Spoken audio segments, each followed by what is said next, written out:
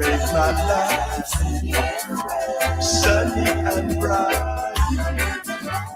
I'll never let you go now on my side. I'm gonna be my whole world around you, because you're the love, yes, of my life. I'll be there in times of need. I'll be your king and you my queen. Like an eagle from Texas, my lady, baby, I'll do my best. Yeah, you're the love of my life. Oh, yeah.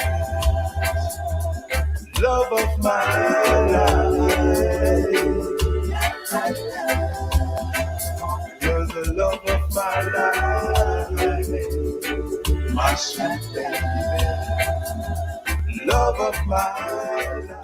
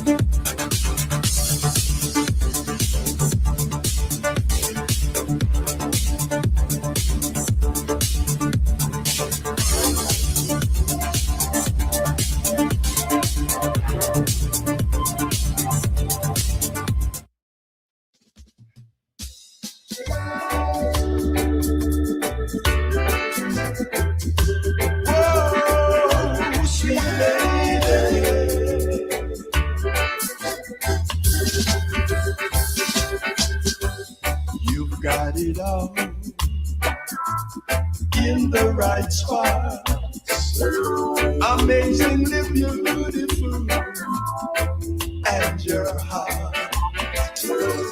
I love your style and your attitude. You're always loving, baby, and never. You make my life sunny and bright. I'll never let you go now on my side. I'm gonna be my whole world around you, because you're the love, yes, of my life. I'll be there in times of need. I'll be your king and you my queen. Like an eagle from Texas, my lady, baby, I'll do my best.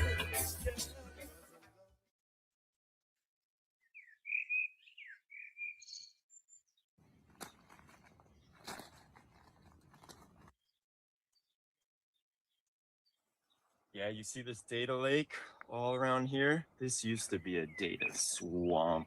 It was disgusting. Thankfully, they've been doing a lot of work on the data governance side to clean things up. There used to be crocs in here, almost 10 feet long. Oh, wait. Look at this.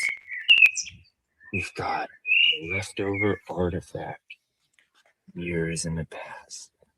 I don't think that guy's going to make it much longer, sadly. This water's practically clean enough to snorkel in it. Little fella, you all right? Oh, it's definitely a croc, all right?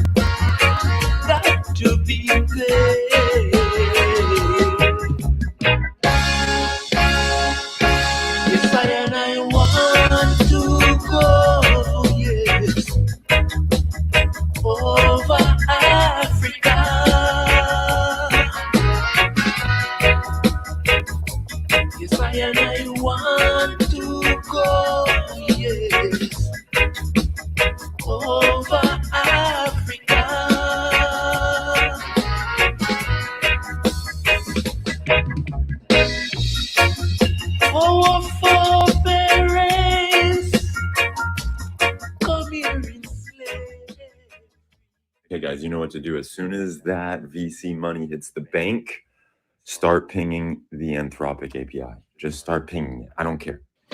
Yeah, what about if we rewrite the whole code base into Rust? Get the agents to make that little migration. Yes, exactly. That's what we need. We need more of that. And then we can write a blog post on how we let an agent migrate our whole system from Python to Rust. Okay, so we've spent $20,000 so far. No, that's not enough. Keep pinging it. Keep letting those agents work. I'm talking just set up a bunch of Ralph loops, like 200. And then we'll leave, we'll go have dinner, we'll come back. Yeah? All right, we're now at 40,000. That seems like enough, right? That seems like a lot. We need to get to 50,000 this month. Then VCs will reach out because they think we're doing something truly innovative with AI agents. We're AI forward. Nobody can top what we're doing. We're so advanced. Keep pinging that API.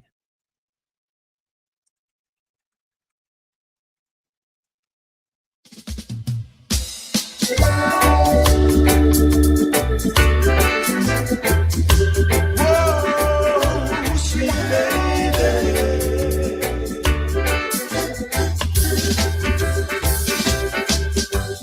you've got it all in the right spots. Amazingly beautiful, and your heart. I love your style and your attitude. You're always loving, baby, and never. You make my life sunny and bright. I'll never let you go, no, out of my sight. I'm gonna be my whole world around you, because you're the love, yes, of my life. I'll be there in times of need.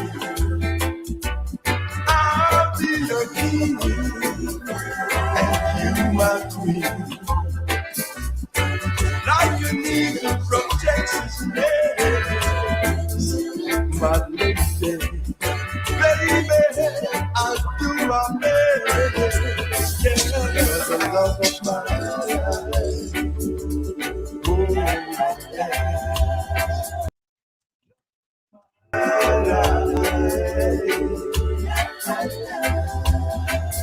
You're the love of my life, my sweet baby, love of my life.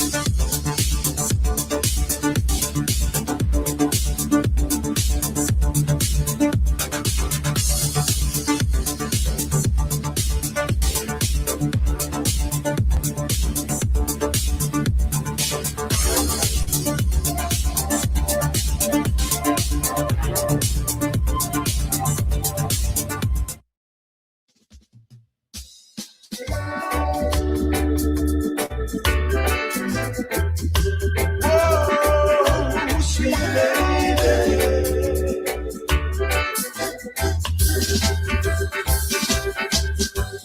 you've got it all in the right spots. Amazingly beautiful, and your heart. I love your style and your attitude. You're always loving, baby, and never. You make my life sunny and bright. I'll never let you go, on my side. I'm gonna be my whole world around you because you're the love, yes, of my life. I'll be there in times of need. I'll be your king and you my queen. Like an eagle protects his nest, my lady, baby, I'll do my best.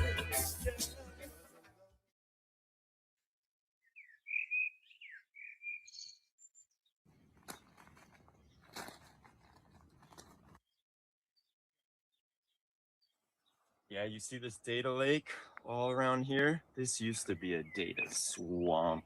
It was disgusting. Thankfully, they've been doing a lot of work on the data governance side to clean things up. There used to be crocs in here, almost 10 feet long. Wait. Look at this. We've got a leftover artifact years in the past. I don't think that guy's going to make it much longer, sadly. This water's practically clean enough to snorkel in it. Oh, fella, you all right? Oh, it's definitely a croc, all right?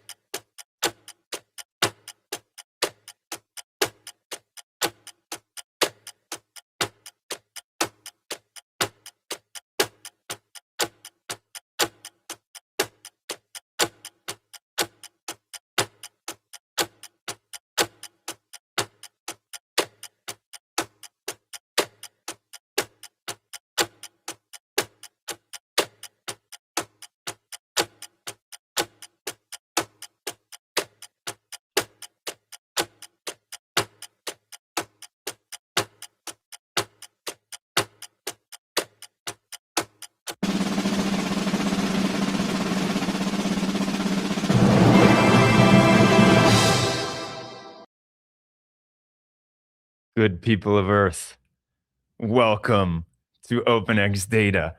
I am so stoked to be here with you today. We have a jam-packed lineup. We've got some incredible fun things to do in between different speakers, and we are going to just rock and roll all day. I'm going to threaten you now with a little ukulele, but that's going to come later, so you got to stick around. I've been seeing folks in the chat saying that they are from all over the globe. This is so cool to see how many people are tuning in right now. I think we've got over 1,000 people with us from Europe to India to Australia to South America. And of course, the good old USA. Well, folks, there's a few things I want to tell you before we actually bring on our first keynote. And that is all of these talks are going to be recorded and you can come back and watch them. We have two different stages going on. Right now, for the keynote, there's only one because it's a keynote. But as soon as we get done with that first keynote, we're going to break out into not one, not two, but actually three different sessions.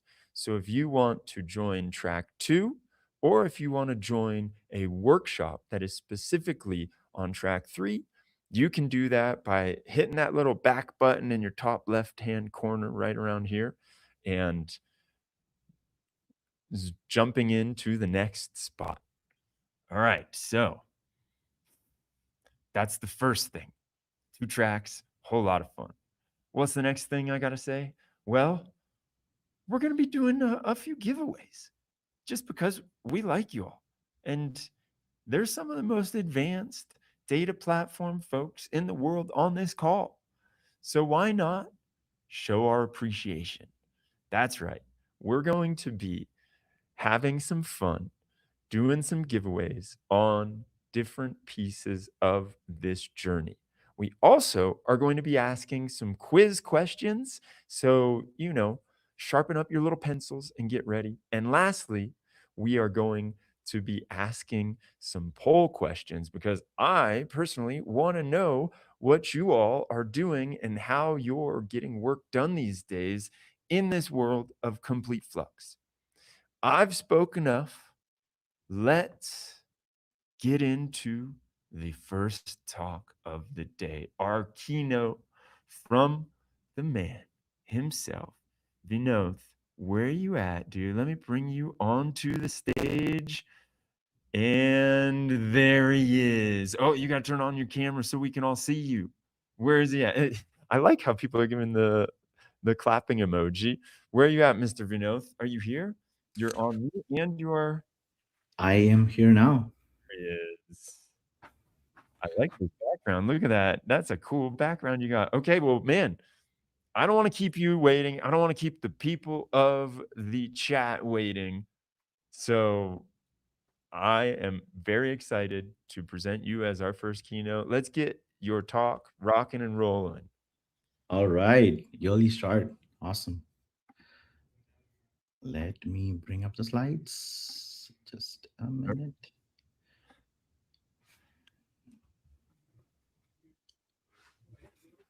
All right. Are we ready? Yeah, Go. we see him. All right. Let's go. Cool. All right, let's roll. Hey everyone. Welcome to this year's OpenXData Summit, and good morning. And today I want to talk to you about a shift that is going to, in my opinion, redefine data platforms over the next decade.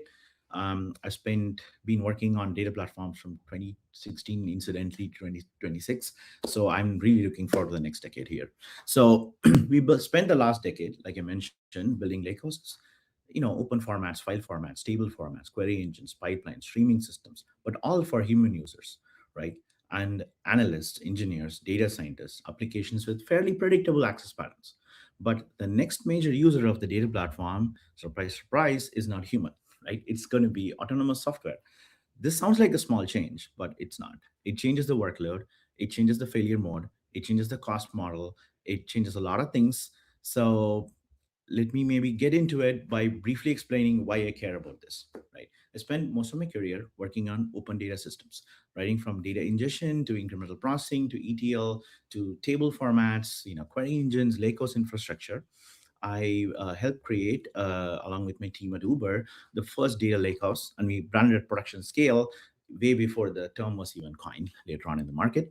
We solved some very forward-looking problems that power to this day very large data lakehouses at Amazon or JD or Walmart and thousands of other companies. At Onehouse, I founded Onehouse 4 years ago or change. We're trying to build beyond that, right? A single project We built Onehouse as the most open, flexible data platform that supports any table format, data format, any engine, any catalog, any cloud. We are the only platform in the market that can actually say this. And our engines can meaningfully cut your cloud bills while keeping data open, right? But I'm not here to give you a pitch. So I'm just trying to tell you that this talk is from a perspective of somebody who's not looking at AI and the shift from the outside. It's from the perspective of somebody who spend a lot of time building these data substrate or these various data systems. And I see what these new AI agents are going to do to the data platform and the opportunities and the challenges within that, right? So the very simple reason is the data platform that we built over the last decade or so is about to break. Not because we built it wrong, not because it's bad, right? The lakehouse, the warehouse, the query engines, the pipeline systems, all of it is still very crucial. It's going to remain critical to thousands and thousands of companies out there. It's going to break because the user of the platform is changing, right? Most of our assumptions in the current stack are human assumptions. Somebody asks a question, waits for an answer, interprets it, then decides what to do next, right? We kind of rely on the patience of human beings here. That assumption is changing. The human to machine movement is growing way faster than most data platforms are prepared for. And over the last 2 years, we've seen that, right? A massive shift in terms of the amount of queries that are being generated to these systems from software versus people typing these into a white SQL text box, right? So AI initially showed up as copilots, chat interfaces, right? Is very meaningful. It still looked human centric, right? It was still a text box where you type something in and then the model tells you something, right? But now we are moving into agents, right? Full steam ahead this year, and these systems plan, call tools being like any database or API or anything that you do, write code, inspect results. They run in a loop until they accomplish a goal. So that's actually a popular social post from our VP of product, Kyle Weller, where he's referencing how the Matrix, the movie, warned us about agents 25 years ago. And, the uncomfortable truth is they're going to do some bad things to your data systems and data infrastructure, not because they're malicious, but because the access patterns they create are fundamentally different.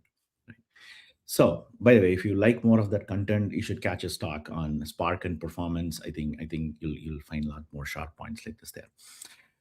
So, we need to remind ourselves what the data stack was originally designed for, right? So it was designed for humans, as in we build dashboards so we can look at what's changed. It's largely static, right? Notebooks or interactive exploration environments where you can write code and explore data, still again kind of static, right?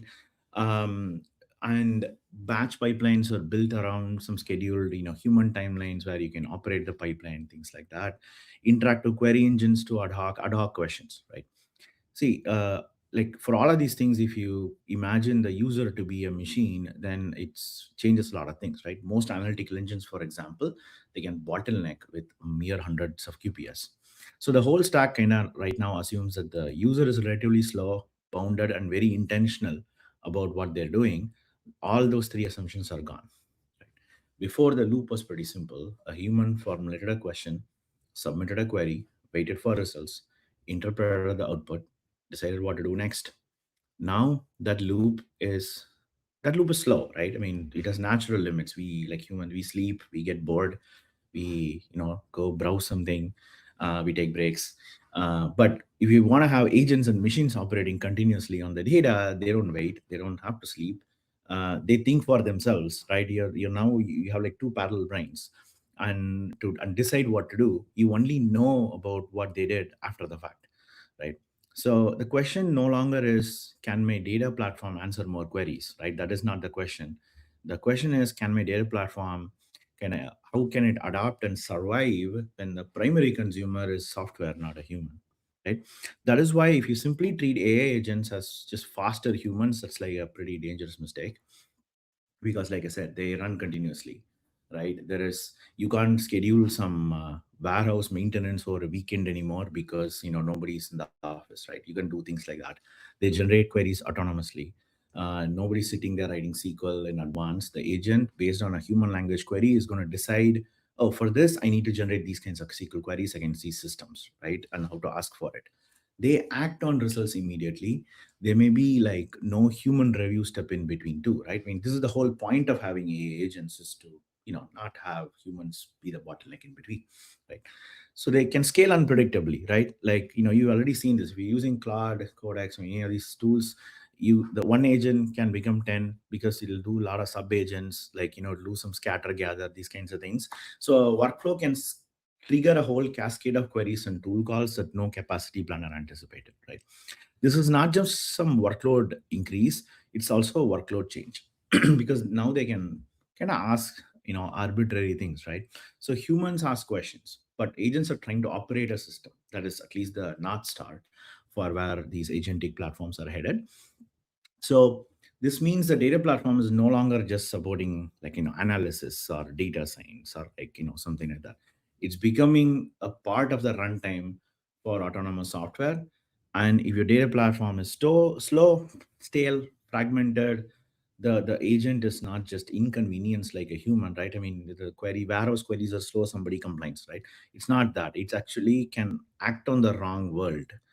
And the wrong kind of context, right? So that brings us actually now to the central word in this whole discussion, context, right? Context and data are the hottest words around right now, given where the foundation models are.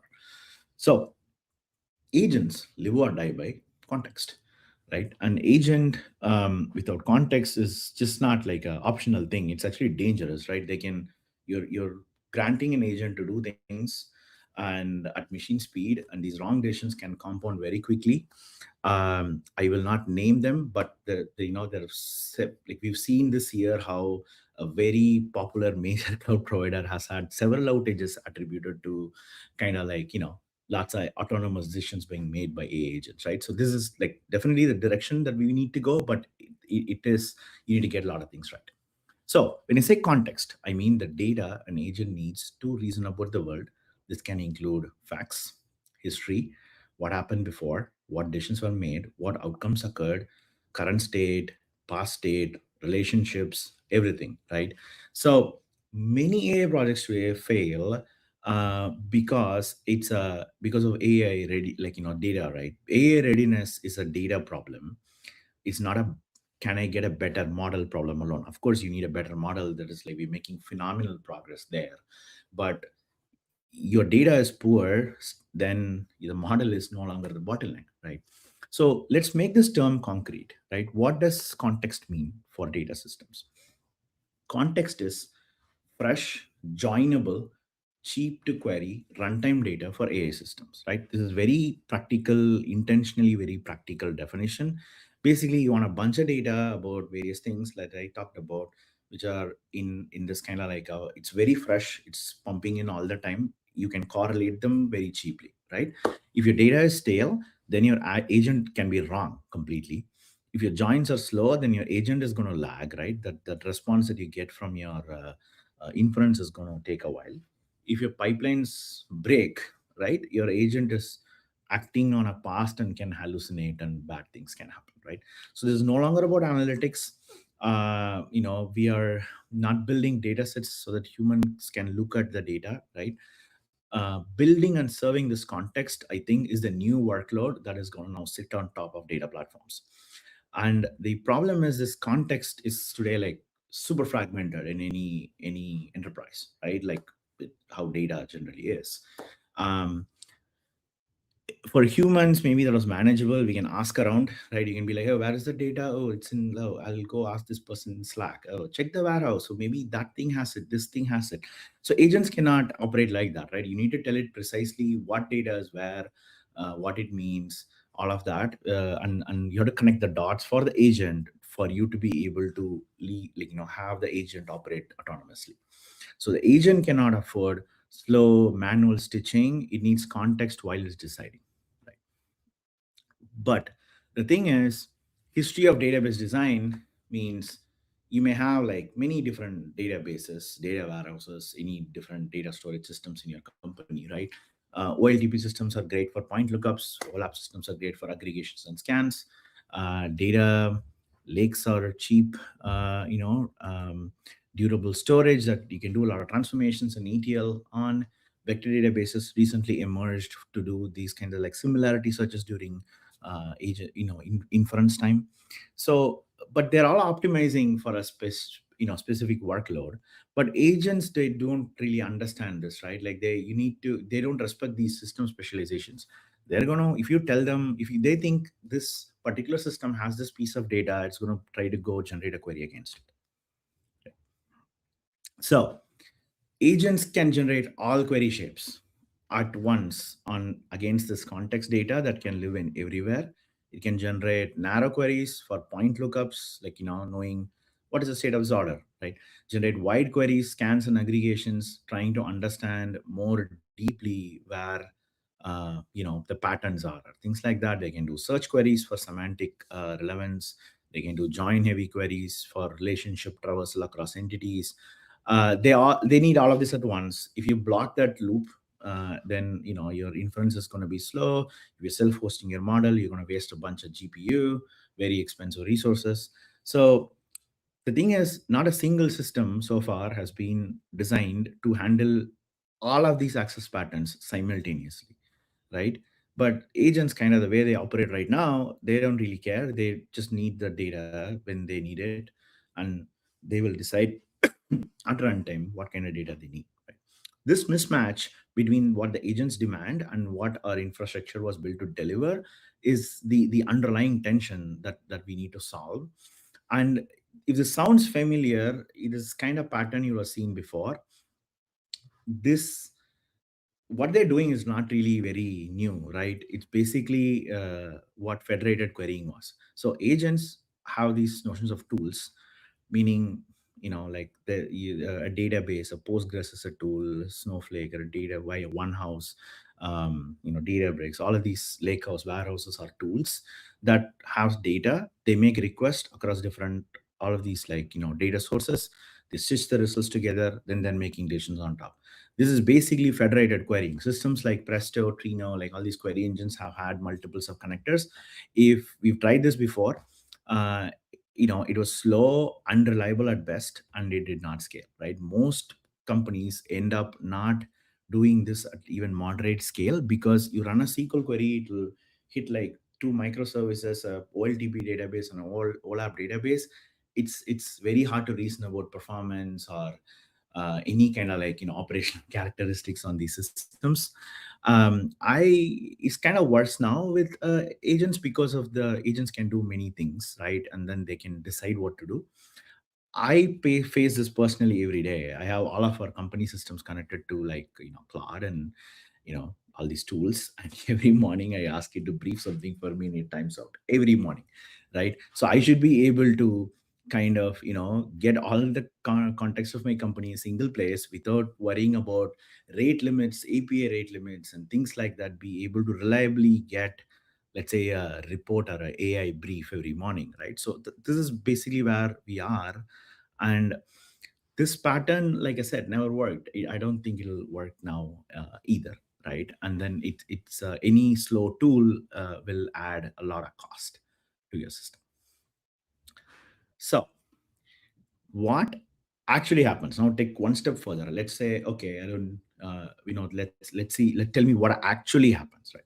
So what actually happens if you let your agents loose on any operational system that you find or any database you find is, it can bypass the data platform, hit operational databases directly, create spikes on production databases that were never designed for this kind of autonomous query generation. Take any OLTP or RDBMS and try to mix scans and kind of point lookups, it won't scale well, right? On the flip side, it can also query warehouses very unpredictably. These access patterns are not ones that query planners expect, right? And cost become harder to bound, because it'll scan, if you ask for a single record, it'll scan the entire warehouse, right? So I mean, vendors could market this as AI explosion, but it's extremely inefficient, and it'll really balloon your cost if you just let an AI agent loose on your warehouse without supervision. So they can stitch APIs dynamically, and every API has a rate limit, right? So this will create invisible dependencies. What if this API times out? What do I do? Right? You need to hint the agent on, like, you need to really, like, how handle cascading failure modes in all of these things. So the result is kind of predictable. You cost explosions because it's unbounded query cost with no circuit breakers here. You lose control over how data is accessed, how often it's accessed, and what decision was being made. So if you want like reliable AI agents, you need to make sure that the context can be served at very large scale without kind of frictions like this. So the bottleneck isn't like compute, right? I mean, it's not like we need a bigger compute engine or something. We spent a decade scaling compute. We made Spark and warehouses and all Flink and all these things faster. We made warehouses faster. We built better query engines. We optimized storage formats. We've scaled cluster, auto scaling, all of that. But for agents, the compute is not the constraint anymore. The bottleneck is access to scalable context, getting the right information into the model's context window at the right moment, right? So that organizing your data and like everything around that is going to be the fundamental challenge that we're going to solve for the foreseeable future, I think. So can the agent reach the data it needs? Can it get that context fast enough to act? Is the context coherent, or is it scattered with no unified view? These are the core infrastructure questions.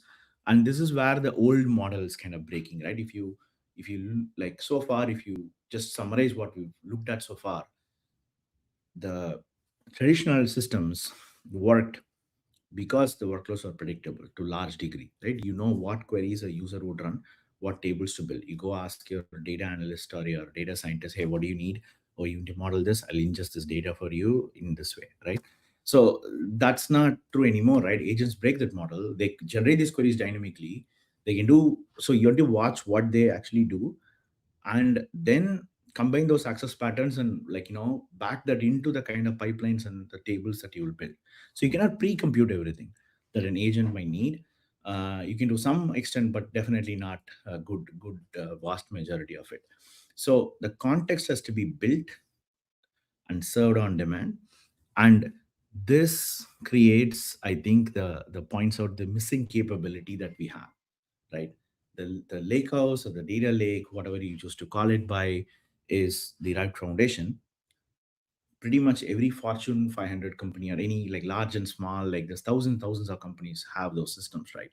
But it cannot serve context at agent speed yet, right? And agents kind of need a serving layer that needs this context fresh, consistent, and cheap without copying everything into another system. I mean, you can always do that, but we always end up regretting that too, right? So you need low latency because context is needed when the agent is deciding, not minutes later. This is the difference between a human and a machine. They need high concurrency because, like I said, one workflow can turn into thousands of autonomous queries.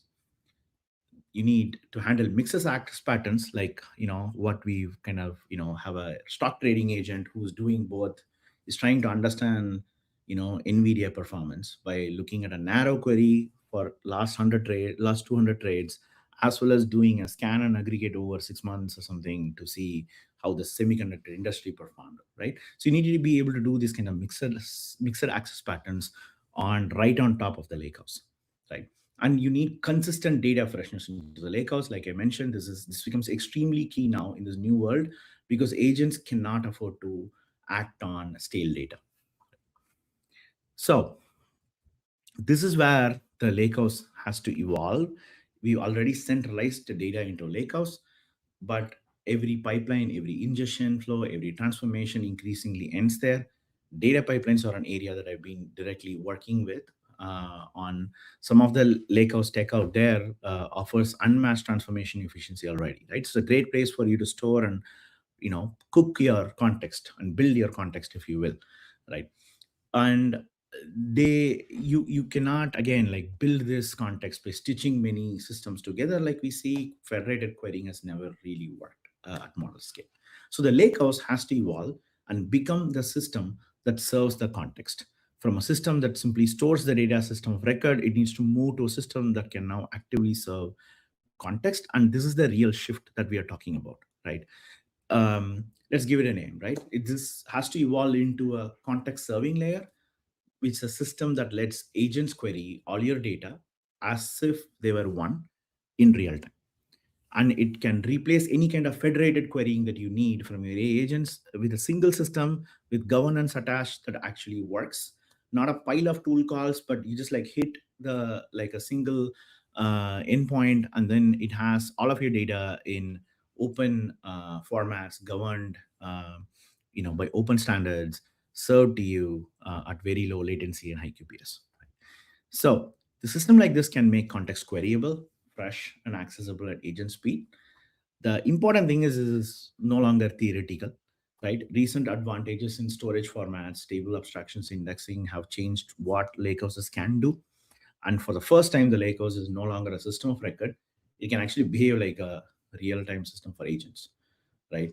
So it can support both narrow queries, wide queries. You can see in the benchmark, it can achieve lower latency than typical interactive queries while being faster than popular lakehouses on point lookups and doing joins, right? And all of this while achieving really good data freshness.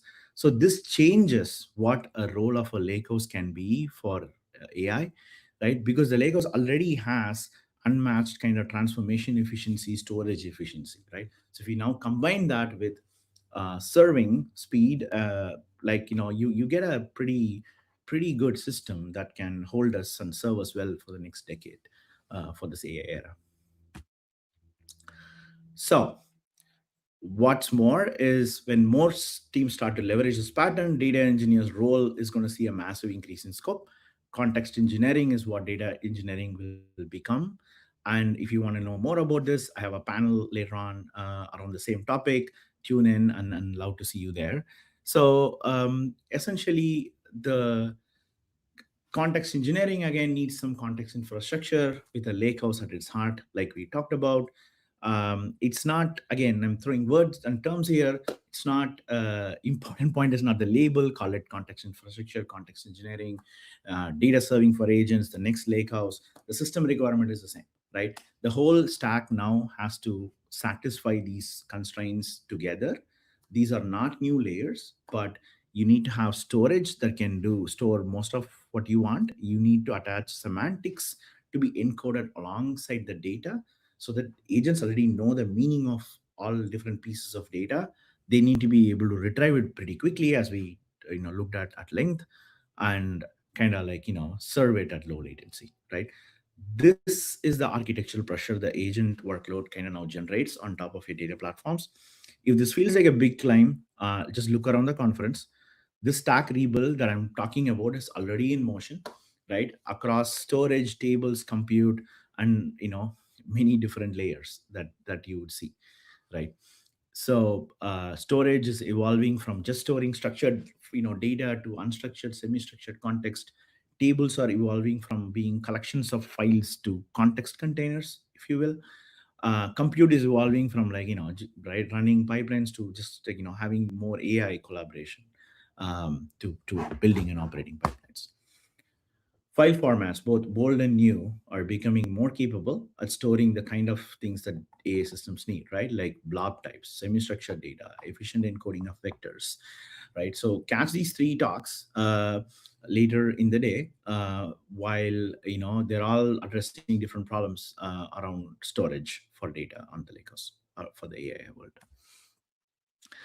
Tables are evolving too. Tables have been pretty fundamental abstraction for data platforms for decades. In this new world, table cannot be simply a grid of type values. It has to manage documents, images, embeddings, records, metadata, indexes, all of those things, right? So the role of a table has now become probably 10x. Your thin, kind of like a table formats, we just track some collection of files with some metadata are no longer going to be sufficient, right? So hoodies extending beyond structured records into unstructured data, embedding, building vector search inside tables is a part of the shift. We're still yearly, but it's part of the shift, right? So the goal here is to make the table itself capable of access patterns, serving the access patterns the agents need without bolting on another system downstream, right? So catch is exciting talk to go deeper if if it's interesting to you. Once storage and tables evolve, compute has to evolve as well, right? So historically, engineers wrote ETLs, Spark jobs, um, by hand. You have to write and tune and optimize everything for the table by hand. This is changing. AI is already increasingly writing a lot of these pipelines, right? And where I think we'll go is to optimize and operate and troubleshoot these pipelines. This is not just code generation. This changes how engineers interact with compute systems, right? So if you're very curious into about what does the future of pipelines look like, we have a hands-on session for that. It's 25 minutes workshop where you can work with Quanton, which is a fast Spark engine. It's faster than every Spark engine out there, most Spark engines out there. And the idea with AI is very simple: bring AI assistants right into the Spark UI, right? So that it can like kind of be your co-pilot, debugging the Spark job and kind of like getting the pipeline right and kind of getting it optimized with the right context at runtime. Just if you want to try it, bring a laptop with Docker install. The 2 slots, so pick whichever works your schedule. Right? So stepping back a bit, all of this points to the same bigger architecture emerging right on top of the lake, which is file formats are evolving to store all kinds of data, any shape, any size. The table formats and the storage engines are adding indexing, vector search, any other similarity, ranking, even I think we need to go as far as autonomous table management and on these open formats to really make it super easy for people to build context and serve context. And the context serving layer, the low latency layer, which we discussed at length. And finally, pipelines are becoming AI generated, AI operated, and AI optimized. I think this is the new Lakehouse stack.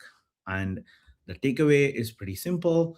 The last decade was about infrastructure for analytics, data science, machine learning, like for humans. The next decade is about same infrastructure for agents. That doesn't mean analytics goes away. That doesn't mean like we are going to vanish. That's not true. But I'm saying this is a new workload. Just like how we added data science on top of analytics on the same piece of data, we're now adding this as a new workload.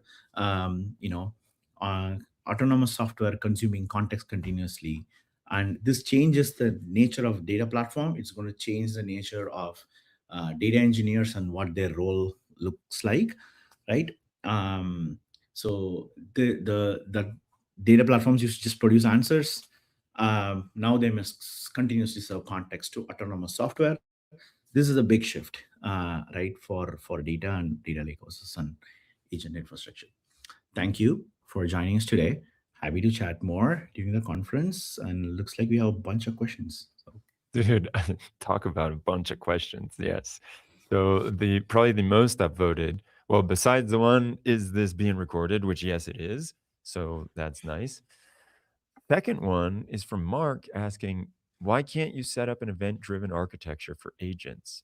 This would allow agents to only focus on what it cares about, and the data schema can be built with a consistent context after you provide the schema, CPN tent, there's probably a way to say that I do not know, definition to the agent. you could, and I think I do. That's a great question actually, and I do imagine a lot of agent um, take agents to be built this way. But let's also remember that having event-driven architectures doesn't fundamentally change the fact that you need also other pieces of context that are historical. And even for event-driven systems, you need like to do event replay and kind of like all of that, right? So what we talked about doesn't really replace that, but definitely it's a very reasonable way to build an agent as a event-driven system that is reacting and responding to events, right? And hitting a big context store like what we talked about, a serving layer to do everything else. Dude, awesome. All right. So I've got my own question that I'm going to selfishly ask. Forgive me, everyone, but ask a question in the Q&A section and then get up votes from people if you want me to ask it live. Should data be stored in a different way now for agents? Yes, Yes, absolutely. Because like I mentioned, agents are so previously, right? If you have an analyst, you know what the kind of queries an analyst is going to write. They're typically nice to the warehouse, right? And the way the data is stored and laid out. Now agents can do arbitrary things based on what you ask them to do. So yeah, you need to fundamentally rethink how you lay out the data. Maybe you store multiple copies in different formats, or like index data a lot more. All of those are going to fundamentally change. Nice. All right. Just as a reminder, I'm looking in the QA section, not the chat. I don't have my chat open. So if people are asking things in the chat, I'm not seeing it. Ask in the QA section. Most of the discussion around context engineering focuses on real time retrieval. Have you looked at the context construction phase itself, designing and organizing context ahead of time? Do you see advantages in that approach? Uh, Absolutely, right. That is where I think this is a really good question as well. Right now, we're just scratching the surface. Even this talk focused a lot on the serving layer for the context, right? But if even going back to our workshop and everything, I think data pipelines are a big part of that context construction, and and they are also going to change in a fundamental way. For example, today ahead of time you need to build some fact dimension tables or something like that, some data modeling to serve data, right? But in the future, I think we'll have to have context, these data pipelines be dynamically generated as well. For example, if you notice an agent typically wants this kind of data, you may want to materialize that into a table using a pipeline. So I think that is how it's going to, like, kind of reverse, I think, the current flow. Today we, humans query, like the analysts and data scientists query the data that you put out in data engineering.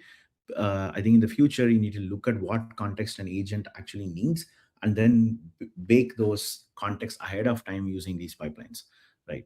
That is a shift that is going to happen. We are yearly there. I think I see some teams starting to do it, but not as much as what the, the person who asked the question pointed to. That awesome. There's a few more that I want to do as follow-ups to those, but I will also say that we're going to have a whole panel session, I think, in a few hours that you're going to lead. You're coming back on here to talk to us Right. about context engineering is really just feature engineering and all that fun stuff. So stay tuned for that if you're out there and you really are enjoying the context engineering piece.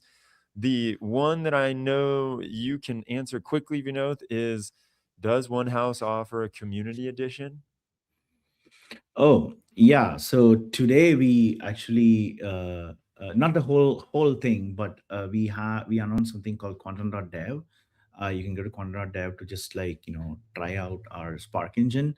We'll be making rapid changes there, including the AI assist is going to be part of that community edition. We've not called it a community edition, but it's in spirit that is what we're doing. All right. So it's community edition without the name community edition. There are some awesome questions that I'm reading through right now, so keep them coming, folks. Let's see this one. Why can't we store the context in AgentMD or similar files? Why do we need storage for this? Is it the size of the context? Yes, absolutely, right. It's so agent.md and these things can be like skills. For example, just using standard agent terminology, you can write skills and tell the agent how to go about doing its job. But fundamentally, you need to connect it to tools, and tools just hit typically places where you need to pull context from, right? It's not practical to, for example, let's imagine a company like Walmart or like an Amazon. Like, how do you export all your orders into a .md file for an agent to know about them? Right? It's just not possible. All right. This wouldn't be a real talk if we didn't have a security question. So thank you, Jyoti, for asking about that. What is the best approach for new data schemas to inherit security as new data is being produced by agents? Interesting. So I'm not sure if I fully kind of distill that, but at a high level, for new data schemas to inherit security, meaning I think a lot of like agents should just like work with existing data catalogs and governance systems to generate these new schemas, right? That's what most people do today. That said, I do think the agents also increase the security and governance surface area a little bit more. This is a topic for another day, where I think you need to now also worry about what an agent can reason about with from the access that you're giving to data, not just verbatim what columns you're exposing, but also what a smart AI agent can automatically interpret, right? This was not a problem before. So those are the new challenges that I'm seeing, but the kind that should be solved by existing systems, I think. I've got a few more for you, and they just keep coming, huh? So I love seeing this. The chat is uh, they're off the hook.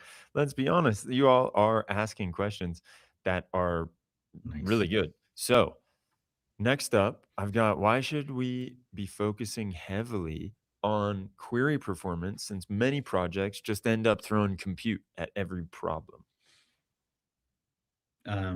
Because compute's very expensive. I would say, right? If you, for example, like I mentioned, right? Like so, the slides that I showed you on, let's say the point lookup query performance, where I compared against Databricks, right? We build a system that can achieve probably 1/4 of the latency.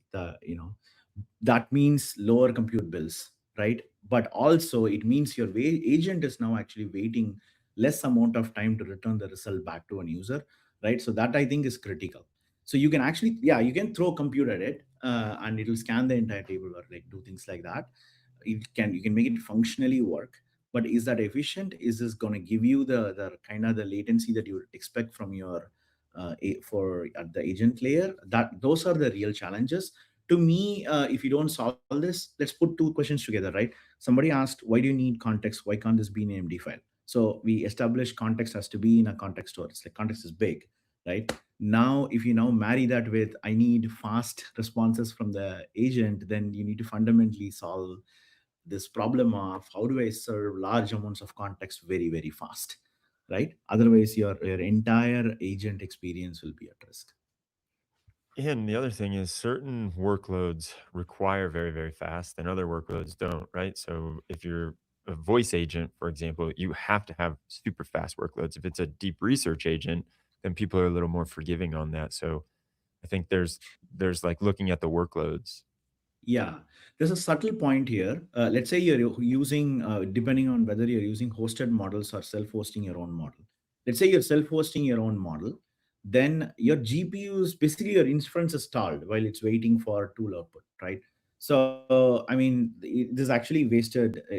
Slowness wastes more money elsewhere for your Yeah. company, right?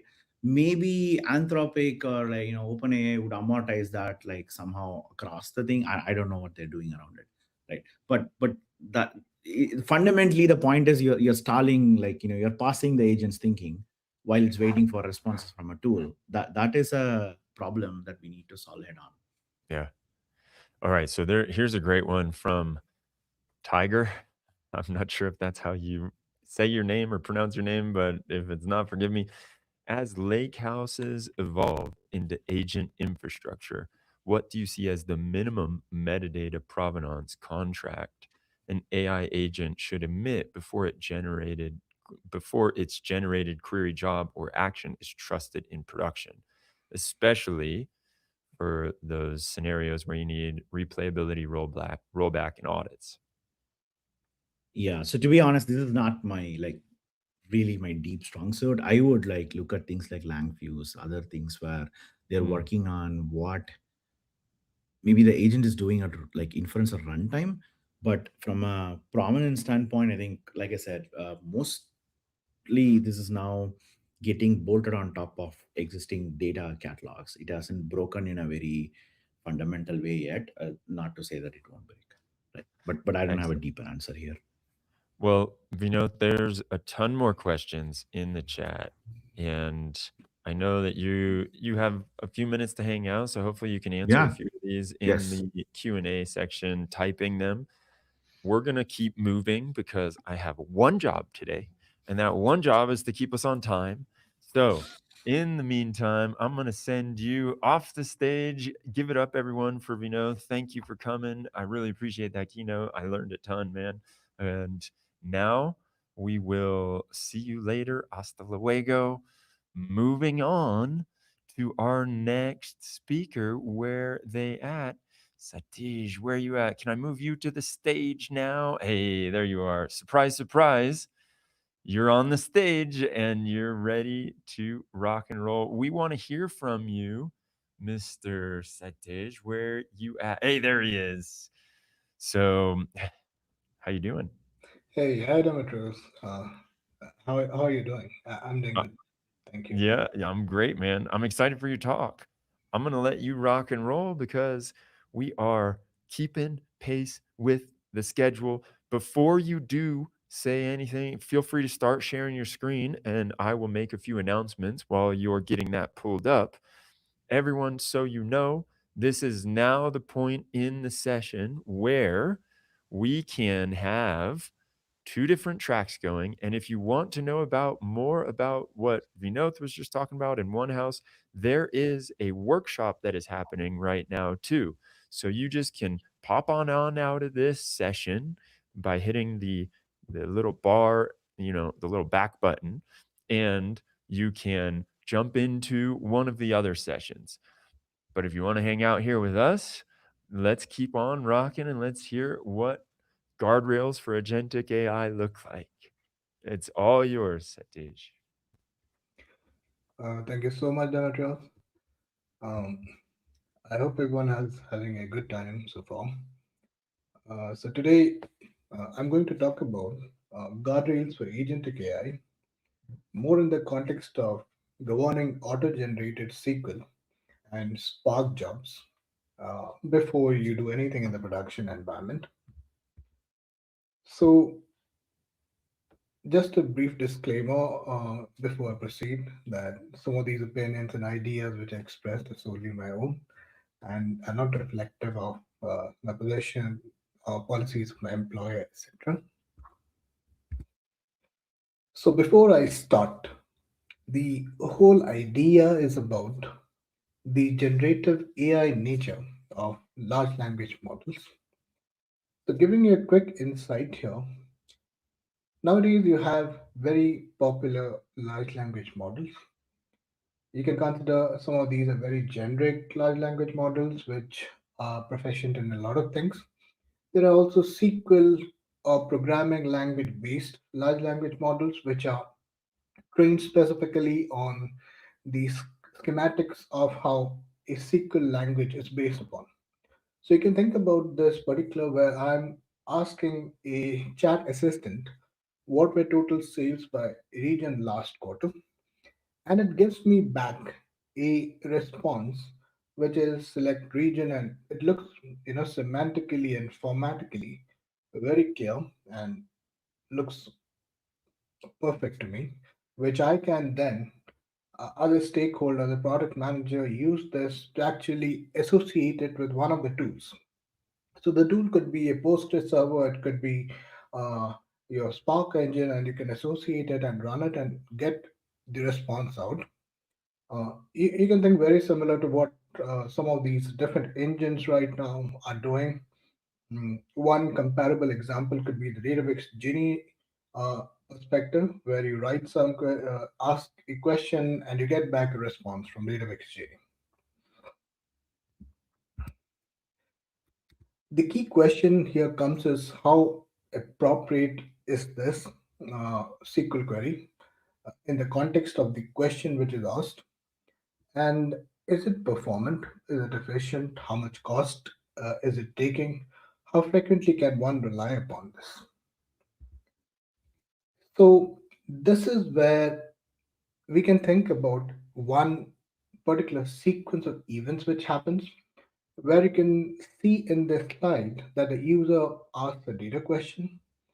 It could be an LLM or an agent planner, and it has all the schema and context because that's where the prompt or the context engineering part of it comes here. So it has access to the tables, columns, and whatever indexes and specific examples and documents which it could have it in context. and then it generates a SQL query for you. And not only does the SQL query generate it, but you also need some contextual data around it. So it runs it in the Postgres or the Spark engine of your choice, and the result is then returned here. Now, one good question is what goes wrong in this direct part? So one of the cause could be an inefficient query, it could be the right query, but maybe it's not perfect enough to execute in that particular engine of choice. The second is the access challenges, whether you're allowed to run a particular query for a particular column. So, does the access capability allow you to let your conditions or access policies be transferred through the agent to the end engine? And the third could be the unintended inference, which is kind of deriving disallowed sensitive outputs which you're not allowed to. One example could be, let's say you're given access to two tables, and from a general perspective to query it makes sense. But how about agentic and LLM interfaces give you those inference capability to join certain data sets and garner those inferences which are not supposed to be your role specific information? So how do you guard against that? And similarly, you have other challenges too, like the timeliness gaps in terms of what could be the wrong business answer to the question. And the fifth is the intent mismatch. So the SQL could be valid, but is the result and the SQL answer the question which is put forward by a data engineer, analyst, or a product manager? So the second context here is which we talked about a bit, that is the data model documentation is where the first guardrail happens. So you can think about the data model as to whether you have primary foreign keys, you have fact and dimension joins and how to connect them. Similarly, indexes, schema comments, and example values goes a long way because that also interprets in terms of the statistical nature of how some of these large language models perform with example queries to help you. So this definitely takes it to another level where the LLM with the schema and business context generates SQL but with fewer blind spots here. And this could then be executed through a query engine. Now, the third part comes here is the contextual environment around which the execution happens. So instead of the LLM inventing or running joins and metrics directly, a semantic layer of the tool helps here even before the execution happens.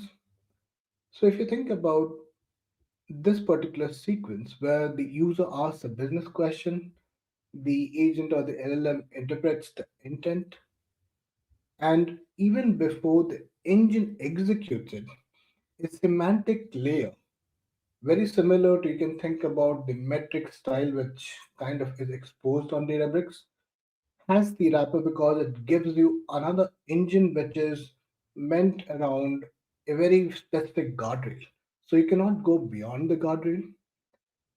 The challenge here becomes the open source nature of it. But eventually, I think Databricks recently, I think they open source the semantic layer in which it can be implemented in other sources. So I think this brings another opportunity for this pipeline to be integrated in very custom pipelines where your flow is constrained within the wrapping layer. So this could have, we can think about what are the current rules which the database engine metrics has, but this can be extended to customize it against your rules and more specific constraints to be precise. The next part to it is one of the relations is when you run a SQL query, one can validate the context behind the SQL results. So when you run a SQL query, you get the output here. How do we validate the graphical nature of it? Because graphs really help you in terms of joining the relation, finding out the more informations which are correlated. So you get a secondary nature to how the joins happen. So this gives you another layer at which this check could happen.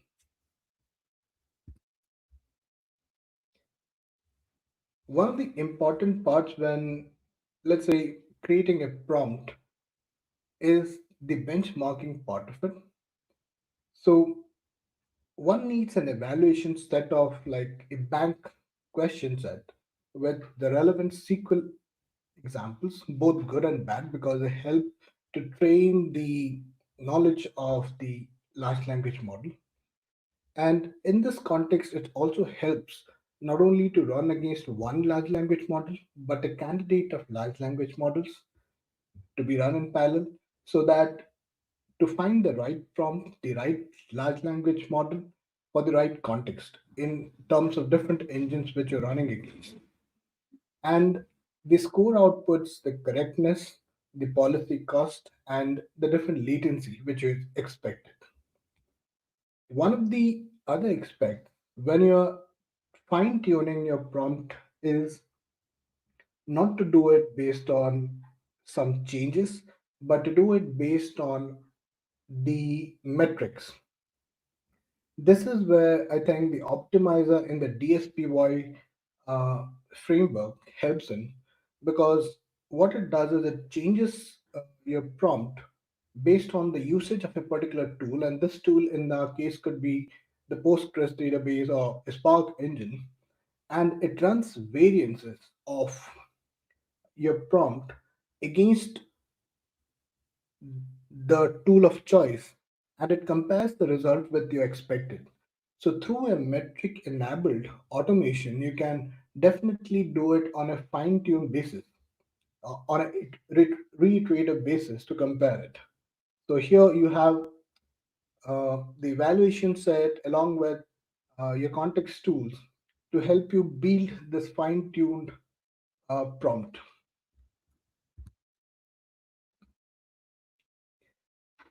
One of the perspectives, if you think about, when you run from a SQL query and you want to validate it, we have to see the signals in benchmarks, because when you think about the sequence of tasks which happen in the flow from executing the large language model to generating the query to validating it against an explain class. So all of these add to the latency and also to the measurement phase. This is where adding the traces enable us to make it more efficient, because we can consider the different parts where we can improve the process in an incremental manner. And at the same time, we talked about the evaluation, the DSP prompt optimization.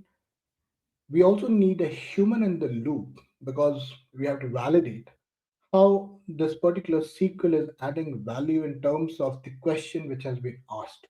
This is where the business domain, the data engineers, and analysts can definitely help by giving feedback on these responses on an iterative basis for testing.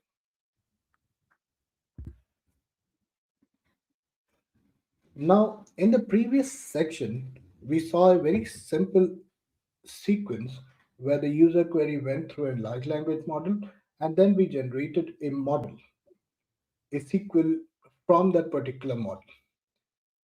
Now, one of the other aspects which we can do here is to improve it through a parallelization. That is, we run the query through different large language models by passing it through a central orchestrator agent, and the SQL which is outputted can be then compared in the final analysis, so that you have a comparative average out but better performing SQL which is more contextual in the context of the question which has been asked. So some of the side effects of this is the higher model plus the engine cost, because you're choosing different models to experiment here, because you are doing it in a parallelized manner. And the end-to-end latency also increases because the large language model at the end has to process all of this together. And eventually your audit surface is increasing because you have now different tools which are being orchestrated in a linear fashion.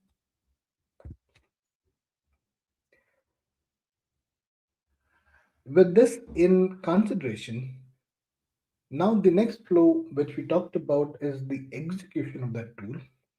So you see the natural language intent here with the agentic planner, and the agent planner now executes the SQL query on the Spark artifact, and this could then run in the distributed environment with the result back to the user.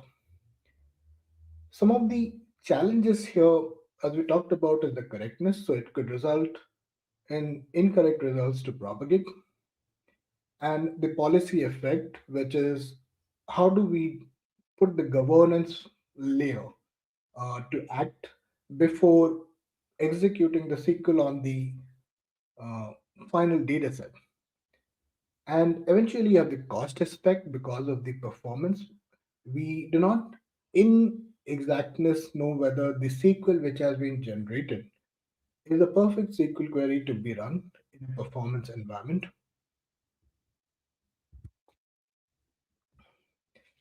So, these are some of the failure modes which one has to govern before the runtime execution. That is, check for the hallucinated relationships, unbounded execution, that is selecting star over a very huge table. So how do you factor that in? Silent Cartesian products, which is you're simply doing a cross join and exploding the row counts and shuffling in a very highly distributed environment like Spark. Fourth is policy bypassing, that is sensitive columns are being referenced by your centralized SQL engine, and also like Spark anti-patterns, like doing a collect or writing a UDF, etc. So if you think about all these different factors or the patterns, one constraint cannot help us here. We have to use different methodologies to tackle all of these issues. So, in first, you can think about hallucinated relationship. How do we factor that in? So, one is that we can use a analyst or a the optimizer part to verify whether the keys are matching or the right set of schema is verified. Unbounded execution by checking for these factors. This could also be done with something like an analyzer like Apache Site, where you're running through it and you're measuring the effect of it, whether the predicates are used, whether there is a column filtering. So all of these can be done through different levels of guardrails which can be established. But these guardrails are not established by the large language model, but these are more established by the predictive determined nature of the optimizer and different analyzing SQL or Spark engines. One example, to be more specific, is Apache Site, where you can pass the SQL query through it, verify the nature of it in terms of what it executes against.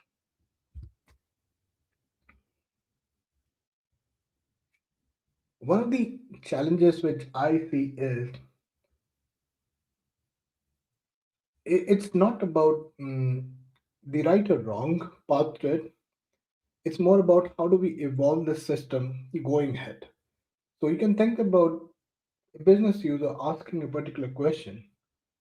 The There are two ways to think about whether the question was asked more as a learning experience or more from a search for an answer to it.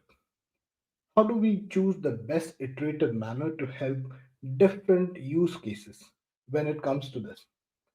So this is where a an assistant can restate what is the intent plus the assumptions it is taking, so that it can be in a reiterative manner confirmed by the business or another analyst as to what it is actually trying to do. So with this confirmation of scope, that's where the context engineering part comes in, because one of the factors which results in a huge hallucination is a single static prompt which you're feeding out to the large language model.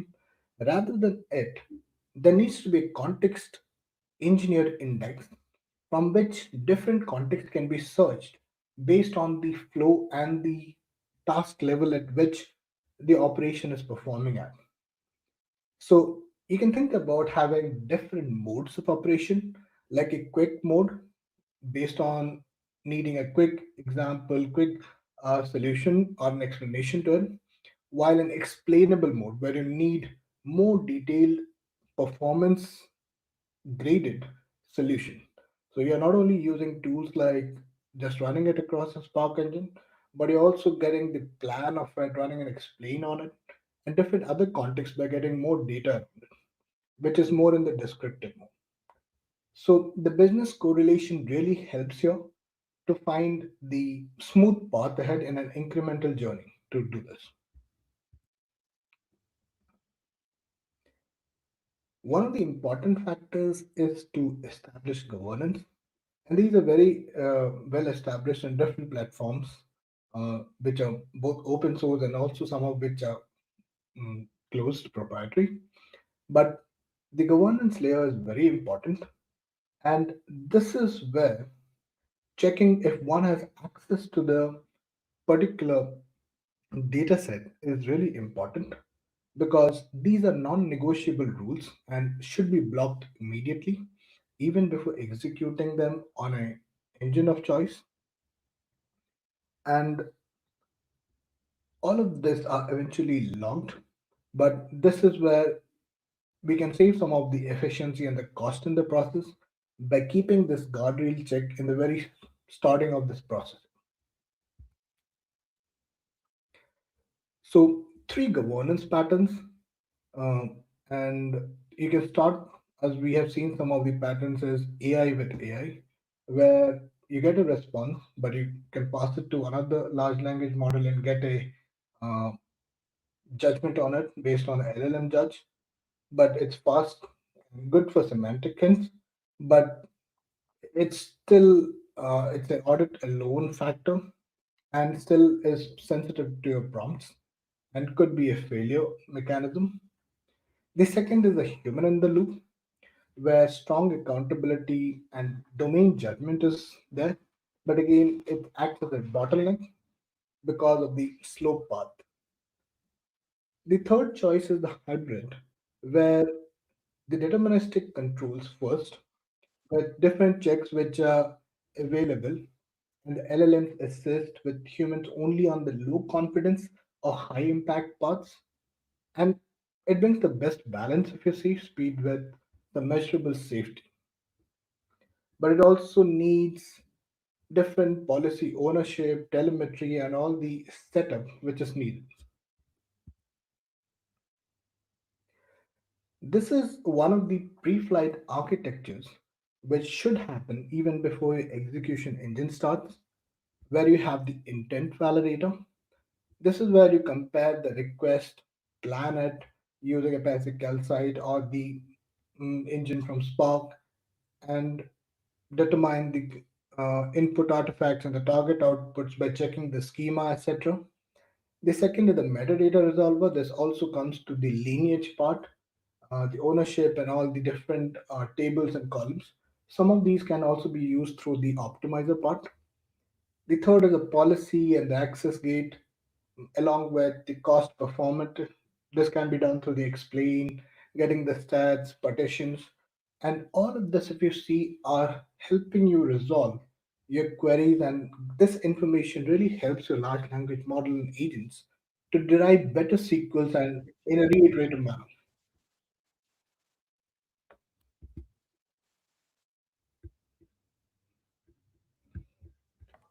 What was that? Now, Sorry, man. I don't know what happened there, but go ahead, keep going. I had to kick somebody off. Somebody went rogue on me. No worries. Sorry. We'll Okay. keep rocking. So now, if you think about from a technical architecture, how do we build this? So here, if you think about the user query, you have an LLM agent. Now the SQL is generated from this. This SQL is then passed by Apache Calcite, where you pass the SQL and you generate the AST syntax plus the dialect, and we resolve the catalog and the schema map, then the entity graphs, tables, columns, and the joins. This is more in the specific of the SQL language, but it can also be leveraged on the Spark engine by using the explain for Postgres and explain for Spark. These generate different plant signals, and these could act as the pre-flight guardrail service, where we are checking for the fast access verification, also doing the static SQL risk checks, and the planning, which is the most important part in terms of generating a performant query. And this is how the flow looks like, with parsing the AST to resolving the catalog, analyzing lineage. And this not only has to be done on the Apache Calcite or the optimizer level, but also as a policy or scores, because one wrapper engine could also be set up which checks for these values and maps it as to how many bytes it is parsing, whether it should block it, because it could have different guardrails based on a dev sandbox environment versus your production as to how much information should get passed and what.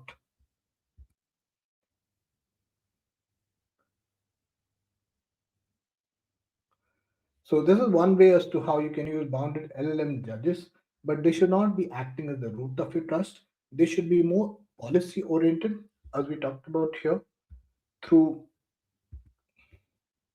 the execution of the policy engine.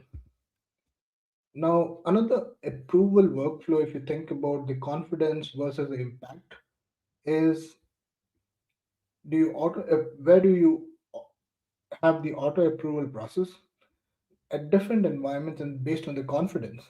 You block or rewrite it while in a warning play in the sandbox environment, because it all depends upon your use case, whether it's an exploratory environment where you want the learning for your stakeholders, or you are in the very production oriented environment where you want a very strict approval process based on your bottlenecks and the fastness in terms of what you want to approach.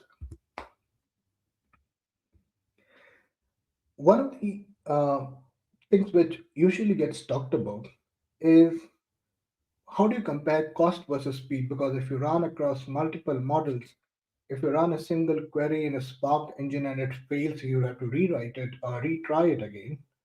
There's a cost to Spark because it runs on a very parallelized engine. So one advantage or one pattern I've seen here is you can do the static checks, but run it against a SQLite maybe.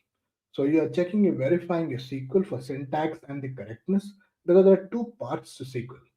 One is whether you are running the right SQL, which is performant, and whether the value which is received as response matches the expectation. So a lot of iteration happens at this stage. So I think a sample data which is put in SQLite or Postgres, which can be run against, reduces your cost a lot.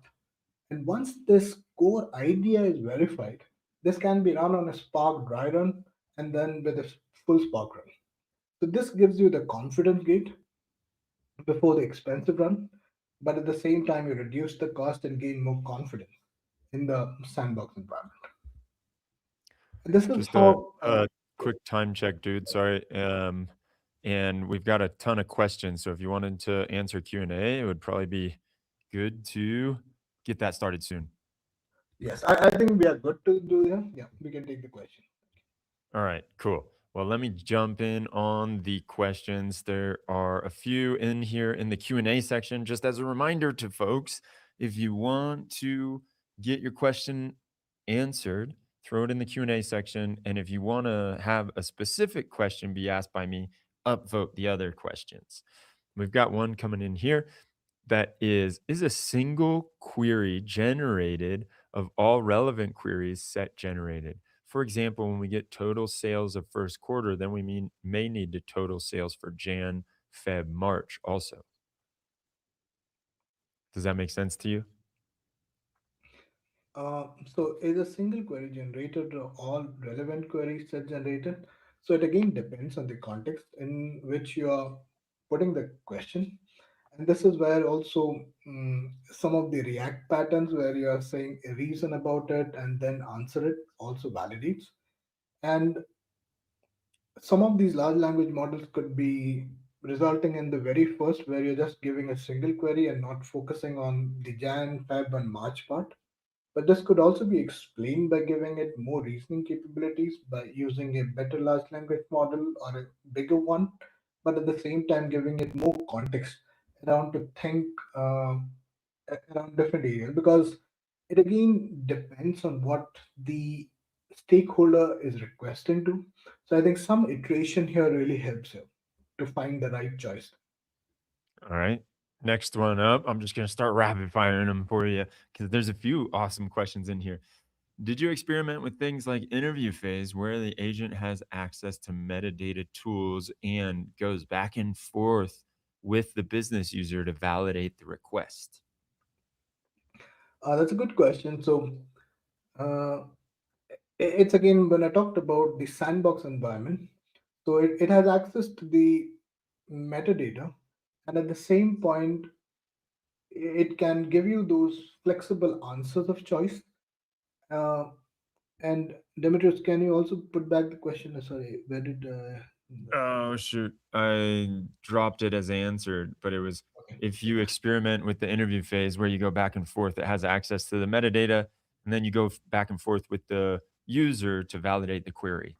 Yes. So I think this is also based on the iterative phase where you show the answer and you get some more feedback because you have to think about how we human beings have performed in the past by interacting with analysts in a true, to and fro manner.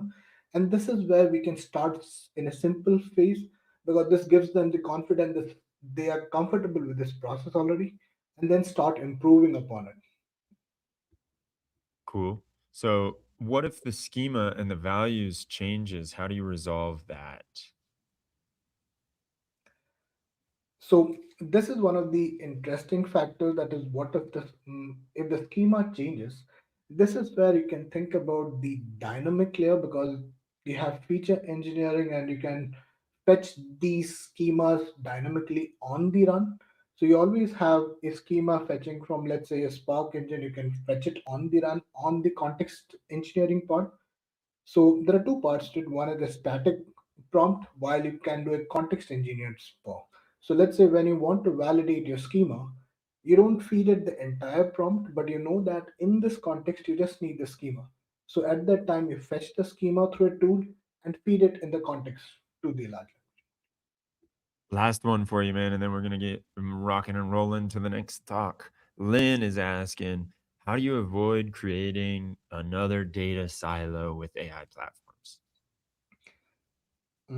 So if you think about this, mm, we are not trying to create here a data environment, but more of a platform to practice your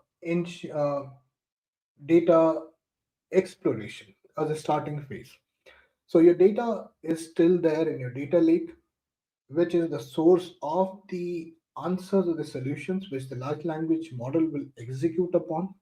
But this is more kind of a phase where you're empowering your product managers or your leaders to answer these questions through self exploration as the very first step, and then incrementally take it to, let's say, empowering them to create new data sets from this through different other varieties of transformational queries as the next step. All right, man. Well, this has been awesome. I see that folks did not upvote my question, so I'm not going to hold a grudge on you all, but that's uh that's not what I was hoping for. I wanted to ask my own question, but I also want to ask your question. Thank you all for joining this one and asking the question. Satij, I'm going to kick you off now. This was great. We got the next speaker coming up right now, so I will see you soon. Thank you, sir. Thank you so Next much. up, we're going to be grabbing our speaker. Where are they? This one's coming. we've got, let me tell you exactly, Fei Han, Director of Real-Time Data Platforms at JD.com.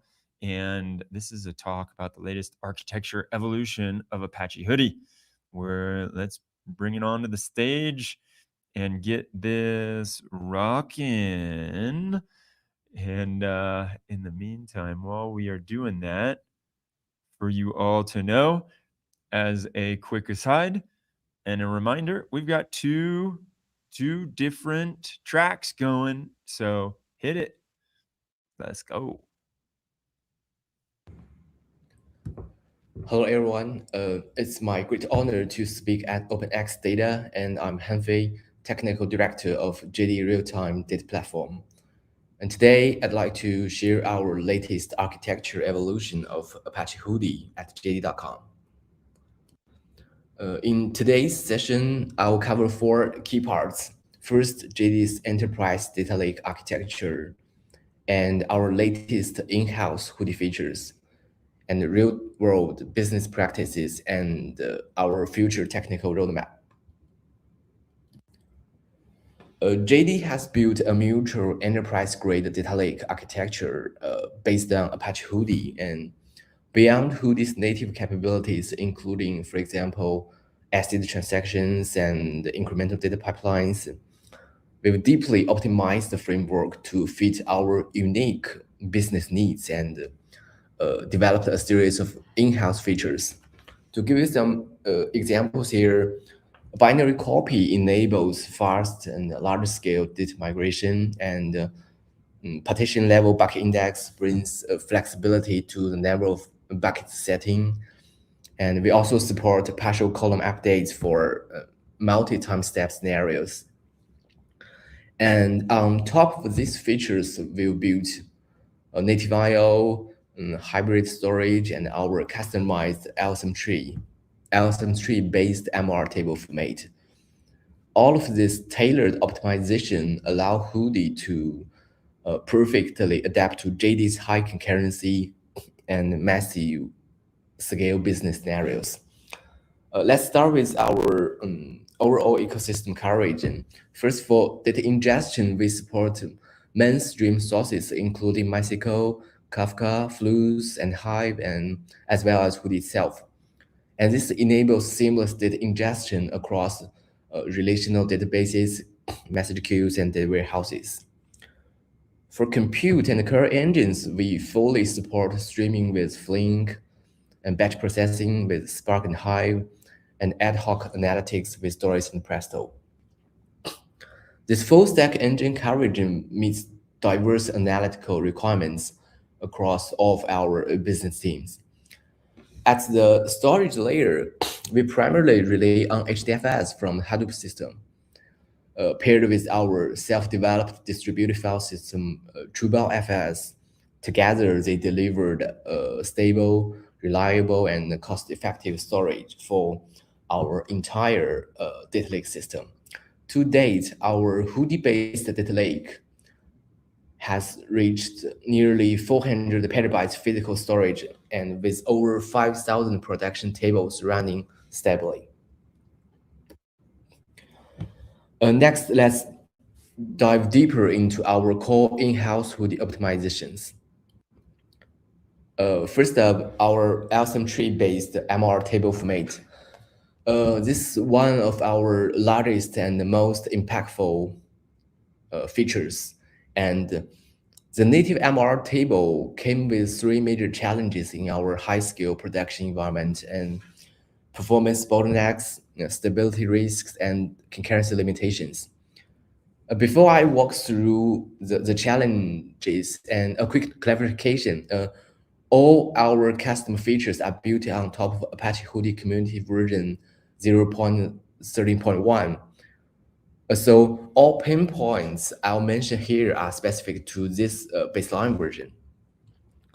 Back to the challenges, and on performance, under high throughput write workloads, native MR write and update throughput could not meet our production SLA.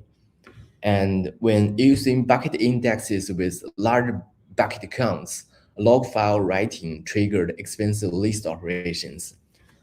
Additionally, row-based arrow storage forced the full row reads for partial column queries, which results in poor I/O efficiency and slow query. Stability, the original compaction process loaded all updated data into memory at once, which frequently caused out-of-memory errors. And meanwhile, streaming compaction competed for resources with Flink streaming jobs and leading to recurring task failures.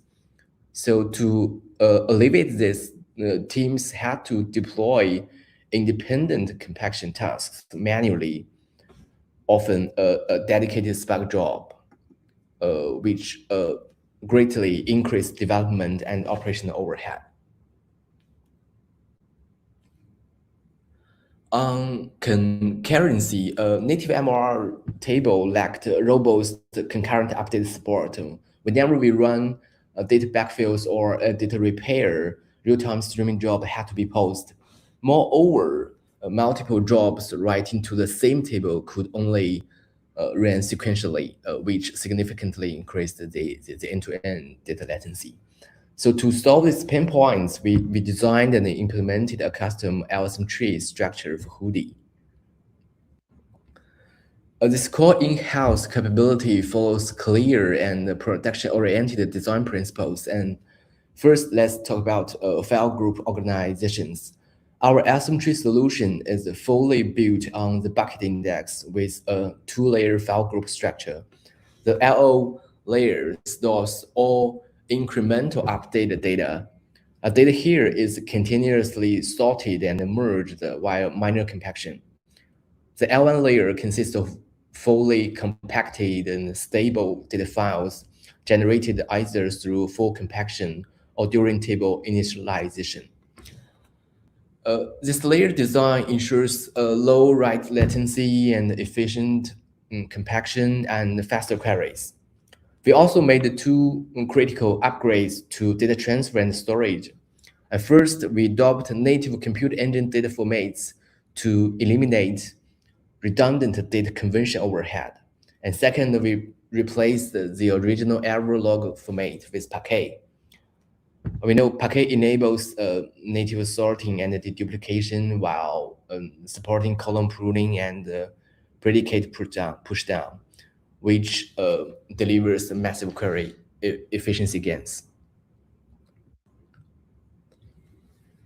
Now let's take a look at the optimized LSM tree architecture for Flink streaming rights, which powers our low latency and high concurrency real-time data ingestion. As you can see on the slide, here's how the pipeline works. Upstream data flows into Flink in native raw data format. After repartitioning, data enters the disruptor ring buffer in each subtask, then flows into corresponding bucket sort buffers for in-memory sorting and deduplication. Finally, sorted data is written to Parquet files and persisted to the storage. We optimized nearly every key stage of this pipeline, which maybe can be summarized into 5 major improvements. First, zero data format convention. The entire pipeline uses Flink's native raw data directly with no extra serialization and deserialization, maximizing transmission efficiency. And second, we call balanced partition assignment. The original hash partitioning led to severe workload skew. In production, we found some subtasks proceed far more buckets while others stayed idle. To fix this, we built a global view we call remote partitioner that achieves even workload distribution across all subtasks. And the third one, we call decoupled data production and consumption. We leveraged the disruptor ring buffer to implement async processing, separating data reception from downstream write logic. This design improves throughput significantly, even during data backlogs. And also optimize the memory management. We unified the memory allocation via memory segment pool, which effectively reduce JVM GC pressure and stabilize long-running streaming jobs. And the last one, lightweight in-memory sorting. We introduced the binary in-memory sort buffer, which stores data in binary format to cut memory usage. It performs a pointer-based sorting and removes unnecessary object copy overhead entirely. Reading LSM tree data is also an important aspect. We use sort merge reader to complete multi-way merge sorting, merging records with the same primary key from multiple data stream efficiently. And there are two common multi-way merge algorithms, min heap and loser tree. The key difference is that the number of the comparison operations during tree adjustment. When merging a large number of file paths, the loser tree requires only half of the comparisons of a min heap and offering much better performance. And let me briefly explain the mechanism as shown on the right. Green nodes represent leaf nodes, which fetch records from data files and compare values with their parent blue nodes. The smaller record moves upward while the larger one is marked as a loser and retained in the parent node. This iteration continues until the top red node outputs the smallest global record. However, hoodie ML scenarios introduce extra challenges. A single data file may contain multiple records with the same primary key, which requires additional merging while merge function. The original loser tree implementation reuses hoodie record objects, causing data conflicts. So to avoid the conflicts, we have to perform deep copies for all output records, which brings huge performance overhead.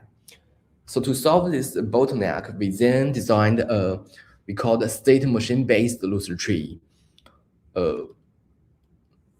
We added custom states for all tree nodes and triggered state transitions during each comparison. We also record the leaf nodes indexes corresponding to duplicate primary keys. So with node state management and index tracking, we can quickly locate all records with identical primary keys in one pass. And this avoids repeated tree adjustments and redundant comparisons and completely removes expensive deep copy operations. And overall, this optimization brings a 15% read performance improvement. We ran benchmark tests using TBCDS and Nextmark datasets to compare our customized MR LSM tree solution with the original Avro-based MLR implementation. And all test environments are identical with job execution time and data processing latency as core metrics. The results speak for themselves, and our LSM tree implementation delivers 2 to 4x better write performance and 4 to 6x faster reads than the native Avro-based ML format. Next, I'd like to talk about our hybrid storage optimization. By default, Hoodie's metadata design binds one table to a single file system and a fixed storage path. This means storage clusters load and network bandwidth directly determine job performance. In large-scale real-time ingestion scenarios, this often leads to job stalls and slow file writes and even sometimes checkpoint timeouts. These issues increase data latency and undermine streaming job stability. To address these I/O bottlenecks, we referenced Hoodie Community RFC 60 and implemented the custom Hoodie storage strategy interface. This interface standardizes file storage policies and exposes universal APIs to resolve physical file paths. Built on top of unified Hoodie storage abstraction, our Hoodie hybrid storage can automatically route file operations to different storage systems. So with this design, one single Hoodie table is no longer limited to one storage system. Data can be distributed across multiple clusters, which balances storage load and fundamentally solves single cluster I/O bottlenecks. Let me explain how this works in production. We maintain two types of HDF clusters, and first, we call shared HDF clusters with a large capacity and low cost, but performance fluctuates heavily during offline computing peak hours and often causing job congestion. Second, the high-performance HDFS clusters with smaller capacity and higher cost, but extremely stable read and write performance with negligible fluctuate. I think perfectly suited for real-time workloads. Based on their respective strengths, we designed a we call cache layer hybrid storage strategy. All real-time written data first lands on high performance HDFS classes to guarantee stable write throughput. Then async compaction and clustering services merge small files and migrate consolidated data to low-cost shared HDFS clusters. This strategy preserves high-performance cluster resources for critical real-time workloads and reduces the overall storage costs. And during queries, we built a unified cross-storage file view to ensure consistent and accurate query results. Thanks to hybrid storage, the stability of our large-scale real-time ingestion jobs has improved dramatically, and compared with the traditional single storage architecture, our write performance and job stability have nearly doubled.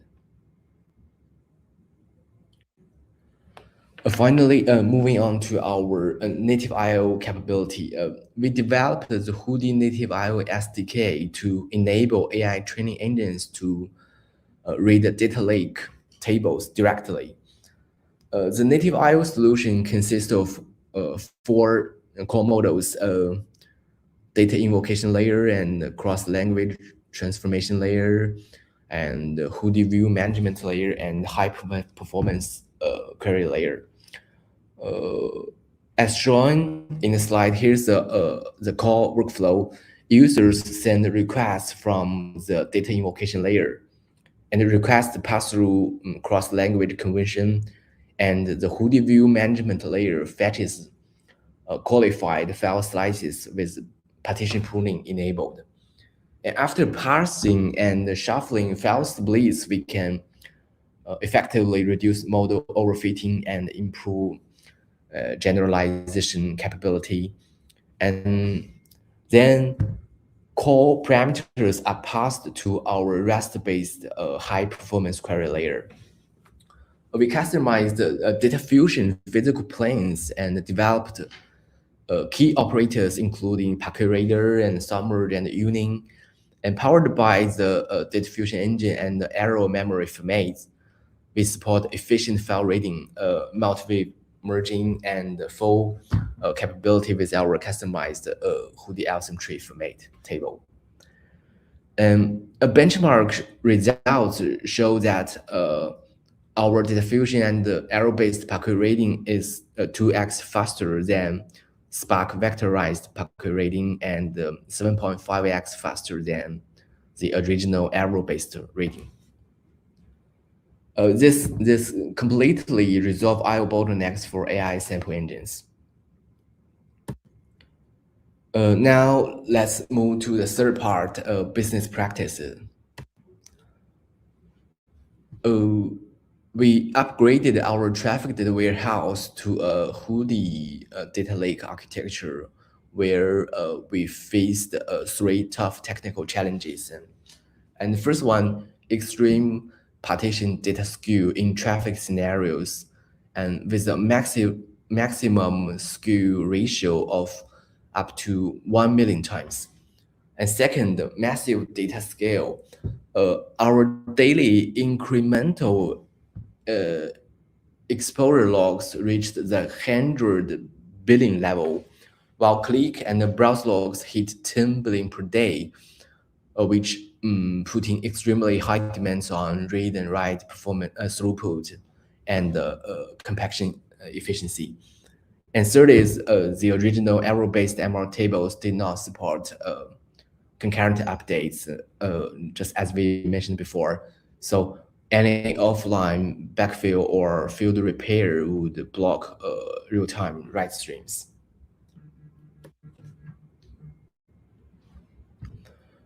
With our customized 2D capabilities, we successfully completed the architecture upgrade for the traffic common layer. We unified separate real-time and offline pipelines into one single data lake architecture, stably supporting 100 billion level daily updates with high throughput and low latency. Leveraging Hoodie partial column updates, one single Flink job can consume multiple Kafka topics simultaneously and write streaming data to Hoodie tables in real time. And combined with our asymmetry story format, overall read and write performance improved by over 2x. And besides, periodic Spark job support concurrent data repair and backfill, and to fix extreme partitions skew and unbalance the bucket allocation. We built a partition level customized bucket strategy. And we also developed a timeline service-based remote partitioner and completely eliminating subtask level bucket skew and improving cluster resource utilization at the same time. Underlying hybrid storage further guarantees stable ingestion throughput and enabling reliable near real-time processing for 100 billion scale traffic data.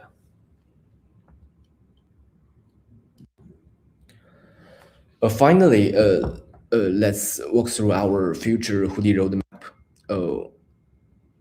We'll continue to invest heavily in the research and development of Apache Hoodie. And in fact, we have already made some progress in the following directions. At first, we plan to upgrade our internal JD Hoodie version to Community Edition 1.1.x or higher. And second, we'll iterate on native I/O and achieve full seamless integration with Spark and Flink engines. And we'll expand Hoodie's CDC functionality, including decoupling CDC data generation from a compaction service and enabling, we call the input CDC mode.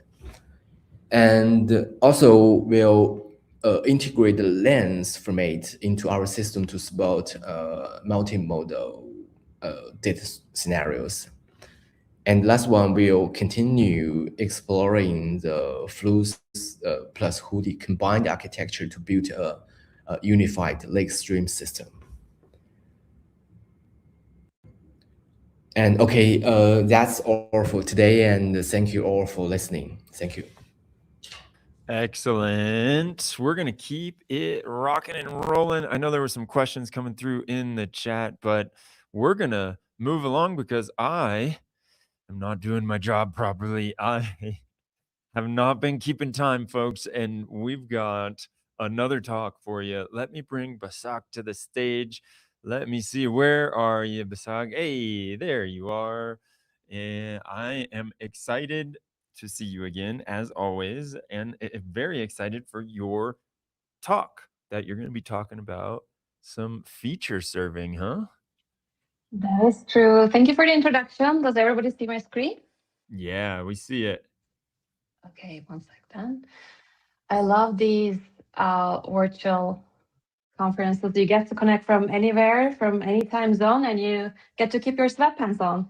Yeah. Like here up is full glam camera. Nobody would have known. Down there, no questions. All right. I don't have much time, so I'll kick it off. I'm Bashak from Booking. I work as a machine learning engineer, and today I will talk about online feature stores, which is a critical building block in modern ML systems. But let's start with a simple question first. Why do we even need an online feature store? Every interaction every traveler makes, searches, clicks, bookings, creates a signal. The real challenge is how do we turn those signals into ML-ready features fast enough to actually use them in real time? Because in any user-facing application platform, speed is a competitive advantage. And the faster you actually deliver these features, these signals as features to ML models, the better, the faster you make the predictions. Let's also look at what a feature store is in general to bring all of you on the same page. At a high level, it's a centralized system to compute, store, discover, and serve features consistently across both training and production. One really important dimension here is speed. In modern ML systems, features aren't only static anymore. They are driven by real user interactions, just like how I mentioned in clicks, searches, bookings, happening all the time. And those signals need to be available almost immediately. In our case, for example, real-time features are updated and served within milliseconds to seconds. So that's what enables truly real-time ML use cases. Another key idea behind feature store is the training and serving consistency. The exact same feature values used during training are also used during inference, so no skew, no surprises there. And finally, it brings governance. You have a searchable catalog with clear ownership, lineage, access control, and versioning built in. So the feature store, in essence, provides us these capabilities. And if we zoom out, we see a similar pattern in most ML systems. They all follow this flow. There are data sources, there are feature pipelines processing these data, raw data into features, and those features are fed into machine learning models. And the feature store sits right in the middle, making sure this flow is reliable, reusable, and consistent. It is basically solving the duplicate effort, inconsistent feature values, and governance nightmares. This was a very short introduction to give you an idea on feature stores. Now I'll dive into the feature platform that we have at Booking. But before, let me mention my company. If you're not familiar with Booking.com, I'm hoping you all are users.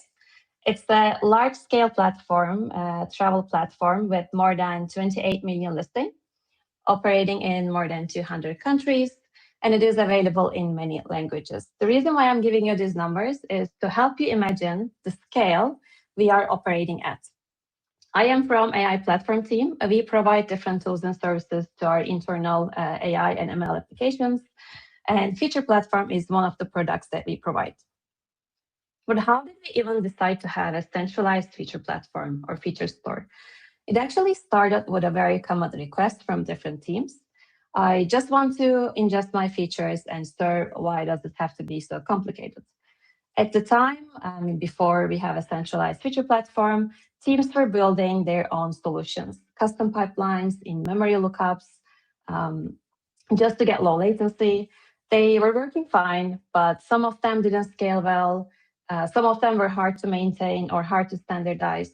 So then we realized we needed a centralized feature platform that provides simplicity so that teams could focus on models and not the infra part, ease of use So it would take minimal effort to onboard features to the system, and it eventually allows faster iteration, which gives shorter feedback loops to the end users.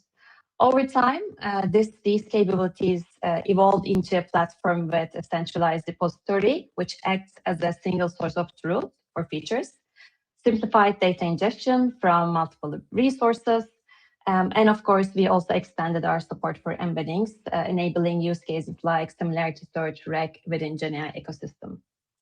But it doesn't go without any challenges. One of the biggest challenges we faced was latency.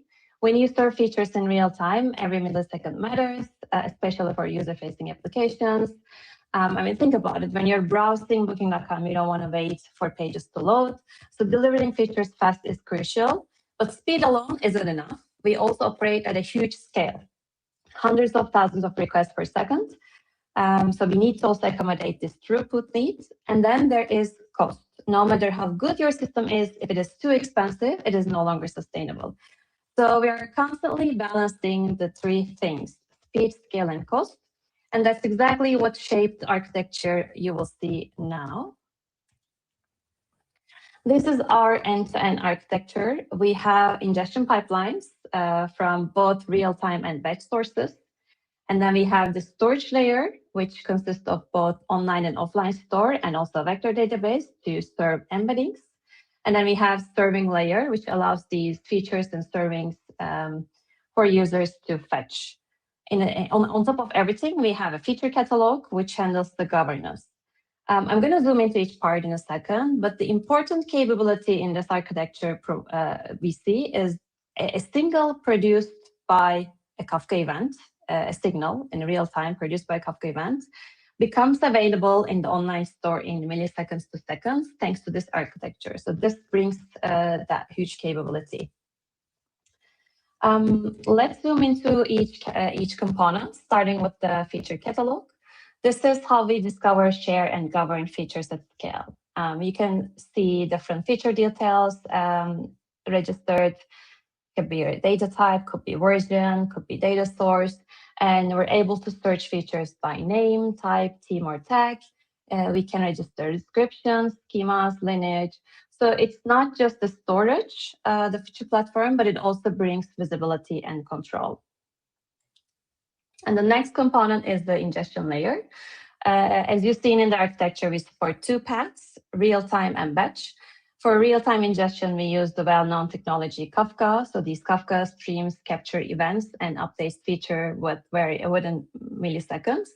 And this is very suitable for dynamic features, the features that can change anytime. You can think of the first click of a user, the last bookings of a user. So these are likely to change anytime user is interacting in our platform. But there are also static features. There we use the batch ingestions. We run scheduled pipelines to compute these features in advance. You can think of features like, a good example, the distance between airport and hotel. It's less likely to change, or the property level features, which are more static. So we provide templates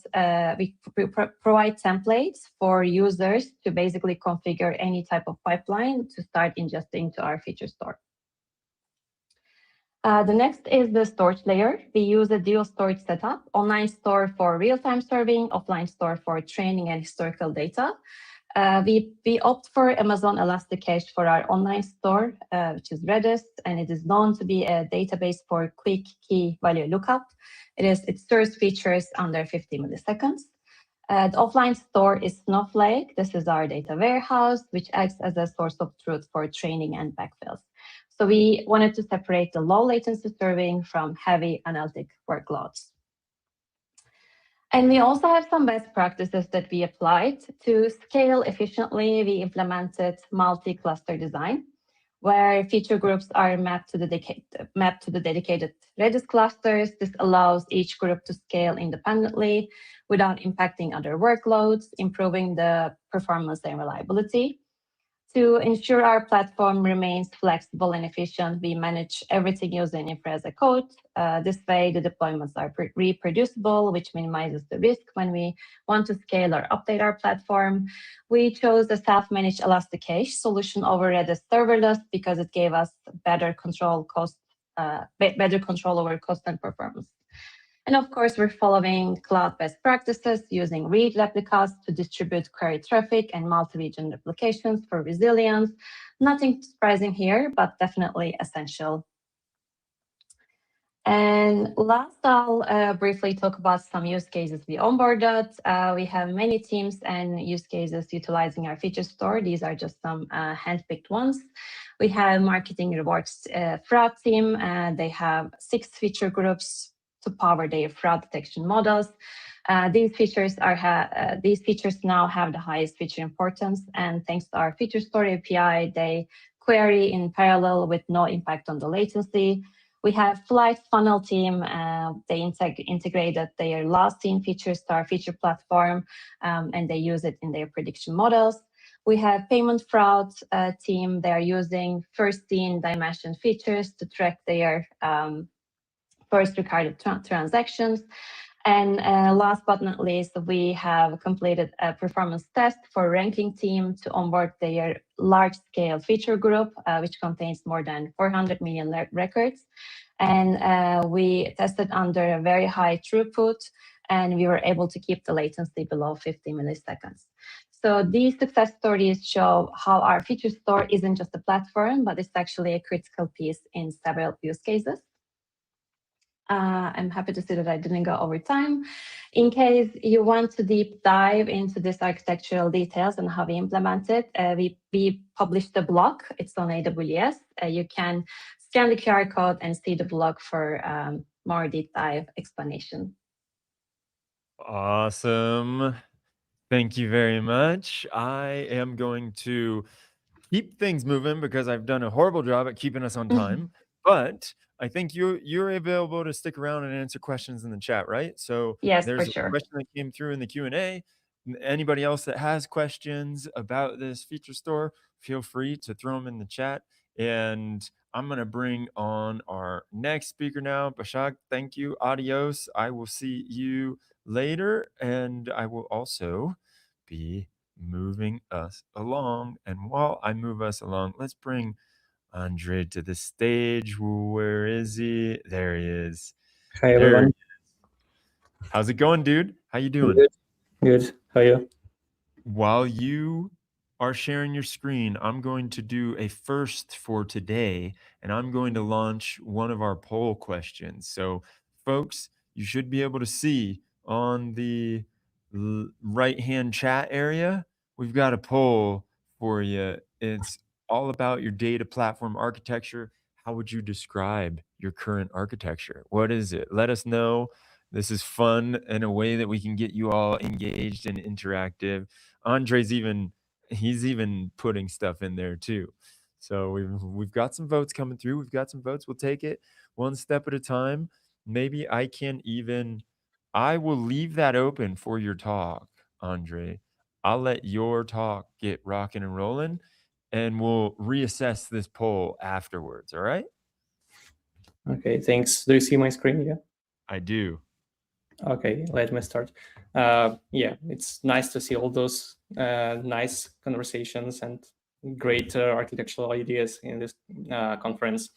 And today I'm happy to share our journey, how we transformed our data layer, and share some best practices, what we learned when we added Apache Hudi and Starox, and we used Onehouse for our system in Conductor.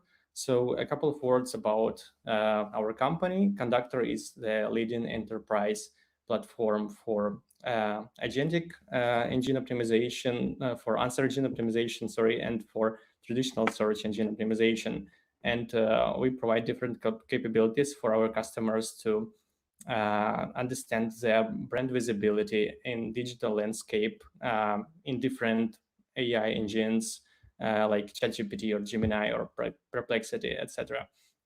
And building the unified data platform helped us to bring together the content data, the search data, the technical signals, about your website and build wonderful product that we serve to our customers. But when it started some years ago, we just had this classic microservices architecture where like the customer sees our product as a single website, but under the hood, it consists of different set of features where each team separately owns the whole pipeline powering those features, from data ingestion, storing the data in the database, then exporting this data via API, and this API can power the features for the other teams, power different backend front-end services. And like we had a lot of cross-team communication and dependencies with this architecture. Like some teams had to literally ingest the data from the APIs another team serves into their own storage, and then expose it as a feature in the final product.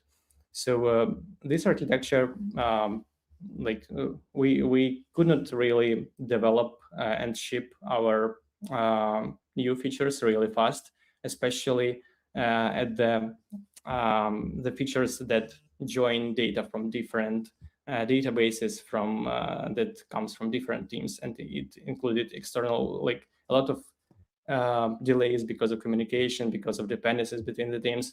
Our interaction between the services quickly became messy. We had a lot of contract tests covering all those interactions to make sure that changes in one service do not fail the whole product.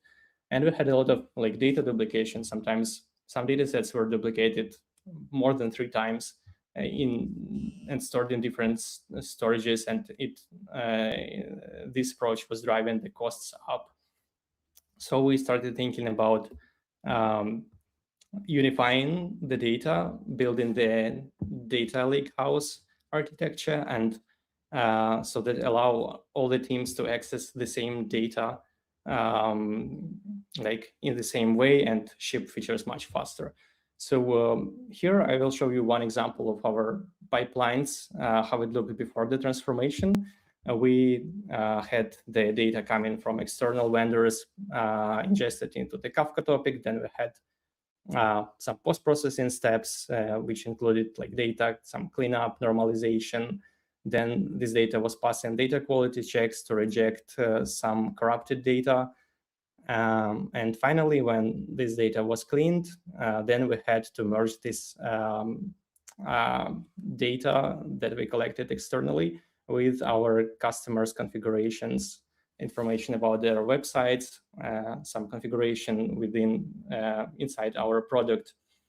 And later, this enriched with customers information data, it was coming into a big database that was serving for multiple features and multiple teams.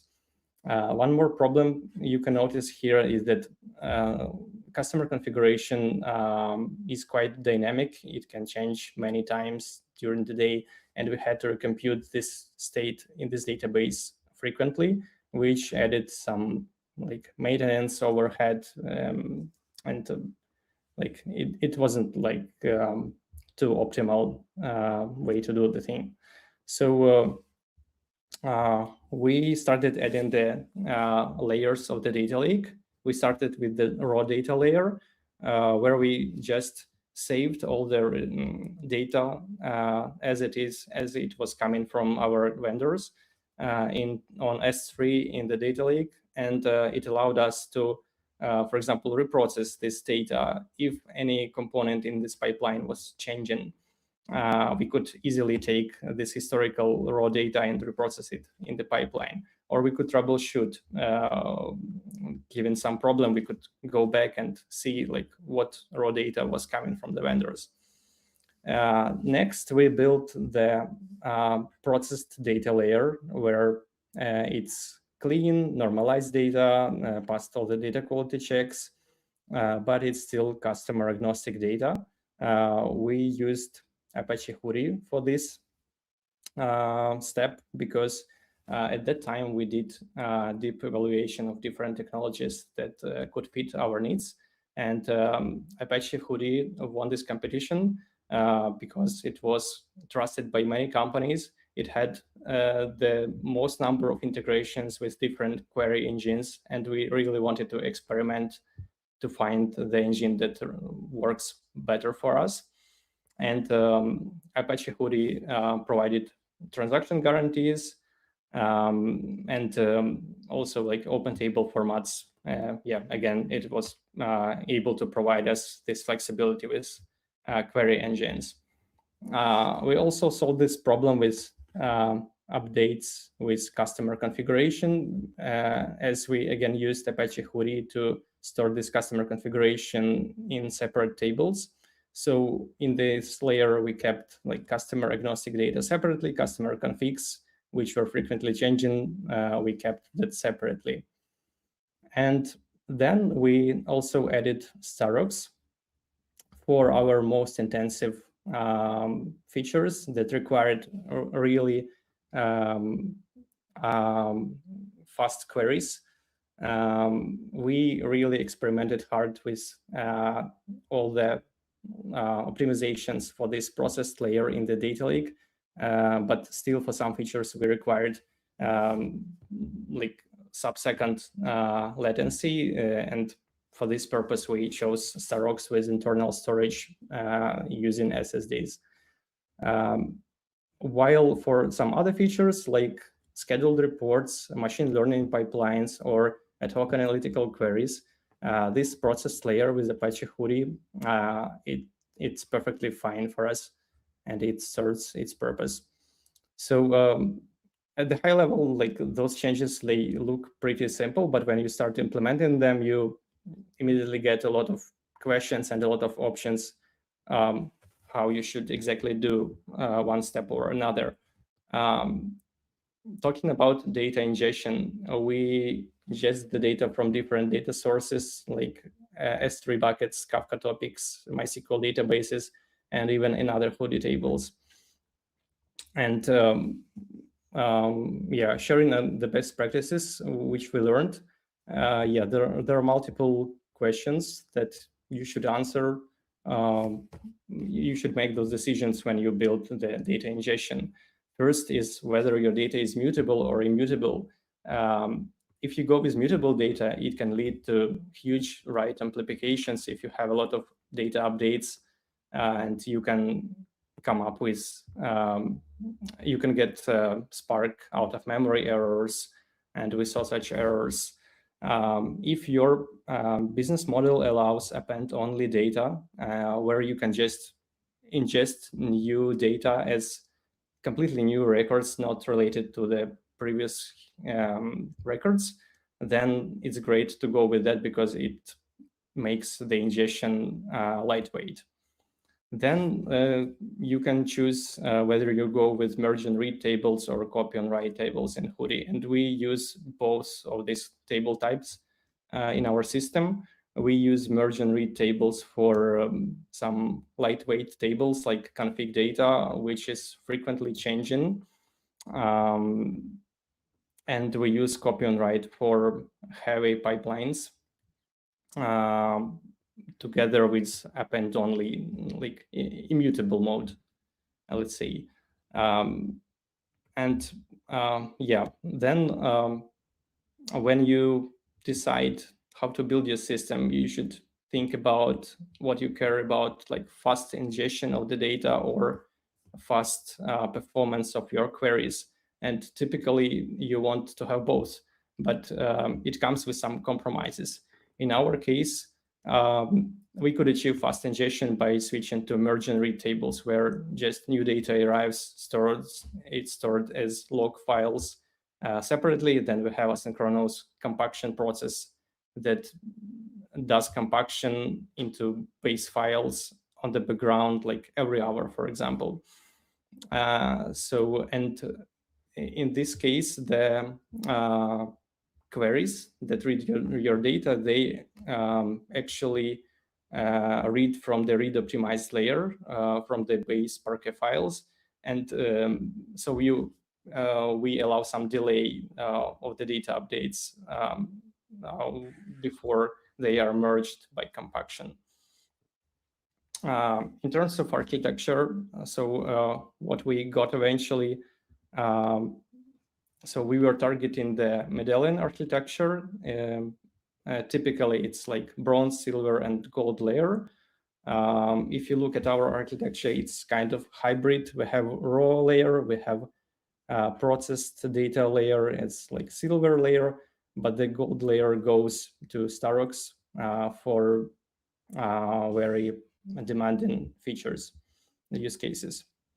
And regarding partitioning and clustering, I will talk about it in the next slides. Those are also very useful techniques to optimize your data layout in Apache Hudi and achieve even better query performance. So partitioning is a fundamental technique where you partition your data. Typically, you partition it by the date-related fields, like by date or by month. Then when you ingest new data, you normally update the latest partitions. So at some point, partitions become immutable because you don't make updates to older partitions. Partitioning schemas, Hudi benefits from it because it uses partition pruning when you submit a query and you use partition key in your query parameter. Hudi knows exactly where to go and skip a lot of data. Partitioning is also very useful for data management, for example, data expiration. When you say that we store the last 2 years of data, for example, and anything beyond that we just expire, and it is as simple as just drop partition by partition. Also, you can set access control using partitions, like some of your departments access specific prefixes of the data.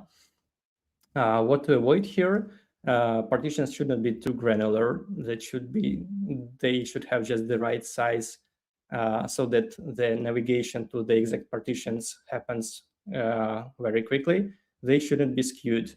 We had an issue when some partitioning schemas were unbalanced, and the same query had different execution times based on which parameters you apply, which filters you apply in your query.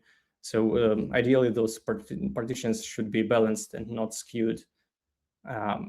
Yeah, some link to follow up on this partitioning schemas. Another technique is data clustering.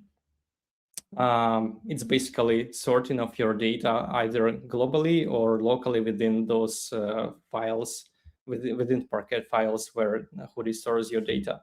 And it gives huge query performance benefits. It reduces the amount of data to be scanned because Hudi knows exactly like which range of data to skip and where your data sits based on your parameters in the query and based on your clustering schema. And normally it's hard to come up with a clustering schema that meets all the use cases. So typically we try to choose such a clustering schema that covers 90%, let's say, of your queries. And we would normally pick from 1 to 3 columns that are most frequently used in the workflows in your SQL query. And this will give the most of benefit with this setup. Yeah, what to avoid here is the file size. When you cluster the data, the file size shouldn't be too big or too small. It should be just the right amount. And you should always try to include the clustering columns in your queries. A couple of words about open table formats. As I mentioned earlier, we experimented with different query engines. We were trying to find something that meets better our purpose.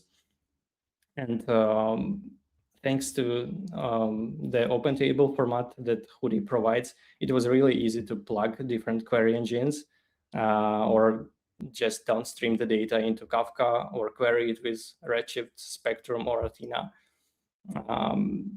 Yeah, Stark's query engine was our best bet, but for some use cases, yeah, we had to just switch to Stark's internal storage. As of now, we have more than 100 terabytes of data, and it's constantly growing. We have more than 250 tables and flows running, and we run many table services like compaction and clustering on our different tables. And we are very grateful to our partner Onehouse.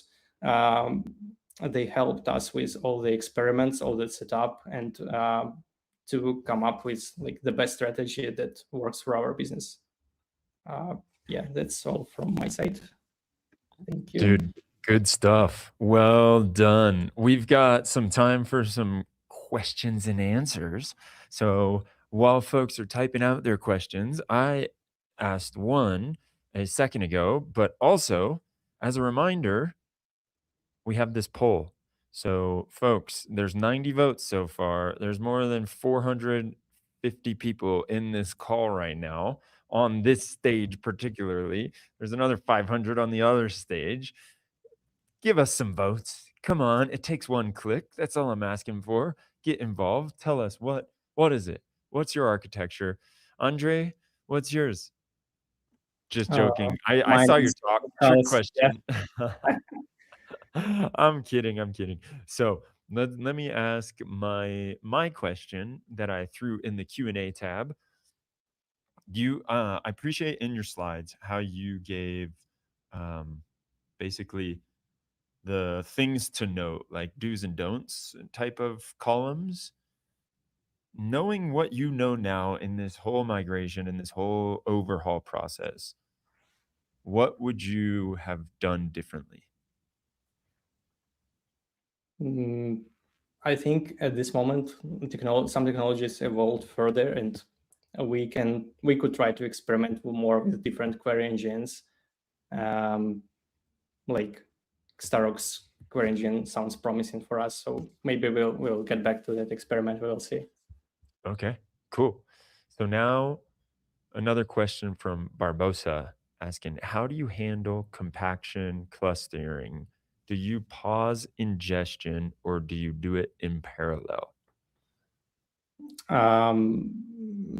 Yeah, actually we pause. In that specific case, we pause because for that pipeline, we don't have very frequent ingestion. So we have these intervals between the ingestions where we can freely run compaction and clustering without impacting our business. Excellent. Well played. Well, it is time to keep on rocking and rolling, Andre. I appreciate you doing this. We are going to keep on moving because now we've got a fancy little break.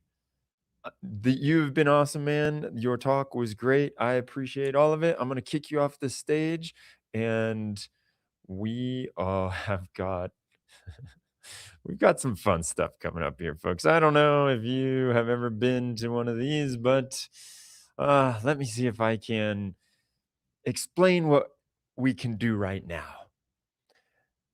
For the next 5 to 7 minutes, I'm going to ask you to, in the chat, drop in what you want me to sing about. I'm going to be your own personal jukebox, and I have a little ukulele right here that will be accompanying me on this. We are going to make some music and make a little noise about what we've been seeing in this. All right, so I'll be watching the chat right now, and just go ahead, throw in the chat what you want me to sing about. Not the Q&A, the chat. And by the way, the poll, it looks like the poll is closed. Let's show this on stage. Let's see what we got. The poll has been closed, and it was that there's hybrid. Most folks are doing hybrids. Yeah, let me throw that on the stage real fast so you can all see the results from the poll. The hybrid one. The hybrid one. Okay, now that I've given you the, oh, I see some good stuff in the chat already. Which key, and just confirm here, folks, confirm that you can see, that you can hear this.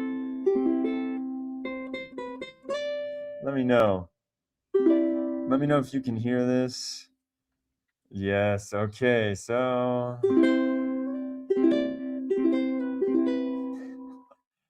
I appreciate how people are talking about data aggregation and a little clustering. Data aggregation and clustering. Scalability on my data platforms.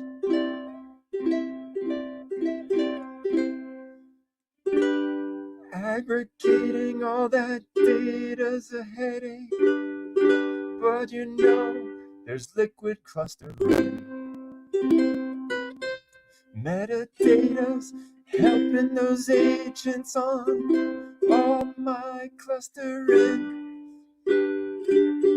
Analytics does nothing without the monitoring.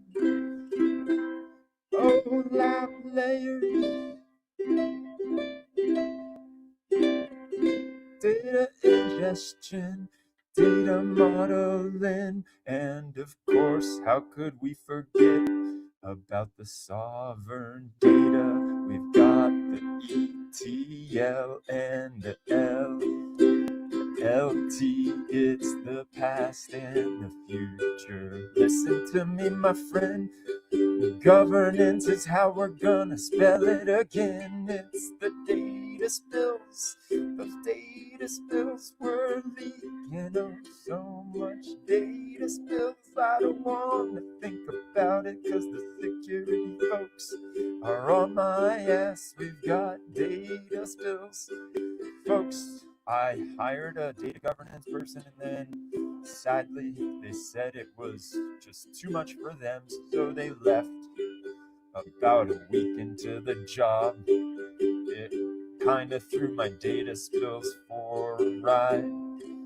Parquet and Polka keep me alive. Parquet's got me keeping it right.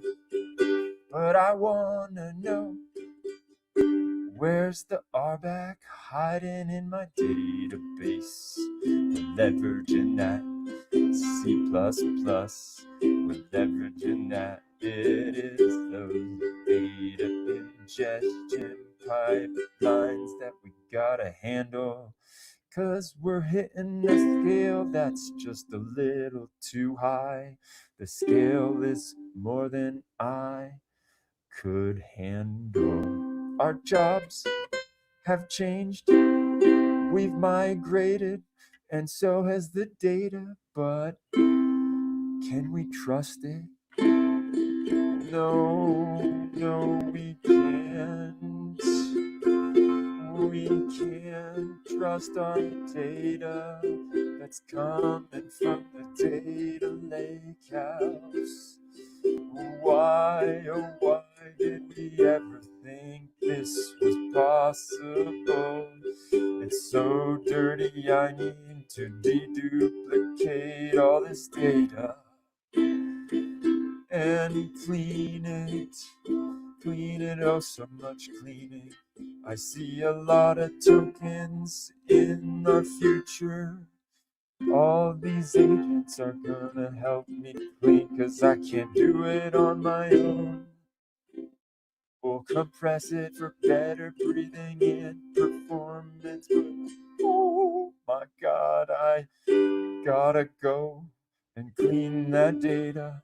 Folks, it's time for our next speaker, because This data's real time, and I am really over time on the data pipeline suggestions, the migrations.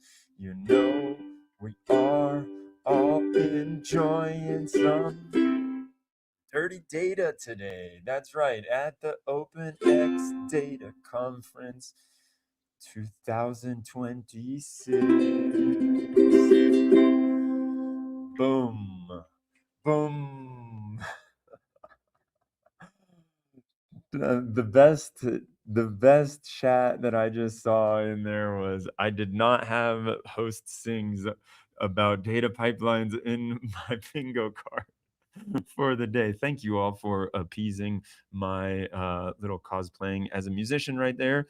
We are going to keep this rocking and rolling, because if I sing any longer, we're not going to have anybody to give a talk to. I think about 300 people just dropped off in that very moment, but that is all right.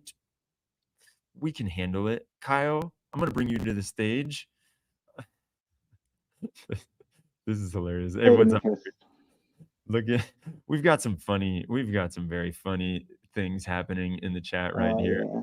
This I'm is loving it, man.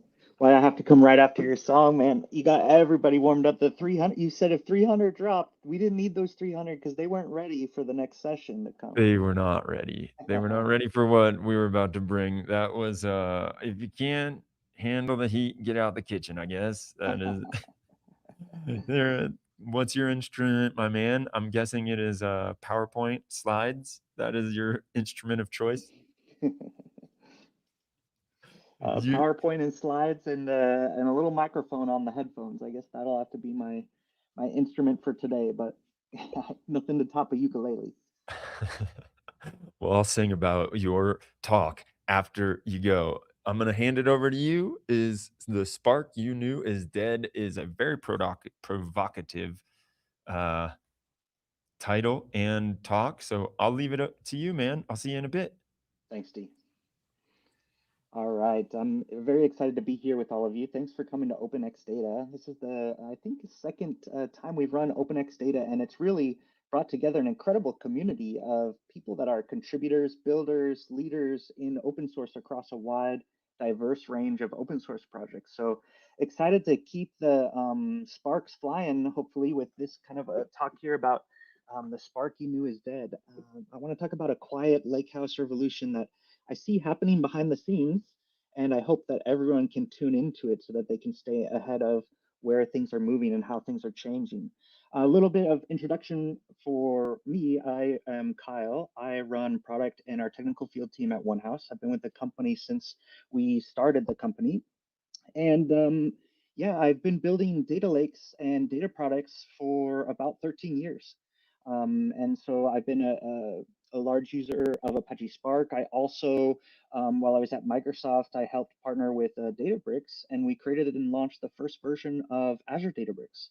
So it's quite a fun time right before I decided to jump ship and build the new future of the Lakehouse with Vinod, who you heard at the keynote here at Onehouse. So today, yes, I'm trying to throw a little bit of sparks, a little bit of provocative statements up front.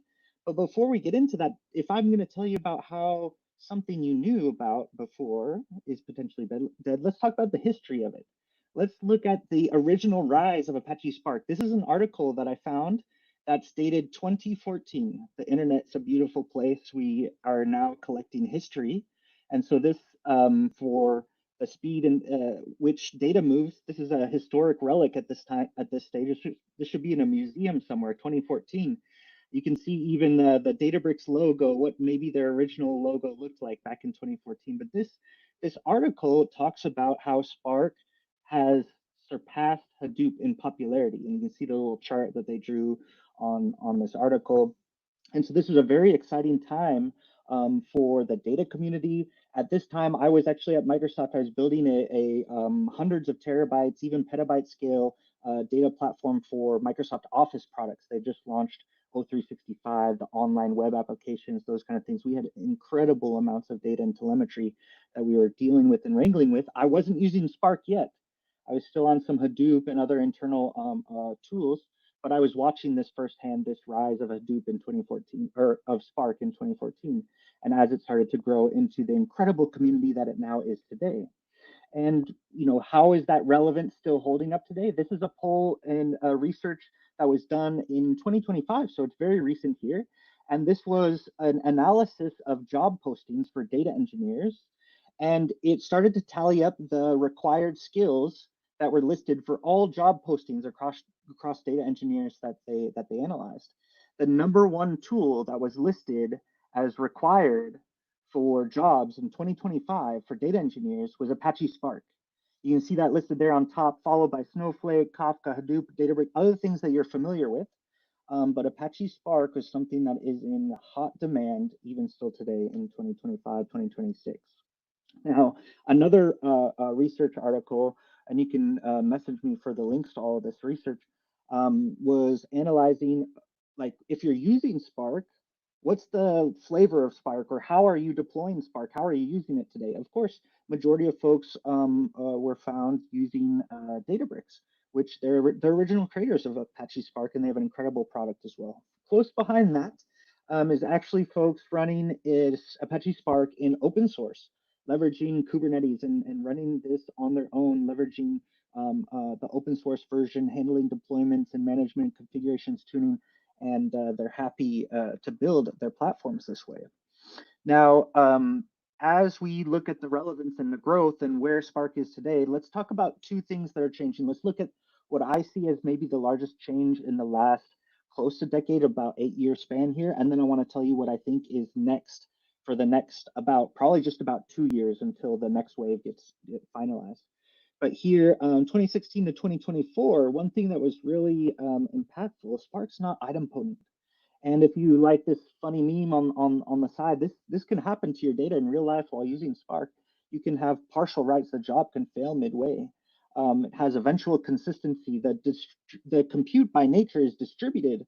And so there's multiple nodes that are doing tasks across, and it doesn't have like an all or nothing transactional definition for how it's writing data into your file system. And so because of that, there were some interesting technologies born in this era, 2016 to 2024. The first of those was Apache Hudi, who are founder and CEO of our company, also the one who gave the keynote today earlier. He's the original creator of this technology. He created the world's first lakehouse when he was an engineer at Uber, and Uber was going through their massive growth period for data and their business as a whole. And so Apache Hudi Iceberg was also created in about 2019 from Netflix. And Apache Hudi, Iceberg, Delta Lake I didn't list here, but they're all three very similar in nature.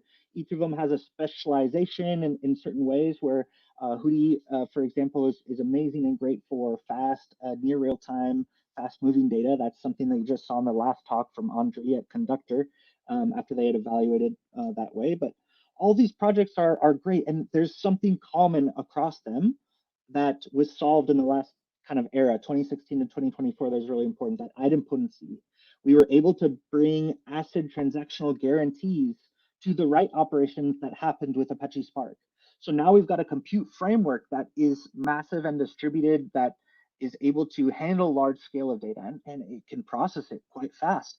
And now it can also process it in a safe ACID transactional way. That's one thing that the formats opened up. Other things that it opened up, of course, you've got additional metadata layers on there that can improve the performance of how you access and continue writing and mutating that data. It allows you to then express things like schema evolution or different ways that you can define the partitions of that data as it's being written. So these lakehouse table formats really cemented that position for Apache Spark and made the lakehouse style architectural pattern become like the first and foremost thing. I like the poll that you had up there, Demetrios. It did show interesting results that many people were lakehouse first data platforms in their companies. There was a large portion, if I remember, it was 20-something% of warehouse only. And then the largest, it was 38% or so, I could be remembering wrong, go check the poll, were hybrid, some warehouse, some lakehouse. And so pretty much everyone's got a data lake today. And if you have a data lake, you are very highly likely to use a technology like Apache Spark. But let's talk about what's changing right now. What's changing out from underneath us? It started to change just and maybe in about last year. And I predict that this would take only about till 2027 to kind of fully operationalize, get through the community and have some new things that are really solid and adopted and have many success stories from others. So the thing that has been changing recently, I've got this sad picture of this cup of coffee here, and you might reference and follow me here with the link of coffee to Java, Java to JVM, JVM to Apache Spark.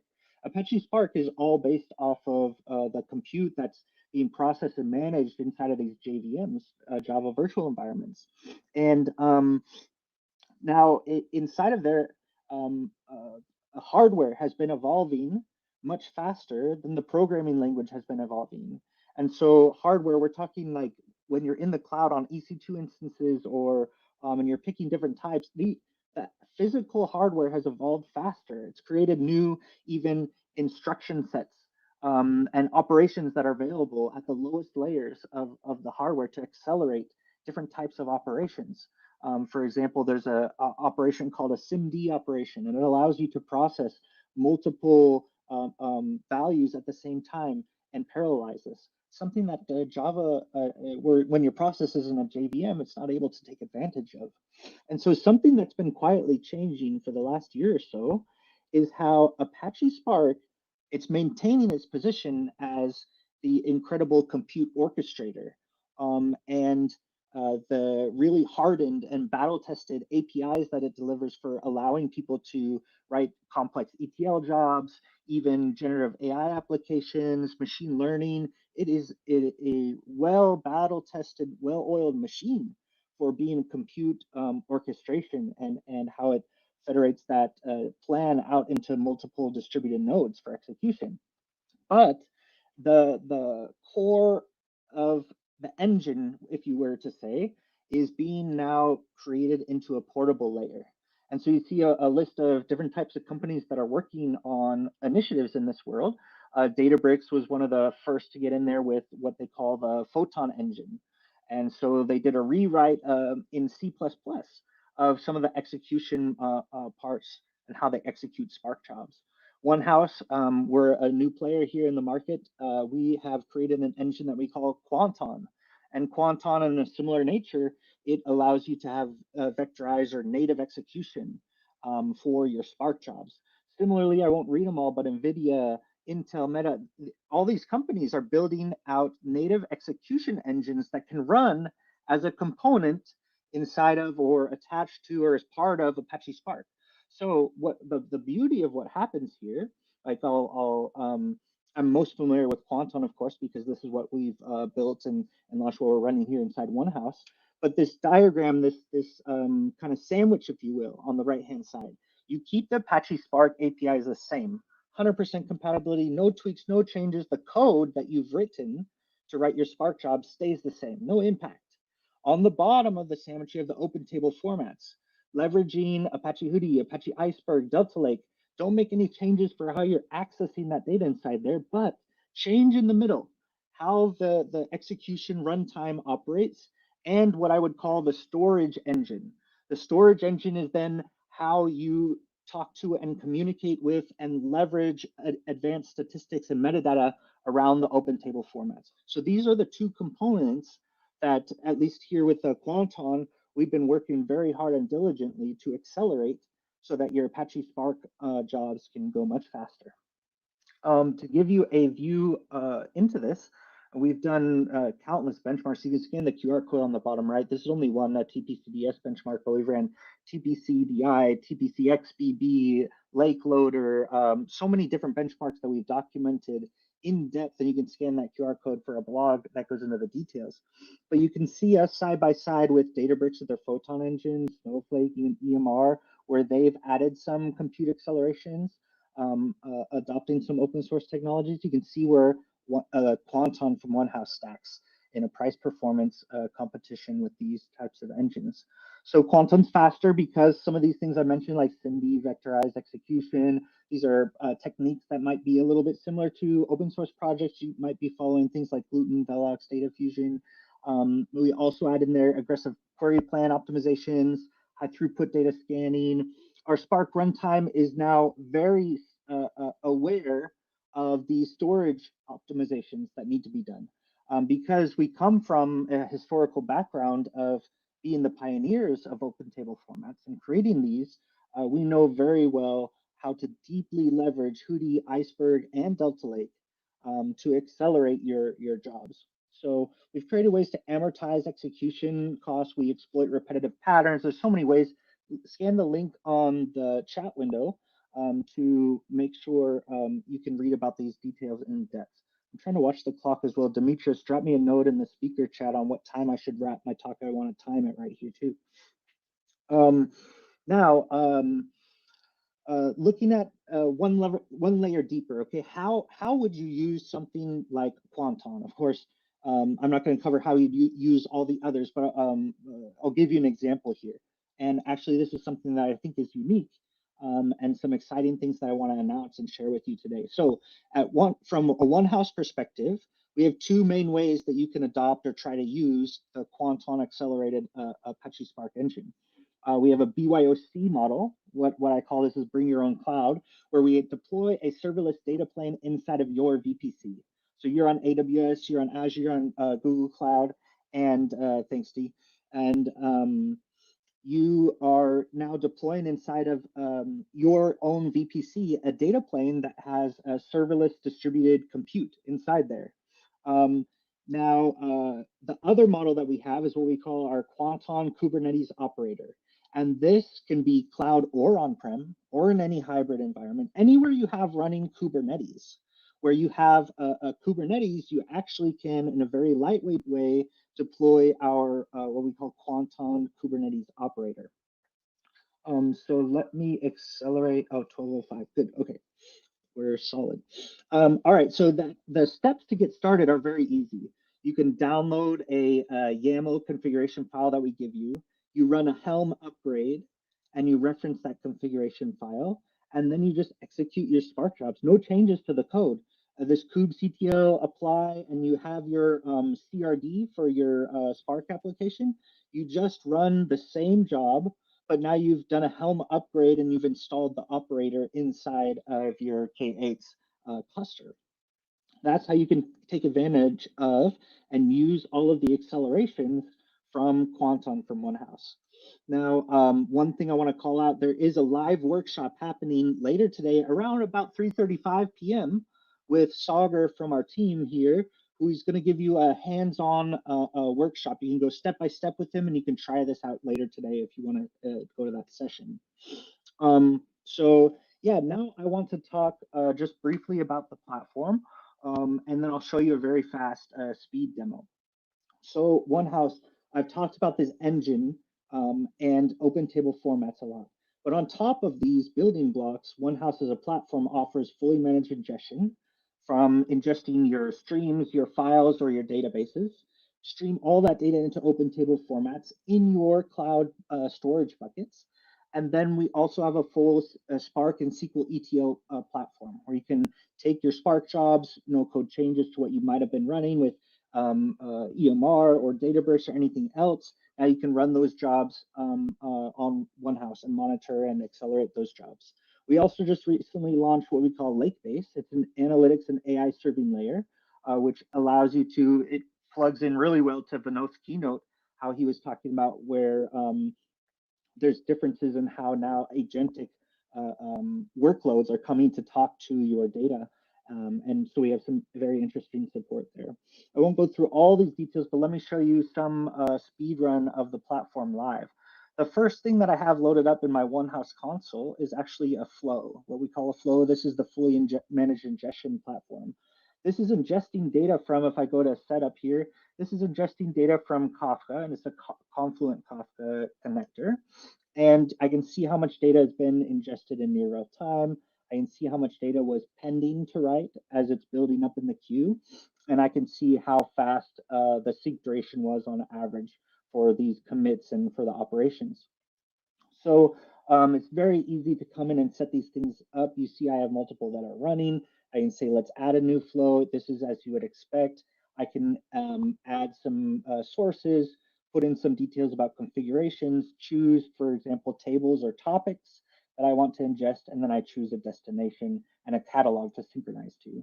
All of this runs on a cluster of your choice. So the next thing I'll show you is how you can manage virtual clusters. I come here to my clusters tab. I have a whole bunch of them in my little demo environment, some that are running. If I want to create one, I say, let's add a new cluster. I can now choose a type.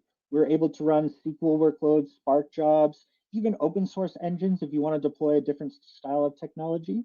You can deploy one with a Jupyter notebook fully loaded, ready to go, and even Lakebase itself. Inside here, you choose the scaling ranges, which catalog you're connected to by default. You hit go, your clusters are up and running. So let me show you perhaps one of these clusters. It's a Spark cluster. And I can monitor the usage of the cluster. I can see what jobs were submitted to this cluster. I can go into these jobs and see individual runs. And inside of the runs, I also can get access to the Spark logs. I can open the Spark UI, all of the things you might expect from a well-oiled Spark product machine. In addition, we also have, as your data is created, table services that run in the background, compaction, clustering, cleaning. Andre had mentioned some of those details about managing a data platform, and all of this runs for you as you have it. So that's just a little bit of a speed run here for Onehouse. The other thing that I want to show you is something brand new that we've launched today.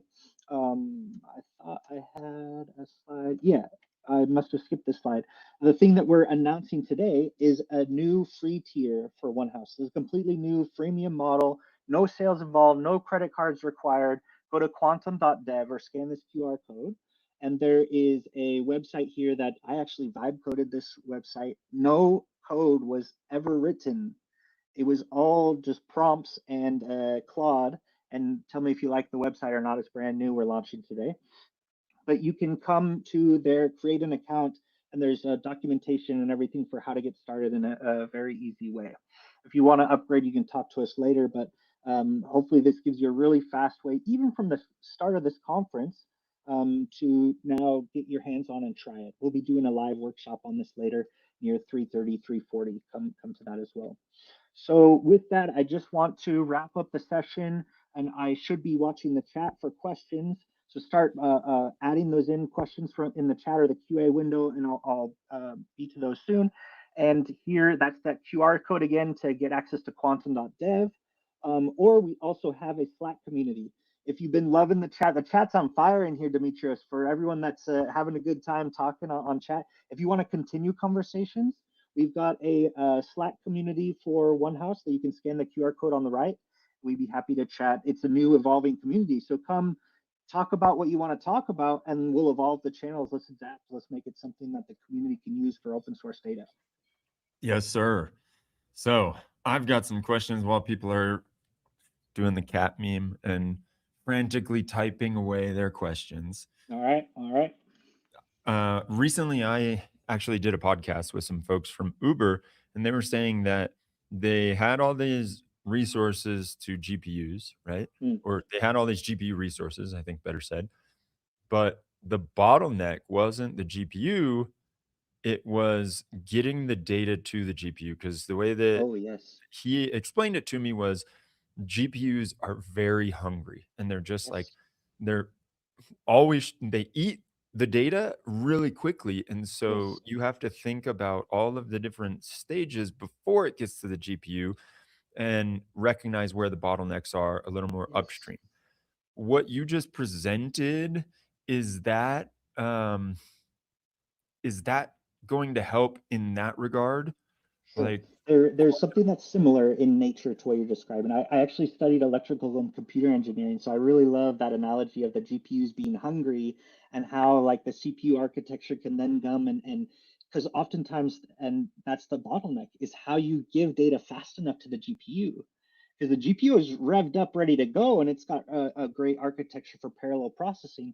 but the speed at which you send it to there. So what I've shared today with Quanton and the accelerations that we've driven inside here, it isn't about how to spread data or serve data across things like CPUs and GPUs. Something I would recommend for folks that are interested in that topic to read more about is actually Ray. There is a presenter from Anyscale on the agenda list. Look, or Control F on openxdata.ai for Anyscale or Ray, and you'll see a great session. Go to that session. It talks a lot about how you can accelerate data and get it faster to GPUs as well. What I'm talking about inside here, these types of accelerations are a little bit closer to just the CPU architecture and how you can plug into different instruction sets inside of the CPU when you go from writing and having processes run in a JVM to now closer to hardware production, things like C++, Rust, these other types of programming languages that let you tap in, wire in a little bit deeper. That's what I'm talking about here. Nice, nice. All right. Question from Loic. I probably butchered that name, and I'm sorry if I did.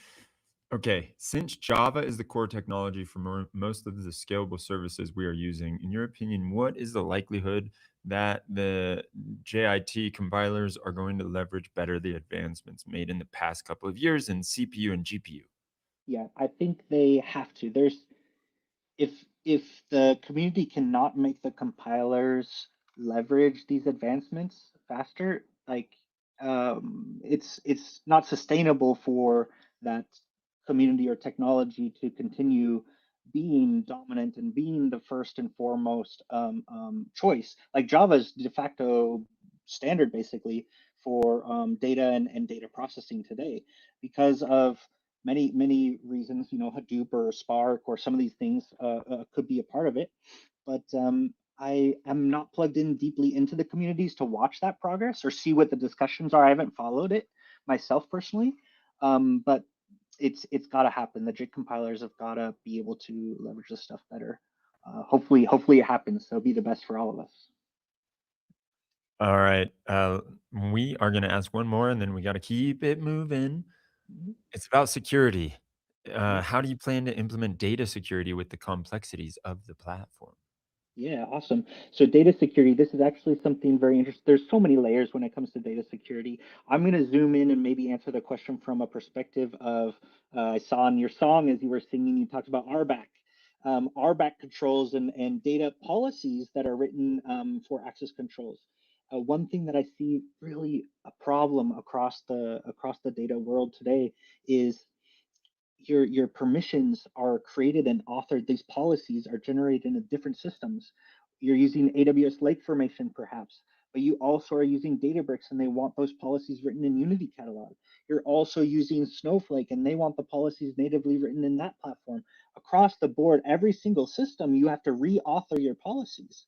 One thing that's very exciting, we announced maybe it's last month, alongside with Microsoft, is actually what we call OneSync, and it has a data policy translation mechanism that allows you to take all of the RBAC policies that you've written in, for example, Lake Formation. You can extract, translate to them to Unity Catalog and commit them to Unity Catalog. So now your Unity Catalog can have an exact mirror of what you had inside Lake Formation and vice versa. It's actually an omnidirectional sync that we could do between Databricks, Snowflake, Lake Formation, Glue, HMS, just in general. And I think we have a couple other catalogs, if not now, then in the works. So yeah, it's something that makes that governance a lot easier. Hopefully that helps. Excellent, dude. Well, I think it is time to kick you off the stage. All right. Good Say to be adios. here. Thank you. I right, bid adios. adieu. Now we're going to keep moving. We're going to keep this rocking and rolling for the next speaker, a friend of mine, Mr. Will Angel is going to come up. But I'm wondering, let's see, where is he? I'm going to bring him onto the stage now. Will, there he is. Okay. So what's going on, man? Oh, things are good. Nice weather here in Washington, D.C. Lucky you. Lucky you. I like it. All right. So we've got some fun stuff happening in the chat, as you know. What's your instrument of choice, Will? Ooh, well, I've got a bass and guitar that I don't play as often as I'd like, but I've gotten, Claude Code to generate some MIDI music and stuff like that. That helps. That helps a lot. All right. Well, I know that you were enjoying the music earlier. Can I play a random video for you before we get to your awesome talk? Let's do it. Let's see if I can bust this out real fast. I'm going to try to grab it and hold on one sec. I'm going to pull it up here. Fair warning to everyone.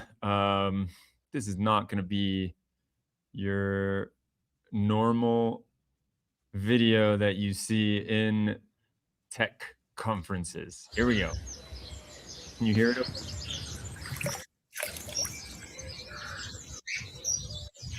Yeah, pH is a little high. I think it's going to rain in about 2 hours.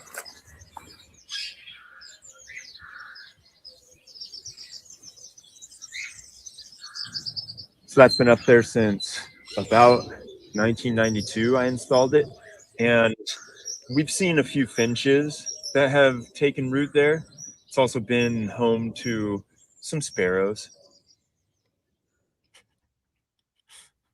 Nice. That's it. PSA, everyone. There you go. Will, the stage is yours. All right. Well, let me bring up my slides then. And I will actually have some birds as well, because images, photos, and videos of birds was actually one of the primary reasons why I started this project. Oh, I knew it. I could feel it. I could sense it. All right, here we go. I'll see you in 10 minutes. Cool. Thanks, Demetrius. All right. So my name is Will Angel, and I'm going to be talking about building a personal data lakehouse. So I'm going to give you all the summary up front. I built personal data lakehouse. I call it P-Lake. It's got a command line interface as well as a front end that you can see a screenshot of here. And it's built with Python, SQLite, and Parquet. SQLite serves as the data catalog and the query engine. Data is stored primarily in Parquet with some native file format storage as well for images and video, and some links in place for larger external videos. It all runs locally or on my local network attached storage device, though that's sort of dual client mode there. And it's primarily a rich-based command line interface and then fast API HTML front end. The data lake also does enrichment on ingested data, specifically uses Whisper for transcribing audio and video, and then does OCR on images that have text, and then does some cool stuff with machine learning to detect animals and tag those animals, which, like I said, was the primary impetus for actually doing this talk. And the big thing is it gives me integrated search across all my data. I'll show you some examples of that, but this is super useful and is done primarily with BM25 and SQLite's full text search. So, and I'm going to give you the key takeaways that you should think about for building data systems before I dive into them more. I've also got a screenshot of the front end showing search and an OCR image. So my key takeaways, got two primary ones. One is be mindful of your data access patterns. Data creation and the way that you access your data really drives all the architectural decisions. And consider your data, because the variety, volume, and velocity of that data is really going to influence what you actually need and build. Consider your non-data requirements as well. Things like security, RBAC, like we just heard, compliance, and then reliability and robustness. So now that I've given you the bottom line up front, I'm going to give you the overview. I'm going to answer the question, what is the data lakehouse? Why would I build one? Some of the considerations there of building it. I'm going to talk a little bit about the differences between an enterprise TM system and what I've ended up building. And then I'll talk a little bit about actually building the personal lakehouse. So what is a data lakehouse? A data lakehouse combines the best features of a data lake, like decoupling storage and compute, which makes it cheaper to scale, open storage formats for flexibility and lock-in, or less lock-in, with the best features of a data warehouse, which gives you more powerful and ergonomic abilities to query and aggregate data. Nice things around governance and structured schemas, and then less file management, because having to manage all the files yourself is kind of a huge pain. So why build a personal data lakehouse? And there you got to ask the question, why build any data lakehouse? And that's because we have data and want to manage it. I've got a screenshot of the management view here that I have for P-Lake, and you'll note it's got a bunch of different data sets and things, and I've got about 1.5 terabytes of data, of which most of that is actually photos. And yeah, I've had this on a bunch of different hard drives, a bunch of different computers, in the cloud, some local, and data it's only useful if you can actually use it. And the less managed it is, the harder it is to use. So by bringing this all together, you know, a data lakehouse, personal or not, is actually very useful. And just to give you a sense of the scale, I have over 250,000 photos from years of doing amateur wildlife photography. So that's quite a lot of photos to manage. And I also have a lot of other siloed data. I've got documents, emails, chats, browser history, photos, memes, wildlife photography in addition to the regular photos, wildlife videos, some regular videos, some movies, all that good stuff. So a lot of data in different places that you can kind of search through it in the like file system and all that, but that gets not very ergonomic, not very useful. It's like if you've ever had SharePoint or Google Drive with just a billion things in it, you can't really use that. I've got a screenshot here of the statistics view that has some things around like activity over time as far as when records were created and some fun things around email analytics. So let's talk architecture. When you build a data lakehouse, this is an Australian boo-boo owl, by the way. When you build a data lakehouse, or a data system of any kind, you have a couple of architectural considerations, and the data is the most important part. And you've got the 5 V's of data, which are velocity, how quickly you get new data, volume, how much data you have, variety, the different formats and types of data. And these 3, I think, determine your data system complexity, where the more volume, velocity, and variety you have, the harder and more complicated your system is going to be. And then you have veracity, how trustworthy or correct is your data. And then the last, and I think most important one actually, is value. How useful is your data? Because all these things, these considerations that go into building a cool system, they don't actually matter unless the system is useful to someone. And in an enterprise setting, that means like it helps people make money or sleep better at night. You also have some non-data architectural considerations, things like user access patterns. Are your users going to want a GUI and auxiliary tooling? Here you can see on the right, I've got a catalog view that I made. If this looks a lot like Databricks and some other things like that, it would be inspired by that. Also look at questions like, are your users going to do a lot of interactive querying? Are you going to need compute for that? And if you have a lot of them at once, what's that going to do to performance and reliability? If you have a lot of people doing a lot of querying, what does that do for your availability and latency? And so you need to think about how you're budgeting both cost-wise and overall observability and monitoring for that. You've got maintenance considerations around how much time do you actually spend maintaining your system and your data. Backups and recovery mechanisms. If something happens, where's your data? Is it backed up? How do you recover from that? And then security. It's important to have secure access and RBAC, which are role-based access controls. That's what's mentioned in the last talk. Things that enables you to do field row and column masking, which, if you have enough people and enough data, is a very cool and important capability.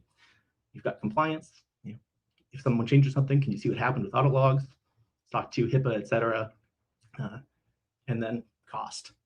How much does it cost to actually run the whole thing, and does that meet your budget? Because if you have a lot of money, I used to be a consultant, I'm happy to build you something that will use as much or as little money as you want. The more the better. So, I've done a bunch of enterprise TM work in my career, and that's not always appropriate for either a company. Maybe you don't have the same requirements everywhere, and for a personal project where there's only one user, me, you don't need a whole lot of stuff. So I'm just going to say, the system I built is not enterprise grade. I've built enterprise grade systems, and this is not that, and it doesn't need to be. I've got a screenshot of the query interface here, so I can actually go into the system and write SQL in the HTML front end, and that's pretty cool to be able to actually look at photos. You'll note that the actual query there is calculating the the area of pixels, and that top size is my nice Sony mirrorless camera.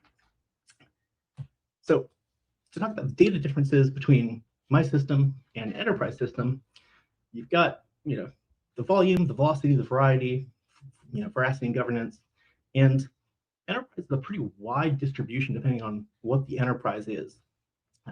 Sometimes you have enterprise systems with small amounts of data, sometimes huge amounts of data. I think one of the other talks today is on building an exabyte scale data lake, which is pretty cool. My data is annoyingly medium, definitely won't fit in Excel, but it doesn't quite fit in memory, and but fits on a hard drive, big hard drive. But for velocity, mostly I'm doing weekly batches. In enterprise, I've seen quarterly data jobs that are super valuable, and I've seen sub-second real time. For variety, I unfortunately have lots of photos, which are an annoying data format alongside audio and video. So I think in most enterprise data lakes, generally you're using structured tabular data, and that makes things usually a little bit easier to manage. But then on the governance side, for me, I was focusing mostly on ingestion integrity, making sure that when I brought data in, it was good. That's important for an enterprise, but in an enterprise, it's not just is the data correct, is it coming in right, but also where did it come from, who knows what it does, how do you understand that, lineage, governance, discoverability. Those are a lot more important when the data doesn't mostly fit in my head. So I'm gonna share a little bit of experience about actually building it. So I started with the core data catalog, implemented that, and then added the first data source and iteratively added features and additional data sources. This is the way that you should build every data system, because if you do it all at once, you're never going to finish. I will say, agentic coding, there's still a lot of places where it leaves room to be desired, but for greenfield projects, it's fantastic. Cloud Code, Cursor, and Kilocode got me to do way more than I was originally expecting feature-wise. That said, testing is essential because I had places where, the agents implemented something and broke something else, so that's important. And I will say, you can do a lot more with agentic coding, but even frontier models need to be steered and prodded to do pipelines correctly, because things like idempotence, backfill and sync logic, they're getting that all to work not just on the happy path, but on the unhappy paths. That still requires a lot of prodding and expertise. And overall, the hardest part was deciding, how much did I want this to be more like a data lake or a data warehouse? And data lake house is the sweet spot because you get the best of both worlds most of the time. But that's sort of the inherent tension and was part of what was hardest about this. And got just a few more points before moving to the Q&A. Being able to search through all my photos with metadata ML generated tags is super cool. Local ML models are getting really good, not just for LMs and coding, but for actually doing image recognition. And the better your data is, the better you can actually use AI, because I wasn't able to do all this cool ML tagging until I brought all the data together. And then, open source tooling for all this stuff is really good, which is why we're having this conference. And with that, that's my talk. Thank you. Yes. Will, awesome to see what you've built. I am so stoked on that. I have a few questions while people are typing away, asking their questions. Number one, on that last slide to the last slide, most pertinent questions are, what models were you using? How big? What are we talking here? Ooh, for the image recognition or the coding? Yeah, both. Both. For the coding, it was a lot of Cloud Code with like Opus 4.5, Opus 4.6. For Cursor, a lot of the actually Composer 2 is a remarkably capable model. And then for open code, usually either like the Kimi K2 or some of the Quen models. Those are quite good. For the local image recognition, for OCR, I was using just like conventional off-the-shelf non-machine learning Tesseract, which is very robust. And then I was using the variant of the iNaturalist model for doing animal tagging, and then using a model called Mega Detector V5 for actually recognizing that there was an animal. Nice. All right, very cool. And you had to give, like finger to the wind, how much of this whole project was vibe coded? What are you saying? 100%? 90%? So vibe coded, like places where I didn't actually look at the code, I'd say 10%, maybe 20%, because making sure that this actually worked and moved my data around in the way that I wanted. I built this so that I have enough confidence where if I had to delete all of their copies of the data, I'd still be a little nervous, but I'd be willing to do it. Excellent, dude. It looks like, what do we got? Have you found ways to model relationships between items or most of the meaning carried through tags and queries? Ooh, yeah, that's a really good question. So if things are tagged the same, you can search that. With the search that I have, it is VM25, so you basically get a sort of score, and at some point you can add vector search and semantic similarity search. But all of these things, they're all sort of modeled as generic data assets within sort of subcategories based on the actual source, and so all of that metadata, you can model it, you can connect it. Yeah, that's a very fun one. Just thinking about, like I'm sure you've seen how popular it's getting. What is it?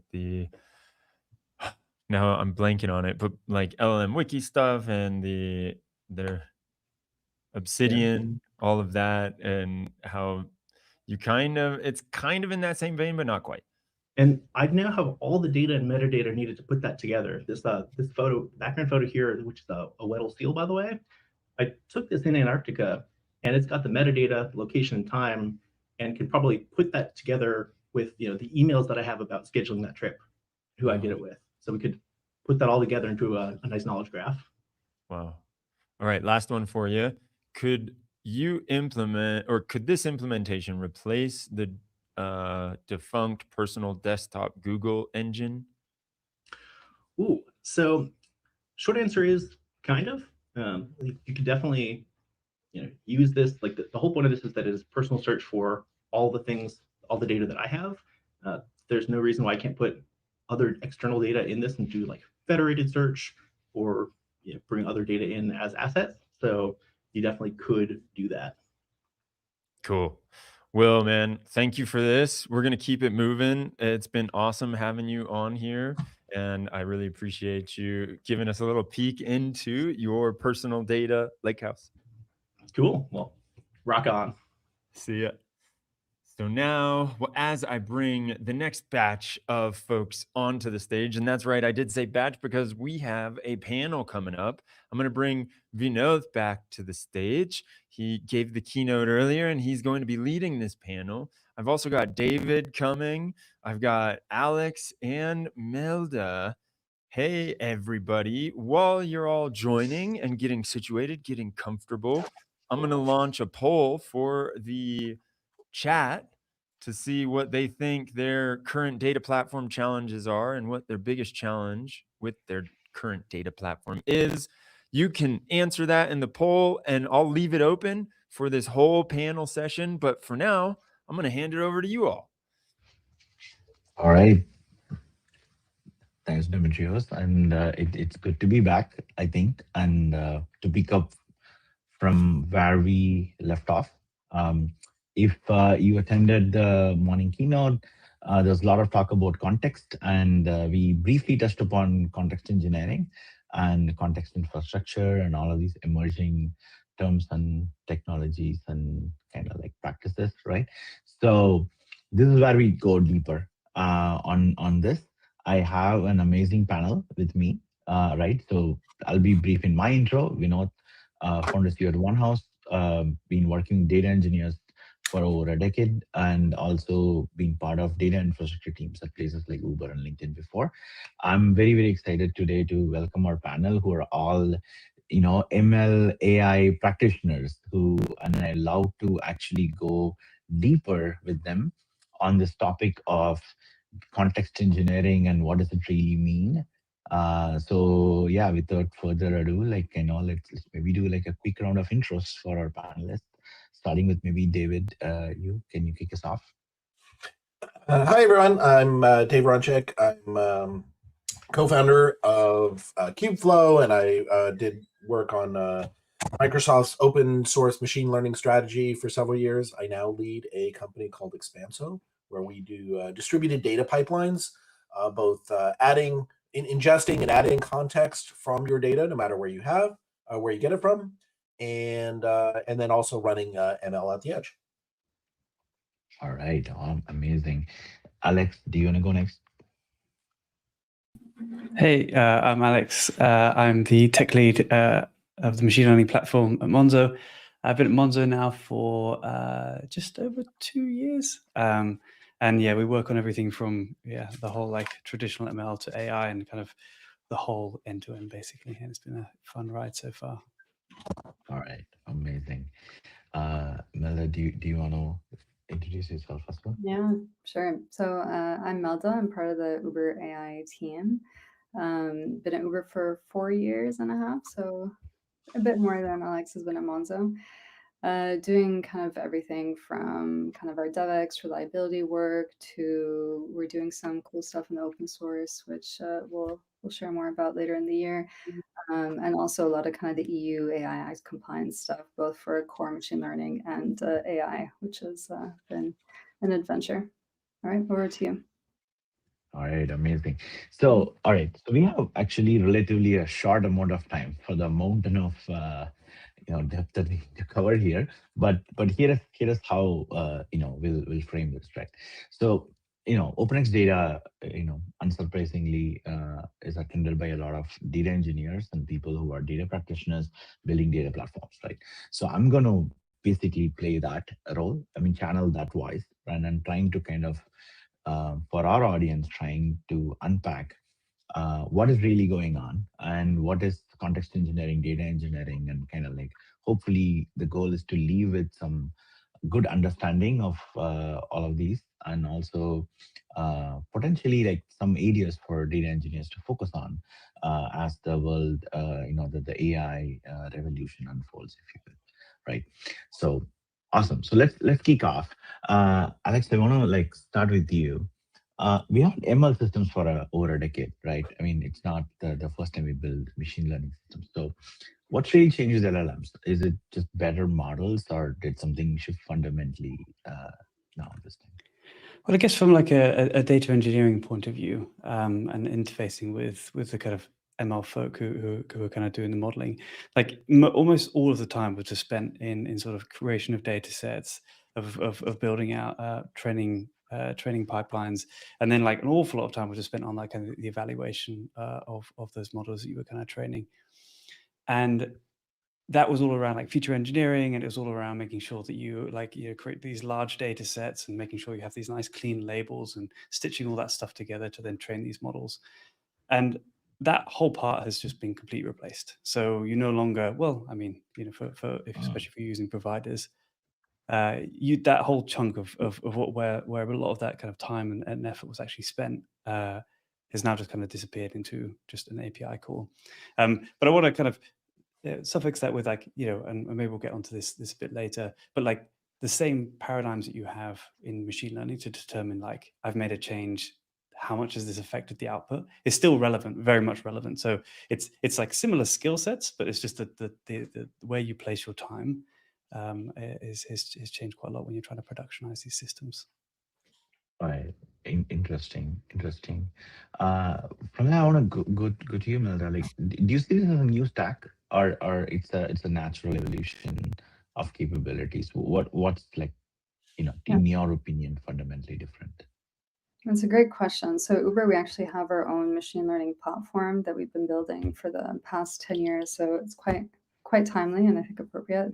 So we've had a lot of the core or what like classical machine learning components, which are like ML specific, and then there's more just simply platform components like pipelines, stores, APIs.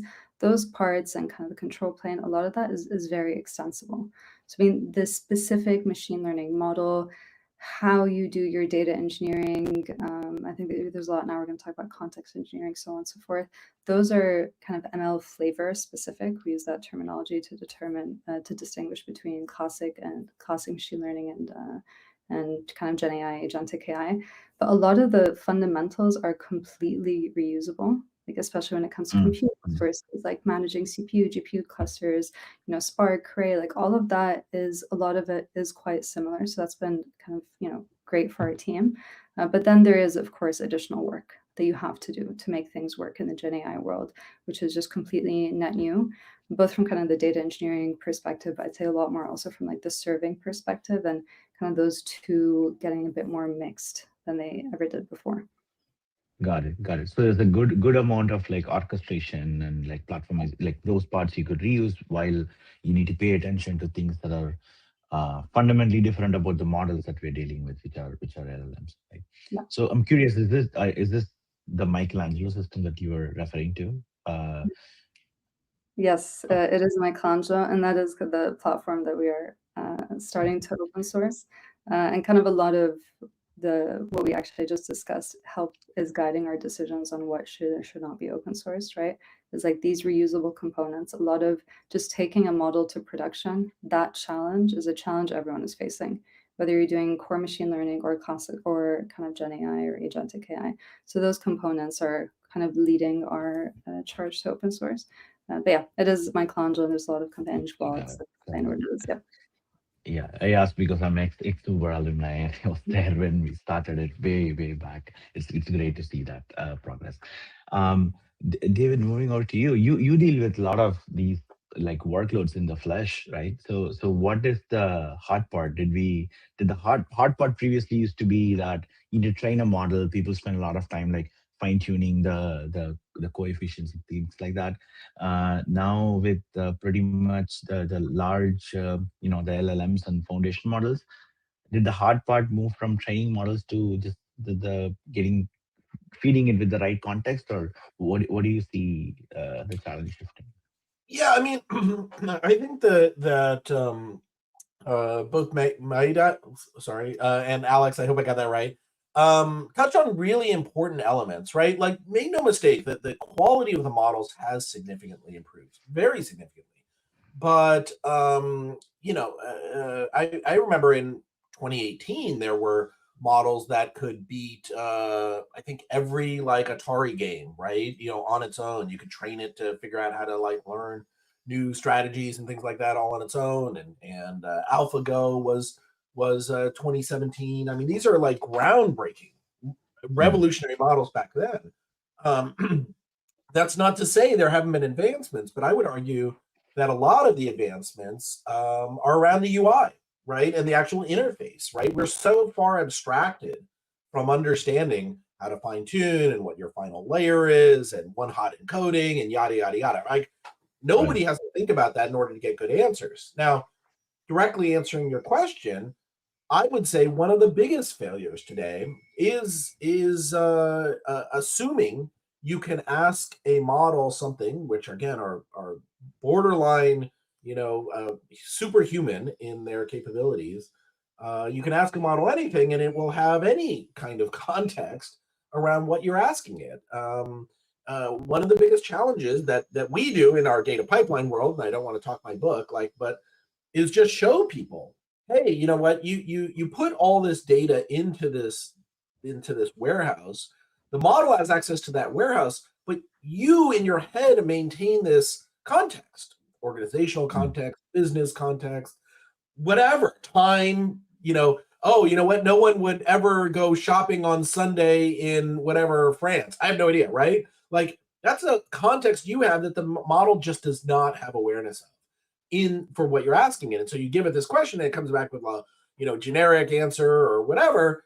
And so that, I think, is missing as much as anything. And we just help, we help people all the time, just say like, hey, you're already moving this data here, just wrap it with a little bit more information and you're going to get better answers. Got it. So that's interesting, and I think it's at the crux of the context engineering topic, right? So we know what data engineering is, right? We build the first part of what you said. We build pipelines. We've been like building pipelines and tables and put it in front of analysts and data scientists for various reasons for a while, right? So, and when you say like when you're helping companies become AI ready, what is that extra bit of information that you actually add? Can you like make it super concrete for a like a data engineer to understand that here is how I ingest the data? Is it like extra information that I ingest? Is it a better catalog? Is it like better documentation that you semantically parse and associate with? Like what is it? What's the Yeah. context? Sorry, was that question to me, or I'm happy to like. Yeah. To you. Yeah. It's incredibly boring, everyone. I'm really sorry. Like the most common thing. So I always give this example, and it's totally true, and it basically mimics. Actually, I'll give you a real world example, but with the names left off. We do a bunch of work for example, energy companies. The energy companies have giant wind turbines and on-site solar deployments, or wind turbines, or whatever. They have these wind turbines take months to go and install and ship over from wherever their original location is. The firmware in those wind turbines is often different. It's often specific to the wind turbine. And they might have different teams and things working on those various things. And so a lot of times you will get a situation where like they'll change the order of fields based on the firmware version, and the firmware isn't shared between each of them. And so like one looks like it's dying and the other one doesn't. And that's just pure schema and data cleanliness, right? That's like the most boring thing in the world. But you can't possibly ask an AI to figure it out when you as a human can't figure it out, right? And to give you even further context, so that's just cleanliness, and that's something we do help with a lot. But again, you can write this yourself. We just happen to write a platform that helps you do that. But it makes your models perform much better. But here's the second one, and even more subtle that I didn't even aware. So imagine you have a field of wind turbines. All the wind turbines, one wind turbine is working, and it's working at whatever, 80 kilowatts per hour or whatever it is, right? Then the wind starts to pick up, so they decide to turn on other wind turbines. Well, it turns out that their first wind turbine actually will go down in production. It'll go from 80 to whatever, 60, because the nature of wind is such that you can't infinitely consume all the wind. You can only consume as much as necessary to push the blade through, but then it has to go through. So they have to balance all these simultaneously. So now, even though the wind has picked up, because you turned on these other turbines, the first one goes down. Now, if you're operating with no context whatsoever, a human being or an AI are both going to say, well, shit, this one is now performing worse, even though the wind is higher, we better go repair it, right? Because they don't have context. And that's such a fundamental thing that's missing. So, while we absolutely do like full ML and do RAG and do all sorts of like fancy things, the first thing that we usually implement with folks is just like, hey, what are you doing as far left as you can with your data to wrap it, to provide governance, to provide metadata, to do schema enforcement, to merge it together and land it in the right place with all the information that it had when it left. Got it. That's pretty interesting, and thanks for taking us through like a concrete example of what that context could mean and what could be lost without that, right? Melda, could you maybe like you must have a lot of these challenges at like very large scale, right, within Uber yourself, right? So how do you guys manage context, or like how do you collect it? How do you curate it? How do you know, for example, the right things are captured from the right people in the business and can be fed to the AI system, right? So can you help us unpack the hard parts of doing this in real life? Yeah, no, that's a great question. I think I just wanted to spend a second to explain maybe fundamentals between data engineering and context engineering, and like that will lead to the core challenges. So with data engineering, like I used to do a lot of machine learning before. You can really look at your data and know how good it is to an extent, right? We have Like it's a tried and tested field. You like clean up your nulls, you can like do some transformations, and you're like, okay, this is now healthy. It can get into a model, like I'll split, train test, run it, like do whatever evaluation you want to do. And it is somewhat objective. Like that whole pattern is very difficult to replicate, or it's not really possible to even replicate in a kind of more Gen AI, agentic AI world. Everything, if you're not building a foundational model from scratch and you're not fine tuning a model and you're trying to figure out a way to use a model in some production system, kind of everything needs to go in that context window. And it's not just about stuffing all the relevant information. So from a data engineer perspective, first, what is the relevant information? Making sure it's readable by the system, which is different than how it could be readable by a human. Like just simply, I think we all get a bit lazy at, making sure our column names, our feature names are nice and readable. Like if we have, everyone can create data set at Uber, and at some point it just becomes abbreviations. I have no idea what it means. I know I can ask that data set owner, hey, please go and like clarify it. I usually don't need to. AI will not know. It will make some assumption if it's retrieving that data on like what this feature is. So there are all these like fundamentals that we never got around to, that we just need to think, how in this very limited context window do we, fit the prompt? Do we get the right context that's needed, be it more kind of text, semantic data versus whatever the data is, but making sure it's correct. Like, how do we know it's correct? And it's hard to know until you've actually run it. And then, I mean, if you're doing it right, you have invested time into like a labeled golden data set where you can say, okay, I'm using this AI model or this like production system for a very specific use case. Like, I think we need to clarify it, right? If you're not building a foundational model, you're telling this thing you need to do one thing and one thing only. So you have something that you can evaluate against. Doesn't look good. Okay. Is it a data problem? Is it a retrieval problem? Like, are we retrieving the right data? Is it a chunking problem, right? What if it's like massive legal documents and like things, the chunks don't, like the chunk that's retrieved doesn't actually have the exception to rule number, whatever. What if documents disagree? You have two legal documents published by one an EMEA legal team, the other a US legal team, and they just contradict each other, right? Like that case doesn't happen in classical machine learning. Here, this Gen AI model, based on the prompt you gave it, is trying to figure out, how do I reconcile these two and put it together? So when it comes to like data engineering in the Gen AI world, it's really about thinking about how you can write instructions in human language for a machine that will be confidently wrong if it is wrong, or confidently right. So it's just this whole setup is different. But just to wrap up here, a lot of the fundamentals of like data quality, all of that is the same, but just figuring out how do you apply it to a world where it is a machine that is acting with extremely basic instructions, not like a human who looks at obvious things and will know this is the right data set, this is the right wrong data set, so on and so forth. So, I mean, just to wrap up for the answer at Uber, you have to invest in each production data set, figure out what is essential for that use case, make sure it has access to that knowledge.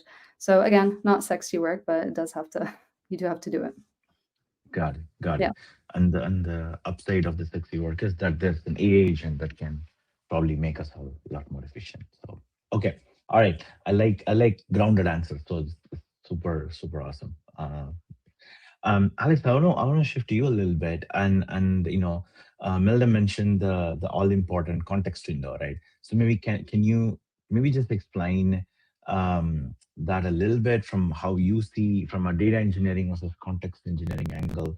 Do you feel so we used to just pre-compute data sets.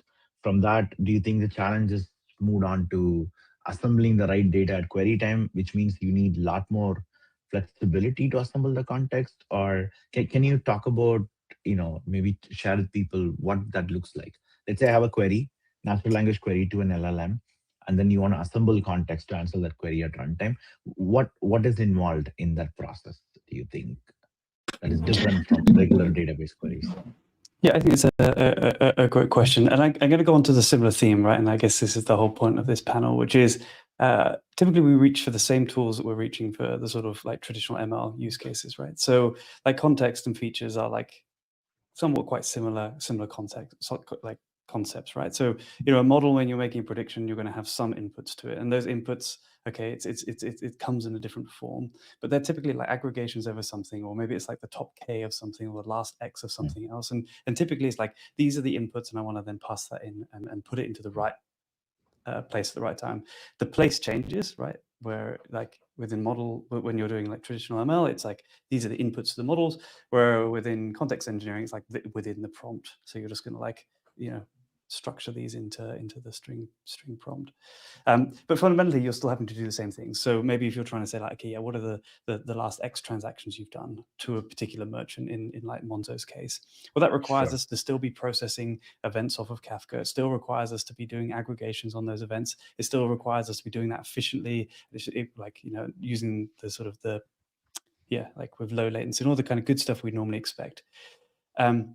And then also like when evaluating these systems, again, going back to the same idea that actually we can reuse a lot of the same tool sets, like creating, like if you have to assemble context in real time, well, in order to evaluate how well your model would have behaved at a particular point in time in the past, so you can try and understand, like, if I make change X, then this is how my model would have performed, or my system would have performed with the context it had at that moment in time. Well, we have to do that same problem when we're training like ML models, right? Which is, yeah, we have to take the historic data we have to create the context, or in ML case, the features with the correct like point in time, so you can kind of replay those back through your agents to say, to be, and then sort of take away some of the non-determinism that you have in this sort of in using these providers or Gen AI models, and try and kind of like harness some of that into using your historical data to push through some of those pain points.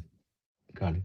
Quick follow-up. Do you think the non-deterministic kind of nature of what an LLM might do would increase the need for an underlying data platform or a Kafka or something to be a lot more flexible in terms of these context queries that it may receive at runtime? Yeah, compared to a traditional model. In a way, but like so within so at Monzo, we've put a bunch of investment into this tool set that we call the Feature Transformation Framework. But basically, it's the open source framework called Chronon, and that's actually quite you know, and we have that kind of like put through our system. So in terms of the tool sets we use, it's like it's pretty easy to describe quite complex aggregations of inputs and outputs to models, and then also have those backfill, so you can kind of back test your changes against historical data.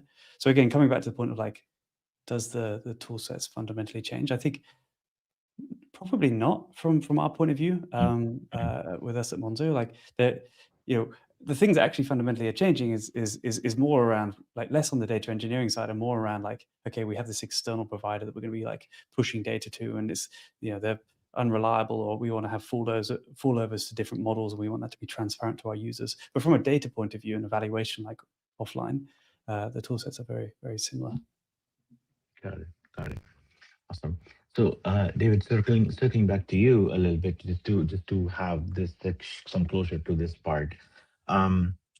If I'm a strong data engineer today, and then I'm tasked with, hey, the data that you're building, the pipelines that you're building are going to feed AI agents and feed to be potentially used as context for AI agents.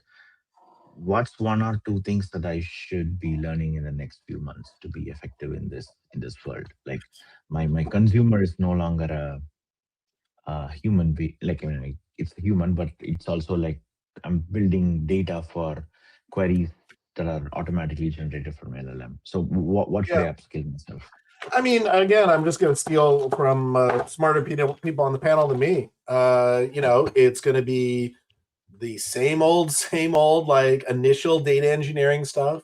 The cleaner you can get your data, you know, again, it just in the same way you would appreciate clean data, your model will as well. Having the right context, having the right provenance and lineage, making sure you know where the data came from. Even after it gets tossed into the term I've been using is data goulash. because it is totally non-introspectable once it's in there and it's been trained on, is critical.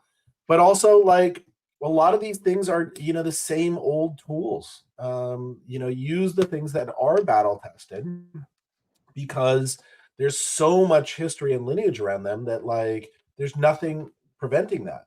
What I will say, as an extension to everything that you heard earlier, is these things are AI agents. Even if you wrap them with a rich memory system, at least the first query, if not more, are going to be stateless, right? So the more that you can put in there, you want to put exactly as much as it needs to answer the question and not more, because you'll blow out your context window.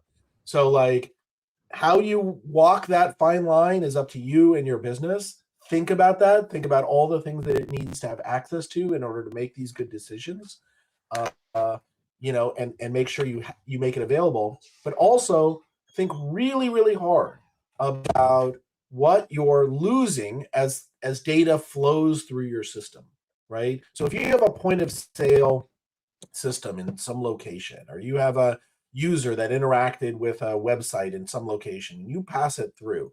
As it goes from there to your Google Analytics, to your user reference data endpoint, which you then resolve into a user ID, and so on and so forth.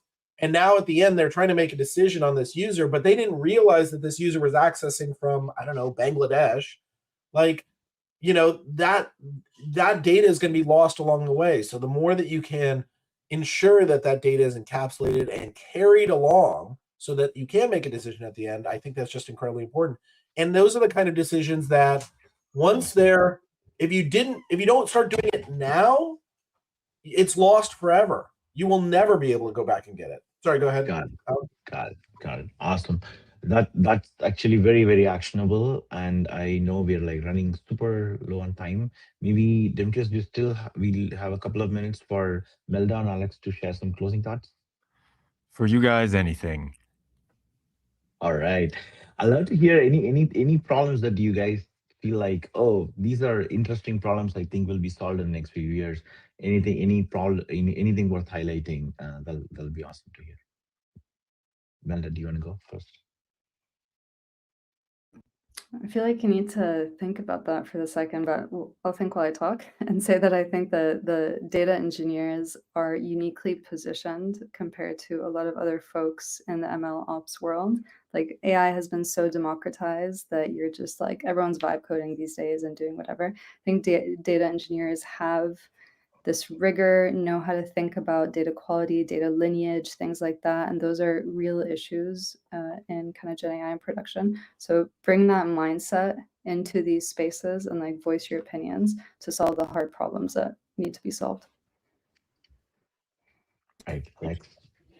Nice. Yeah, I'll keep mine short. But I think it's all around this idea that the sort of promise is that you have all of these, you can use Gen AI and you have agents, and there's this idea of context. But I still think, like, especially like people I've been speaking to and what we have in Monzo, there's still this idea of like, there's just not enough context available and not enough like things for these agents to be able to do. And there's still just a lot of just work to get to that point where we can like let these things kind of, well, maybe roam free is a little sort of over the top, but I still think there's a gap there. And so it's, yes, the models will keep getting better, but I still think like, companies have just got a long way to go until they've reached that kind of utopia of just all context and all actions available all the time. Yeah, context is the bottleneck. All right.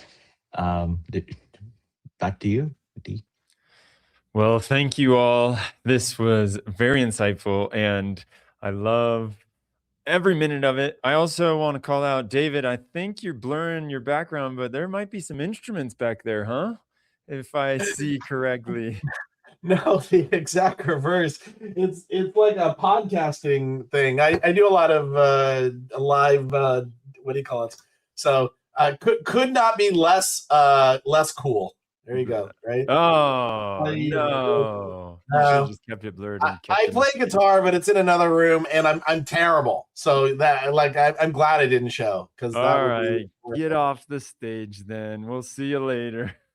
This was awesome, folks. Thank you all, Alex, Vinod, and Melda. Thanks for this. I'm going to keep us moving because I have to be the Ringo Starr of the day and keep time. While we are keeping time, and I'm bringing our next member to the stage. Where's Will? There he is. I'm going to remind you all, we've got a poll going right now, and there are how many folks right now on this call? There's over 400, there's over 350 folks on the call right now, and we got 44 votes. People, it takes one click.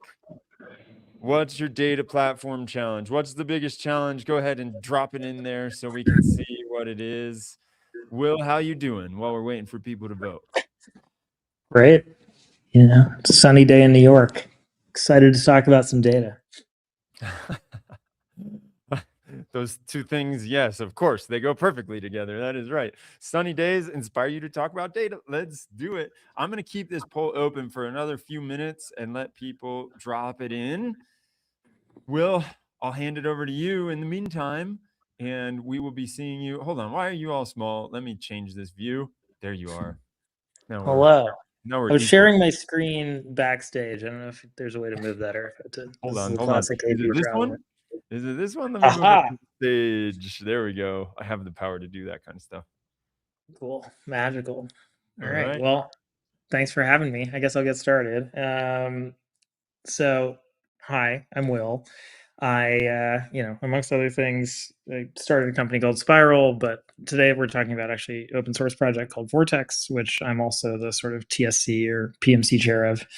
So I'm going to talk about building GPU native columnar storage. A little bit about me. Well, I've dabbled in lots of stuff, I guess kind of like what you would call AI research really long ago. I was a derivatives quant. The big thing is actually this is not my first exabyte scale data system. I sort of helped create Foundry and scale it at Palantir, and that was sort of like, did basically everything that read or wrote bytes while I was there. I like to back up a little bit, which is like, let's start at the bare metal, because I think everything in data systems is actually a bit downstream of hardware. So if you go to sort of, the early 2010s, or even go further back, like 2000s, it's like individual CPU cores stopped getting faster. And so Moore's law sort of happened by scaling out lots of CPUs. And the 2010s were all about like have this big homogeneous pool of CPUs and RAM, and oftentimes spinning hard drive disks, and you network them together. And there was a speed hierarchy of like RAM is always faster than disk, which is faster than network. I think the stuff that's happening now is like a lot of those assumptions are sort of no longer valid because of shifts in the hardware. Like the most obvious thing is AI workloads have really driven the explosion of accelerators, especially like GPUs, and sort of GPU compute, I think, is here to stay. Just as a percentage of wafers of silicon being produced, it's going to keep going up. And then I think that speed hierarchy still holds for latency, but there are sort of different things where network cards now have more bandwidth than the PCIe bus. So like you can actually copy more data over a network card to a GPU than you can from RAM on the same machine, or from NVMe, like local disk, on the same machine. And then I think storage has really bifurcated. Spinning disks are no longer really directly used in the same way, except as a backend for object storage. And then, there's sort of this remote infinite storage that usually looks like an object store. And then there's NVMe, which is local and extremely fast and is almost an extension of memory. I think of database systems like we had sort of the original human scale data in, human scale data out. That was from the pre-2006 era of Dennard scaling, when CPU cores just got faster, but there was only one of them on a machine. It's like Postgres is archetypal of this thing. And then there's sort of big data that was downstream of like, we're going to scale out CPUs, but that was all about aggregating. It was like, cool, a human is still going to consume it as a dashboard or a chart. So even the Lakehouse, it's like, cool, you collect enormous amounts of data and then produce something very small for a human to look at. And I think we're now in this like sort of data systems have to deal with machine consumers. So enormous outputs, whether it's a single output set or huge QPS. Like I even think of GitHub falling over as like, well, it turns out that when you have these sort of autonomous agents, running workloads against a data system. Like it scales and breaks in like sort of new and interesting ways. And then obviously there's like this heterogeneous hardware, so stuff like training. I think the other thing, just to contextualize, there's been a big move towards composability. So Apache Arrow gave a framework for sharing in memory across frameworks and across languages, and also for inter-process communication. The Arrow file format is effectively uncompressed, so it's not ideal for at least certainly all storage use cases. Like you can use it sometimes, but it's not ideal. And then there was a big move towards table formats, Iceberg, Hoodie, Delta being the most prominent, but there are also others, and Parquet, because I think as a complement to the in-memory sharing that Arrow gave you, you had sort of like, I can share files in S3, and that's effectively, it's a near infinite bandwidth way to share between systems. Like these are two different ways of sharing data between systems. And they're quite complementary. And Iceberg and other table formats sort of wrap up the metadata around files, like usually Parquet, so they could be a table. But file formats like Parquet define how the bytes are actually stored. I usually think like looking at all these shifts in hardware, it's like, is Parquet good enough? And this is a debate I have quite often with different people, and reasonable people disagree. But I think, the things about it are it's widely supported, it's mature, it has good community governance. And as Julien Ledem likes to say, that Parquet is the consensus mechanism more than it is the technical implementation. As Hannes Melissen says, the format is great. Of course, Hannes is comparing it to CSV. I think the problem is it's borderline impossible to evolve. Like if you look at the default Iceberg writers now in Spark in the year of our Lord 2026, they're still writing Parquet v1. Like the Parquet v2 feature set of like optional extensions is like basically 10 years old and still not the default. Adding variant has been Herculean. It's optimized for sequential access. Like it was quite reasonable, again, for building an HDFS against like local hard disks, but it's not great for object storage. Like especially the metadata is sort of not ideal when you have to do multiple like long network requests to get parts of a file. And then the heavyweight block compression is CPU hungry and it's slow. For context, why do I care about this? I put myself in building a data system for machine consumers. And so especially for GPUs, I think about like a lot of what I think about is GPU data loading and sort of data warehousing and like, optimizing for throughput. Analytics, lookups, but like, again, especially like some of these like GPU native workloads are pretty weird. But as I said, sharing files in S3 is an infinite bandwidth way to share between systems. I think in general, if you want to maximize throughput, the most practical way is to stream bytes straight from object storage over the network, because as I said, the network cards have more bandwidth than any of the local resources on like a lot of modern servers. And then, Parquet, for better or for worse, is like the prevailing standard that defines how bytes are stored. And so if you're sending it straight over the network, especially straight from storage, you're going to get bytes defined by the file format. This is why we created Vortex. It's next-gen, composable, free and open source forever. It's Apache 2 licensed, but more importantly, we donated it to the Linux Foundation, so it has sort of neutral, multi-party governance. We can't rug pull the license. I like this quote from Wes McKinney, who's actually a member of the sort of project management committee, which is, we tried to take the cutting edge in research combine it with industrial scale engineering, and then like actually for this sort of composable data systems era, it's like, can we make something that sort of actually like is composable data systems, like Arrow native for this like next gen of computing. And in general, the thesis of the project was technically advanced organizations just keep building Parquet alternatives because Parquet is too slow, and bleeding edge open source projects don't use Parquet by default because it's too slow. So could we obviate the need for all these proprietary file formats with an open source alternative? Vortex basically extensible and future-proof, special emphasis on sort of the GPU computing, and we'll talk about why that's important, but also just in general, like how do we avoid calcification? So as much as we can, sharing an implementation rather than having a huge, and language bindings rather than having many other ones. We wanted Pareto optimal performance. So there's a thing here, which is like, what is the most extreme performance upside that we can get, because file formats actually tend to be quite high inertia and last for a long time. And so we wanted to push that early. So I think, scanning decompression on a CPU, it can be 15 to 20x faster, on a GPU up to 100 times faster, like talking terabytes per second of decompression throughput. And then can you do fast random access while preserving compression? So like, can you be comparable size? And then again, can we also get faster write throughput, especially on a CPU? And then finally, maximally error native interoperability. Design goal, actually the biggest thing was moving stuff from the spec writer to the file writer. So it allows for more evolution over time, optimizing the metadata. And then the thing we're really talking about today is, I think one of our key insights in the project was, if you design for GPUs, like SIMT programming actually has the tightest constraints. Like if you design for SIMT programming, you can't have data dependencies.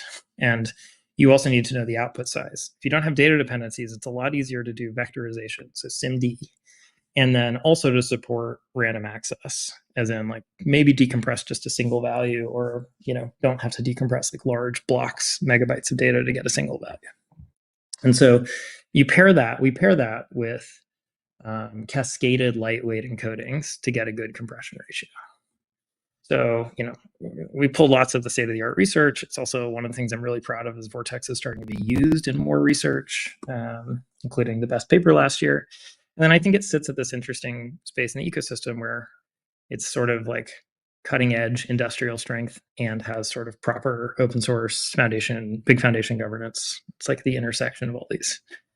Going back to, sort of what we ended up with, if you look at Vortex, the file format, it's actually designed to be extremely extensible. We're not going to go into the per byte layout of the file format today. We don't have time.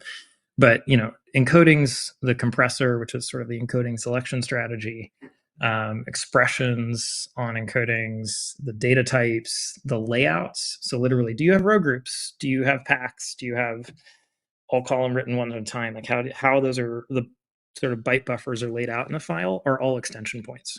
And the files themselves are self-describing, which moves decisions about if you want row groups or not, for example, from the spec writer to the file writer. And then, having a shared implementation from an engineering point of view purely means that you can ship features to all the languages and all the frameworks simultaneously and immediately, instead of having to implement it once in one and then go through the long exercise of implementing it in all the others. So a way to think about it is that Vortex is in some ways like an LLVM for file formats. It provides an IR, has extreme extensibility with batteries included defaults. In this sense, I think we took a lot of inspiration from Apache Data Fusion. And then there's an aggressive move towards sort of the spec is so flexible to give us sort of future proofing for new workloads in the future. The other big thing, like I mentioned a minute ago, is this processor portable performance. So no data dependencies gives us all of these things. It gives us fast random access, SIMD friendly, so on vectorization on a CPU, and SIMT friendly on a GPU. And then the trick after that is, can you still get the file size to be small? Can you get good compression while sort of like preserving that, which means actually applying all those constraints and not relaxing those constraints? And so the cascaded lightweight encodings, a lot of that has been pulled from, as I said, sort of state-of-the-art research, plus some research that we've done ourselves. And then, the key idea was that designing for the tightest constraint, which is GPUs, gave us all the other ones essentially for free. The other thing is, in Vortex, like another way to think about Vortex actually is, because the file format, there's real work there, but it's so extensible and so meant to be so flexible and so future-proof that actually, if you look at the code by like lines of code, the majority of the Vortex library is actually an extensible state-of-the-art compressor for arrow data, and also a framework for late materialization, which is another way of saying sort of compute on compressed data. My example for late materialization, and this here is what I call sort of expression pushdown, is if I've compressed a column and say I know that that column is constant. It's a constant value, like 42. And then I want the sum of that column, I can just turn that into multiplication. And so there's lots of stuff you can do actually taking advantage of these lightweight encodings. It opens up a huge number of optimizations. So, you know, the Vortex library actually tries to ship as many of those optimizations as possible and across different notions of compute. So, you know, we can actually ship backends for a bunch of these across, for example, NVIDIA GPUs, like a CUDA implementation, as well as sort of vectorized ones for CPUs and like future backends. And so you can actually hook this into a query engine and get support across different sort of, like, you know, it's like native support for GPUs or whatever it may be. But more importantly, again, the file format, I actually think a lot of these optimizations are file format specific. They're not engine specific. And so at least the ones that are file format specific are worth implementing in the file format library once optimally, instead of implementing it n times in the engines. And so that lets us then add a new support in a new engine and get immediately, like, you know, phenomenal performance without too much work. Going back to sort of examples of extensibility, for those of you who follow the space, like TurboQuant made a big splash about a month ago, crashed memory stocks briefly. We actually merged it as a Vortex extension about a week later. The cool thing about TurboQuant is actually it's a serialized scalar function for rotation, and then we have some stuff on the tensor data type, and then but it basically was a strategy rather than a full encoding. And so, you know, you can get, for things that support it, you can get state-of-the-art, near lossless quantized vector embeddings stored in stuff like, you know, iceberg tables with Vortex, and you don't need a vector database, you don't need another table format. That's actually, I think, a file format concern around how do you compress and push down data on things like embeddings. Places where Vortex is out in the wild, there's a bunch of ongoing work. I gave a talk at Iceberg Summit a couple of weeks ago around, like, you know, there's a proposal to add Vortex to Iceberg. I'm, you know, very hopeful that that happens because I think it would actually be good for the ecosystem and the project.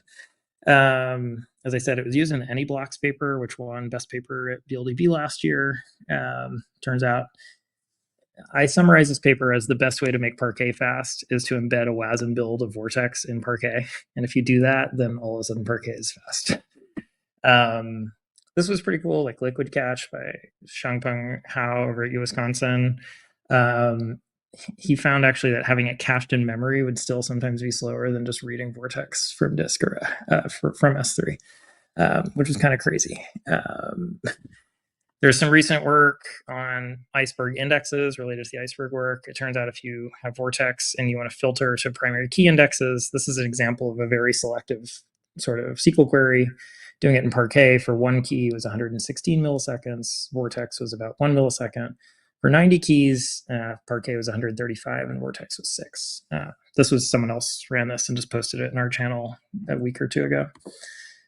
For stuff like data loading, you know, we plugged it into Mosaic data streaming, which has its own custom row-oriented format, and out of the box with no tuning, Vortex was about 2x faster in terms of GPU throughput. And this was months ago. Actually, I think it's probably better now that we have native GPU scans. Polar Signals is an observability startup. They forked Delta Lake and replaced the Parquet data files with Vortex and the JSON Delta log with Vortex, and it dropped query times by about 70%, which is pretty cool. Benchmarks we've done, so the GPU scans, like I said, if this is for mostly numeric data, but Parquet reading, this is actually in-memory Parquet on a GPU, in-memory Vortex on a GPU. Parquet would get 90 gigabytes a second on a B200, and Vortex gets 5.7 terabytes a second with kind of comparable, roughly 5x compression ratios. And so it's like quite a bit, you know, something like 60x faster. For direct, this is a little more subtle. So this is reading from a disk, a single disk to GPU. So this is on a modern NVMe with 8 gigabytes a second of bandwidth. And so the compression ratio for both Parquet and Vortex was about 4x. And scanning it from the NVMe onto an H100 we're measuring throughput of uncompressed data on the GPU, and Vortex got basically 32 gigabytes a second, which was, we fully saturated the disk, and you just cannot do better than this from a compression ratio point of view. For random access, I think in general, this one's a little out of date. Vortex and Lance are probably like roughly in the space the fastest for random access. They tend to be pretty comparable, which is to say hundreds of times faster than Parquet. For compression, writes are about 2.5 times faster. Scans, that's full decompression on our benchmark set, is 18 times faster. And it's about the same size. So sometimes it's half the size of Parquet, sometimes it's 50% larger. It's data dependent. I think on average, it's maybe 10% larger. For analytics, this is my favorite. So it turns out that the fastest file format for running ClickBench with DuckDB is not DuckDB native. It is Vortex, which is kind of fun by like a pretty wide margin. For normal sort of analytics queries against various backends, Vortex generally wins across query engines. Same against local NVMe. This is from my Iceberg talk a couple weeks ago. So plugging Vortex into a Spark Iceberg Vortex workload reduced query time pretty significantly. So Spark is harder from a percentage sense to optimize because it has so much overhead. Again, for selective filters, you see like we end up to being somewhere between 2 and often 4, sometimes much more faster. So the more selective the filter is, the faster Vortex is as a multiple of the Parquet performance. And this is my short summary. It's like basically, if anyone doesn't remember, this was before Kanye was canceled, but from his 2005 Grammy speech, like my general summary of performances for Vortex, like it's Pareto optimal. So we kind of cover all the bases. You want to learn more? This is a quick overview. I gave a long talk to CMUDB back in the fall that's up to date enough. It's an hour long, and I go into like really, really in the weeds on like byte by byte the file format and encodings. And in general, if you're interested in the space, love to collaborate both in research and in open source, whether it's already used in a bunch of open source projects like Milvus, Paymon, as I mentioned, trying to get into Iceberg, and then doing a lot of work with researchers. It's in DuckDB, we test for data fusion, but it's like in general, how do we build on this and collaborate on making it better? Cool. Q&A. All right. So while people are getting their questions out and ready, I think now would be a good time to revisit this poll and see where we're at. And also, by the way, on that talk, dude, I'm just blown away by how fast those benchmarks are and everything that you showed. Good Lord. Yeah, I'm very proud of the benchmarks, but it's also, we spent like 3 years really, really, really deep on this one thing.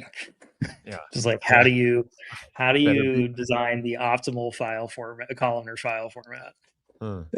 Yeah. What was the impotence for this? What was like the pain that you were like, oh my God, I can't live with this anymore. I need to go and spend 3 years of my life dedicated to making a file format? It was in general. I mean, I actually rolled Parquet out at Palantir in 2014, and had spent enough years building lakehouse shaped systems to get the sense that like it was a problem that everyone was avoiding, but it was holding back the types of data systems that you could build. And then especially over the last few years, it just became clear to me that like the types of data systems that need to be built are very different than the ones we built before. Yeah. And so you have to change the constraint. Yeah. So what's the drawback? Yeah, that's the question. It was all freaking rainbows and roses in your talk, but I'm sure there's something. I'd say the main drawbacks are like breadth. The biggest one is breadth of support. It's like cool. We have bindings in Python and in C++ and in Java and obviously in Rust and a handful of other sort of languages and frameworks. Parquet and others, existing things just have been around longer and have like ambient, deep support everywhere. So your framework may not support it yet. I'd say the other one is the Rust project. If you use it, is like the file format is quite stable. It has extremely good backcompat and extremely good performance. The API like breaks all the time if you link against the sort of Rust library directly. But I think those are mostly project maturity things that should get better and better over time. It just takes time. Yeah. Well, shoot, man, I just looked at the time. I gotta get you off of this stage and keep us. I'm already over, and I had one job. That was it. Will, thank you. We're going to push you out now and move on to our next speaker. Mr. Tosh is going to be moved to the stage. Where is he at? There he is. Hello. How you doing, man? Doing good. How are you? I'm great. I'm excited for your talk. Welcome to the stage. You have 20 minutes on the clock. Feel free to share your screen. No, sorry. Wait. Yeah, you have 20 minutes. All right. I can share my screen. I got scared real fast thinking that you only had 10 minutes and I just gave you over 20. And then I was going to fear that I made a mistake, but I didn't. All right. 20 minutes. I'll be back. I'll see you.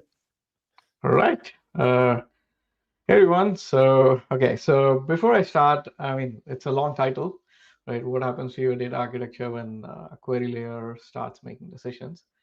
And I kind of want to be honest about why I'm framing it this way. My initial thoughts were, okay, let me call this talk something like building agentic analytics or maybe like future of semantic layer. And then I decided to kind of scrap them both and go with this long title. I think I want you to leave the room thinking, hey, it's not agents or it's not analytics per se, but rather it's this whole architectural shift that we're kind of having underneath. You'll see this here stated as a subtitle, right? Which is the query layer used to be a function. It's becoming a policy. And I think that single sentence, I would say, is the whole talk. Everything I'm going to say is basically unpacking, what changes when that kind of becomes true. So let's kind of hold on to that subtitle. So let me pull up the slide. So the picture I want you to have in your head is what's on the left, right? There's a SQL query, and you have some data at some moment, and you kind of press go, and you get a number. We've done this same query, same data, same number, right? And this is like the most boring property of a database, right? It's so boring that maybe there's not even a name for it, right? But it turns out almost everything we've built on top of databases for the past 2 decades, right? I would say even DBT or Iceberg or any of the audit systems, all of these things are basically, in a sense, silently kind of leaning on this whole property, right? And then shift to the right, right? You now have an agent. What's going on is natural language goes in, and a model is going to emit a tool call, and then we have a query that runs, and the result kind of comes back. Your model kind of thinks about it, and this emits another tool call. Eventually, you get a number, right? So if we run that loop maybe 10 times with the same input, you're not going to get the same SQL, right? Typically, you'll see, depending on the model and schema, maybe 2 to 7 different queries, right? And I think this is kind of fine if you happen to get the same number to like different paths, but it's not fine if you get different numbers, right? Because actually, maybe the scary case is where you actually get the right number 9 times and the wrong number on the 10th, because by the 10th call, you actually were able to calibrate your trust on this thing, and you put this in production or evals, and you actually have the worst outcome, right? So let's kind of, we know this typical thing, right? Which is the result of any query at a time t is basically a function of query, a schema, a data, and your time, right? So that's our function. It's one number, 4 arguments in, one number out, and it's pretty deterministic, right? And the moment you kind of write it like this, you basically see it everywhere. Warehouses are gonna assume this. My lakehouse assumes this. DBT tests assume this. Even iceberg snapshots or everything. Maybe your incident run book also kind of like assumes this. And every governance policy that we've ever shipped, all of these kind of implicitly, given some sort of an authorized scholar, the answer is a function of these four things, right? It's not a feature, but it's you might call it as a load-bearing assumption underneath this whole stack, right? Or rather, the entire stack, right? So when this assumption kind of changes, when the answer actually becomes a sample instead of a function, then every layer above it gets a little wobbly, and most of those layers, they probably don't know that yet, right?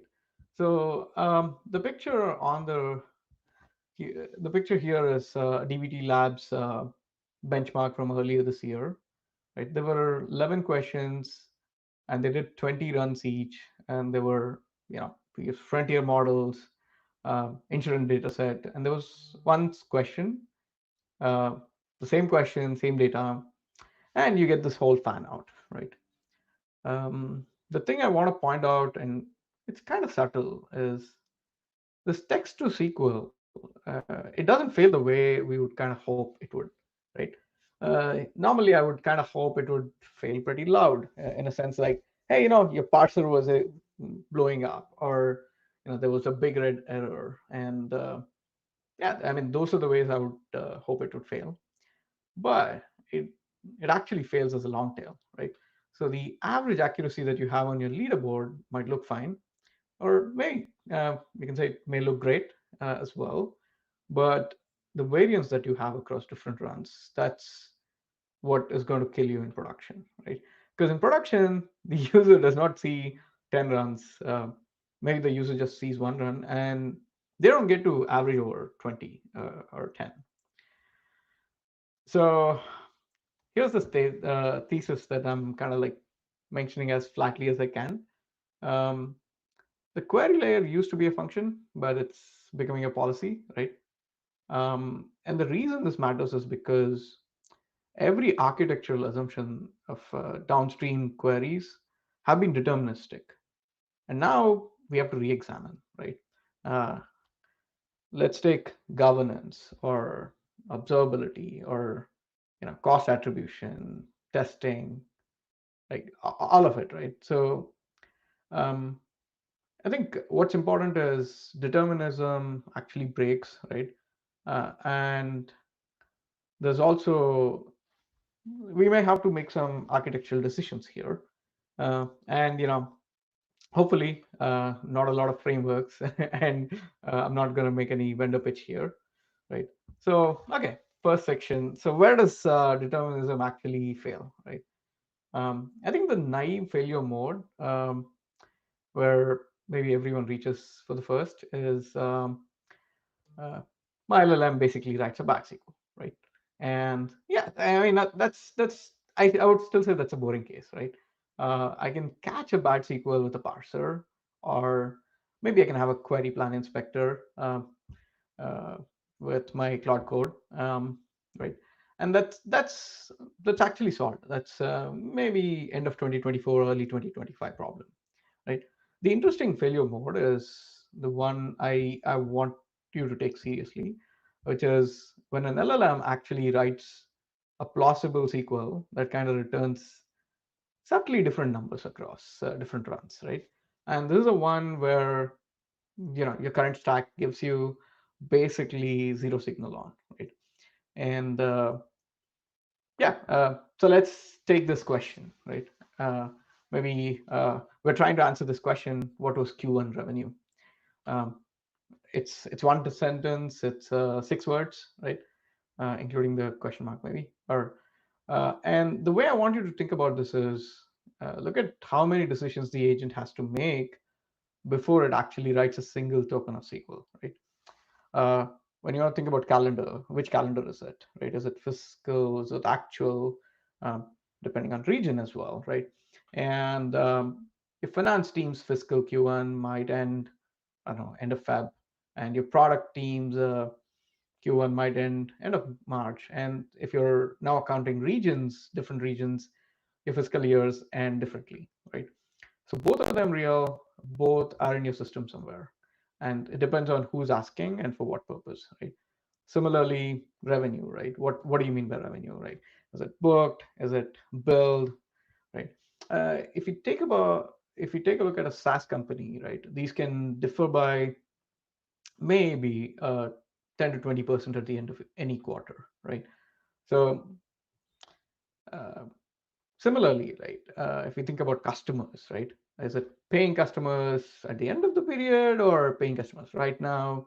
I think you get the scene, right? So when you actually multiply this out, it's actually something like 128 interpretations to the minimum, right? And the way a senior analyst would handle is they would Slack a finance person, and the finance person has a sheet, and they're going to give you exactly how they computed it, and then you're going to use that to write a query, and that's how you get your answer. Pretty deterministic, right? Now, the way an LLM handles it is you sample it from a distribution that's kind of conditions on whatever happens to be in that prompt at that moment, right? So that's exactly what's happening. It's actually a sample, right? So now, I mean, moving to the subtle part, right? I think the part of this room is going to recognize, with your own systems, if you go look, is, these are two SQL queries, right? Both of them are kind of labeled Q1 revenue, and both run by an agent, right? And two different numbers, right? None of this actually shows up in your existing tooling or your query log, right? They're two valid SQLs, and they both parse, they both run. Your warehouse cost dashboard, they're two valid bills. Even if you think about your DBT tests, they all pass because both reference kind of like real columns and both kind of produce real numbers, right? So every signal in your stack is going to say everything's fine, and the only person who would have caught it is this analyst who you could have spoken to, or maybe a deterministic pipeline, right? And now that we're relying on agent, kind of like we've removed that sensor and the system is not able to call it, right? Now, this is what I kind of mean when I say governance, right?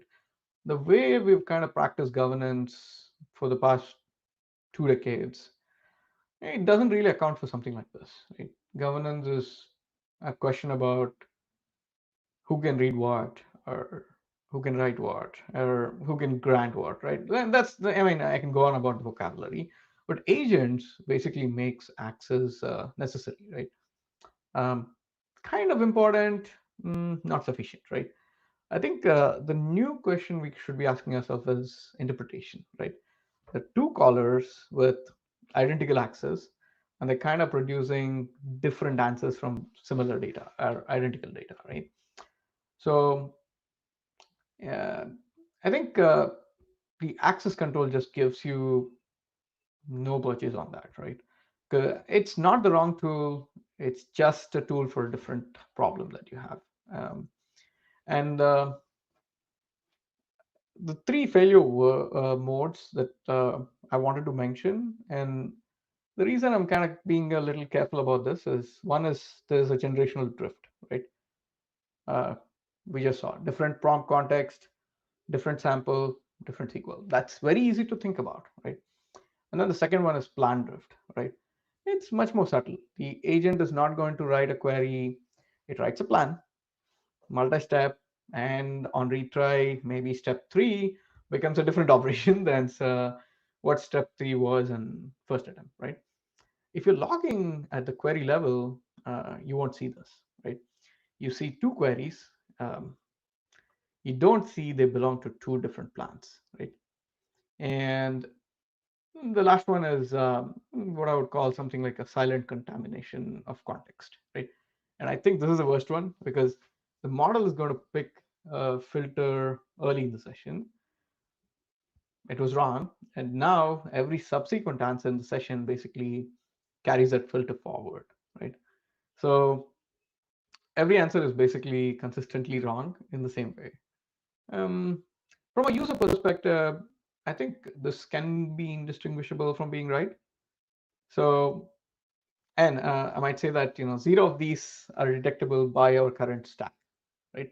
And it's not a model quality problem, right? Models are going to get better. I think this is an architectural problem. Now, I think this is the part I think there's something to do where we can have maybe 3 decisions for each one. So decision, reasoning, and a pattern. I think we can make things that can work in production, right? So let's go to decision 1, right? Can we move the contract and not this warehouse, right?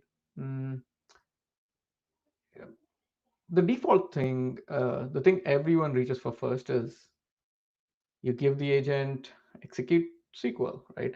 Describe schema or list tables.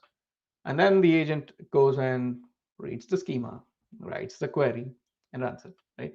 This is a text to SQL with extra step, right? I would suggest not doing this, right? The pattern I see working is to make the contract between this whole probabilistic system and the deterministic system explicit, right? Which is maybe this comes to how we think about agent's primary tool surface, right? So that's governed by a metric API and not a raw SQL. So once you have a model that picks a metric, the SQL is generated by a compiler, not a model, right? I think you have metric flow, you have Cortex Analyst, at scale. They're all converging on the same idea. And the way to think about this is, agent's choice space basically stops being something like, any SQL string the model can possibly emit to which metric, which dimensions, and which filters, right? I think the picking is probabilistic. That's fine. The SQL it produces is going to be deterministic in this case, and that's like the whole game, right? And for DBT benchmark, right? I think the questions that are going to basically fall on the model scope. I think text to SQL had that long tail, right? So now you can actually pose a very obvious objection. Is, hey, no, the semantic layer can only answer questions inside its scope, right? So what do you do for everything else? And the answer I see working is a tiered tool surface, right? Let's say we take a tier 1 where there's a semantic layer over MCP. So 3 tools, like maybe in this case we can list metric, describe a metric, query metric, right? And then the model is strongly steered to kind of prefer this. So this hits like about 85% kind of a regime in production. And for tier 2, there's a constrained SQL executor you can have in a read-only sandbox, right? And this can be against a subset of tables that are kind of curated. This is exactly the tables an analyst would actually use for this domain. So you have some bounded blast radius. And then coming to tier 3, you have the full warehouse. It's used very rarely. It's gated behind a human approval, and it's kind of like logged pretty loudly, right? The model sees all these 3, and the system prompt tells it, when to use each one of them. So now it's a routing problem. And the nice thing about routing problems is you can evaluate them. You can measure tier 1 hit rate. I think maybe there's some things there, like let's not expose query metric as a single tool. Let's not instead we can expose like maybe a list or describe and query as like 3 different tools, and basically put this whole metric definitions and any business meaning in like your plain English, because the model is going to retrieve on the description, right? Skimping on any kind of descriptions is like number one reason I've seen an agent kind of picking the wrong metric. And yeah, moving on to a second decision you can kind of make. So we want to make agent traces primary data and not telemetry. I think the natural instinct is when an agent is answering a question, it needs a bunch of context, schema, right, freshness, all of that. And the natural instinct is library. Even I've seen the libraries also push you toward is let's kind of throw a vector store at your data dictionary, right? And kind of maybe back 6 months ago, you would rag all over it and you would call it a day, right? So a vector store does not kind of give you this unstructured retrieval. It also doesn't give you joins as well, right? And think about freshness. Do you get that with it, right? I think the thing that really matters is, so does it let you reconstruct even after the fact that the context that the agent saw at the moment, it made a decision, right? Because that reconstruction is basically a non-negotiable, right? So if you can't answer that, you can't debug, you can't audit, and you can't improve as well. So the pattern is a metadata lakehouse, right? You can have open table format, iceberg, or hoodie. It doesn't matter for the argument, right? 3 layers on the same storage.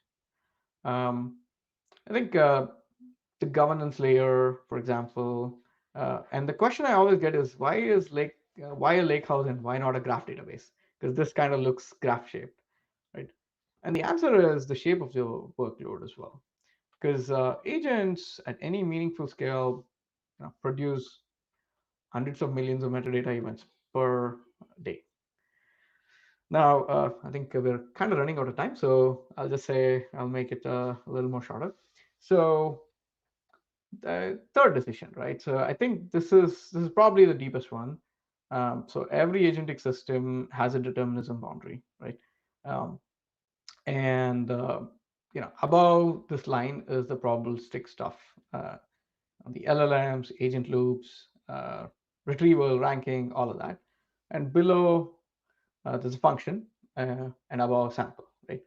So now where do you kind of draw this line? And I've seen that, the probabilistic system basically picks the metrics, then you emit any kind of a structured request, and the model never retouches this result except to format it, right? Now, each bleed here is like a sampling decision. And by the time a user kind of sees this answer, your model, the number has basically been touched by the model many times. So yeah, so how do you know if you've basically drawn the line in the right place? I would say maybe do a cheap test, take the same agent request, the same context, and run it twice. I'll share this deck, but yeah, I mean, here are some patterns based on what I just mentioned. I kind of draw the line correctly. Finally, let me kind of skip over the synthesis, but yeah, 3 takeaways, right? 1, run the replay test, pick the questions your agent answers in production, right? Ask each one 10 times maybe, and compare those numbers. The variance you find is a problem. And if you don't find variance, maybe there may be a blind spot there, right? And 3, look at your trace storage. I think is it your primary data? Is it lakehouse? And think about it and move it. Yeah, I think MCP is your wire, right? It does not define determinism. It does not define governance. Use it, but don't confuse a wire with architecture. Yeah, and I think the architectural job is how do we keep the boundary in the right place as that shape kind of shifts. So yeah, that's a talk. Thank you. Well done, my man. I have to tell you a little secret. I've been quoting the last time I saw you give a talk. I've been recycling and parroting what you said on the multivariant runs of coding agents and then seeing which one passes the most tests. thought that was brilliant. Again, now I've got more stuff to steal from you, so thank you. I am a much more, I at least appear to be much smarter after watching a few of your talks. Thank you. We've got a question coming through here that I want to ask, and then we're going to have a little AirPod giveaways. Or did I just say iPod? What are we in 2003? No, AirPod giveaways in the break next. But before we hit that, Tosh, we got some questions for you, man. How do you All right. ensure that your agent traces, being primary data, are not going to push your agent to go deeper into its mistakes? Yeah, I think those are good questions. So one thing I would like to say is when you have your agent traces basically being your primary data, right? I think it's you're kind of thinking about let's just say, most teams kind of, when they start logging agent traces, right, they're trying to do the obvious things, right? And let's say, the agent kind of asked a question and you got an answer and you kind of make that available. Now, the problem is these traces are kind of like a record of what the agent did, not a record of what the agent should have done, right? So if an agent kind of picked, in this case, maybe status is not refunded on Tuesday, then you kind of, the correct filter probably was maybe, I have my status not in refunded or chargeback, both. Then you feed the trace back into context, right? So that's a positive feedback loop on mistakes. So a couple of things I would kind of think about doing is don't feed raw traces into your retrieval context without having some sort of a quality signal, right? And maybe another thing is, how do we separate observation from interpretation, right?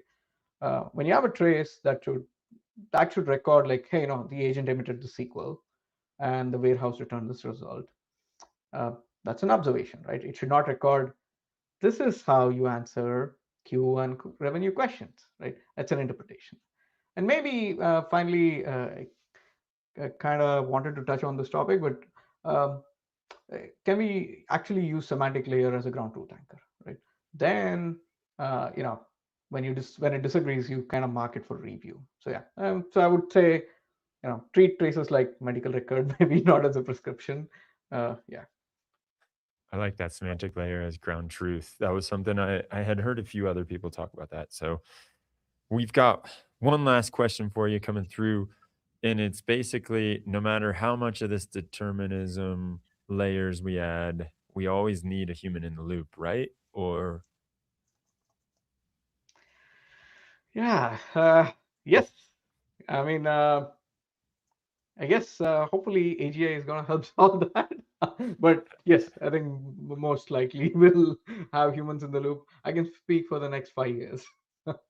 excellent.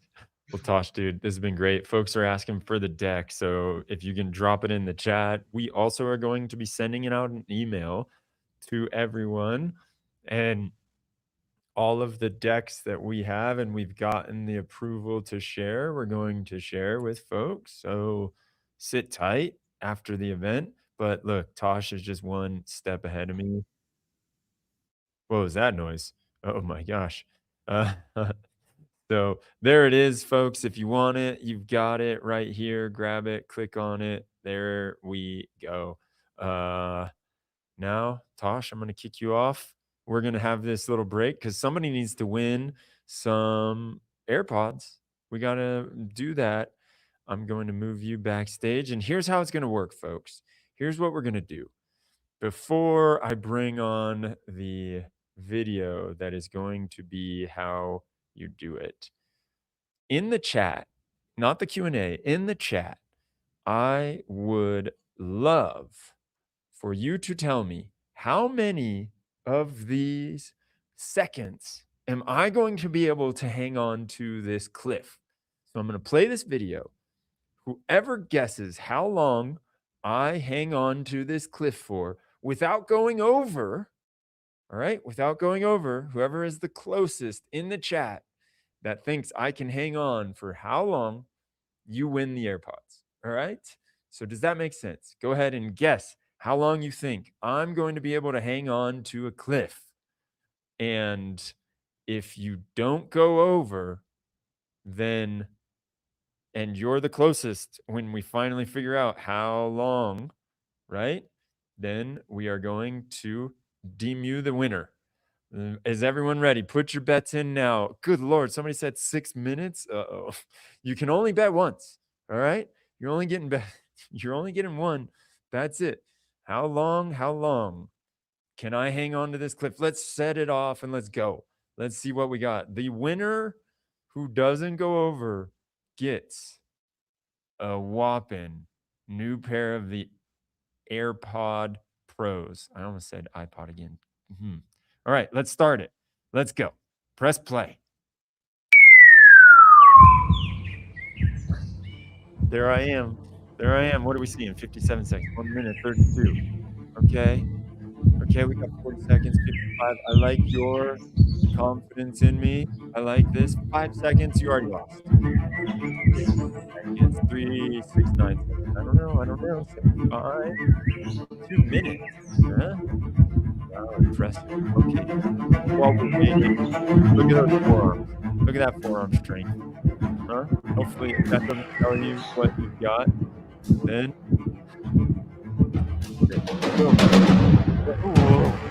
Oh, no.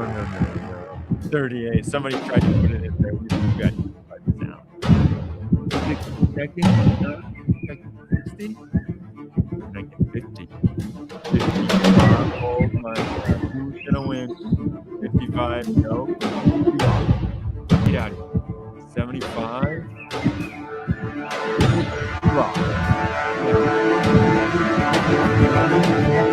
Oh my God. Oh! There we go. What is that? That is 66 seconds right there. That was what it was. All right. Now let's see. Who was the first person to say either 66 or 67 or 68? What do we got? I'm siphoning through this Slack or this chat right now. Oh my God. I see a 72. That's close. I see a 69. Uh-oh. Tim, let's bookmark you. 69. You might have been the winner there. Oh, I see a 68. Jason. Uh-oh. Jason. No, I can't see any more in the chat. It only goes to, Jason had 78. Why can't I see more chat? What's going on? I can't scroll back. Oh no, you all were too noisy. I think it was Jason with 68. Let's give it to him. Jason, if it wasn't you, then whatever. That is the winner right there. Jason, congratulations. Reach out to me, send me a DM, and I'm going to ask you for your address, and I will be sending you some AirPod Pros. That's just how we're doing it around here. All right, folks? That is congratulations. Everybody give a nice little round of applause for Jason. Well done. Well done. Somebody said 66. John's saying, I don't believe you, John. Show me, reply to that, and let's go. There's a 65. At 65, it went over. All right. Let's clarify how this works. I thought I made it clear. We said it's 66. You can't go over. Otherwise, you don't win. All right. Somebody did 66. Leonard. Oh boy. Am I going to have to give out 2 freaking. All right. Show me if you can find your original one, 66. Then I will give 2 AirPods again. Mohan gave, oh God, I'm going to have to give 3. Somebody got 66 too. Oh man. Well, send me a screenshot of your 66 and that will be it. All right. I hope I'm not having to give out like 3 or 4 pairs of these damn headphones. I was hoping to just give out 1. That's all we've got for now because we got to keep the edutainment happening. So I'm going to bring our next speakers onto the stage. A huge shout out to all the winners there. If you can find a way to screenshot it, send it to me, and we will get that happening. Now, I've got Vamshi and Finley coming to the stage. Let's bring them up right now. Where are you all at? Hopefully did you guys vote on how long I could stay on that?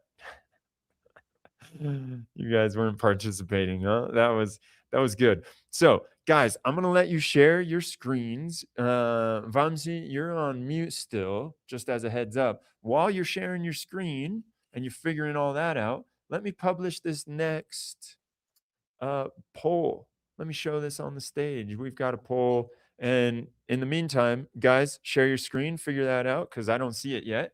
Figure out how to share your screen, yeah?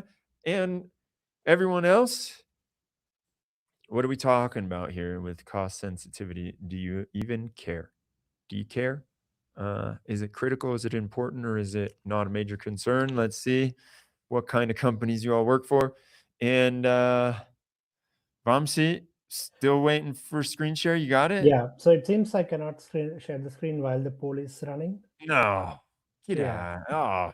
Oh, well, I was clogging up the pipes. There we go. Everybody, you can still reach those polls in the right-hand sidebar on the poll tab. So we want to hear from you. We've only got 37 people that voted.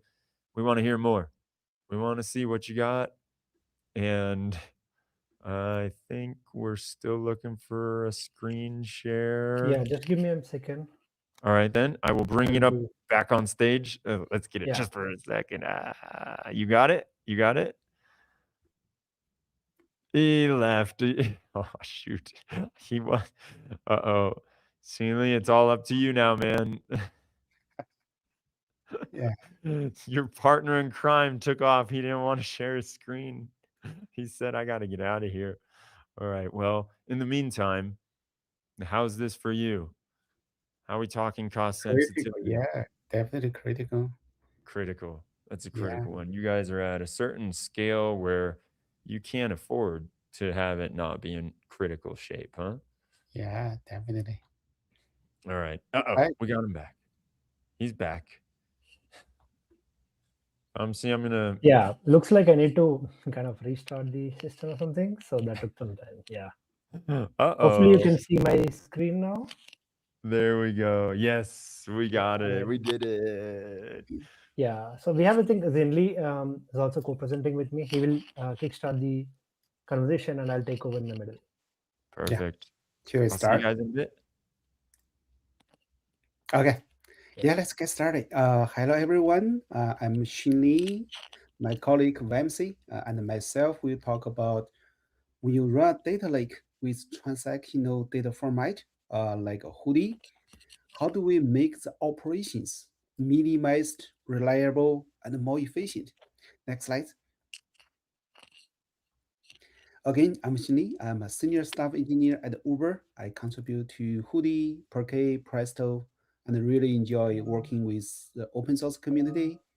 Vamsi, he's a staff engineer. He has done a lot of work on the table service, Hoodie development, and recently work on the Hoodie as a service to fully automate the table onboarding and management. So our data lake house team has spent many years deeply in the guts of how large-scale data lakes actually work in the production in terms of reliability, security, performance, and the cost efficiency. So we periodically publish our NG blog for the interesting work we have done. So highly encourage you to check out.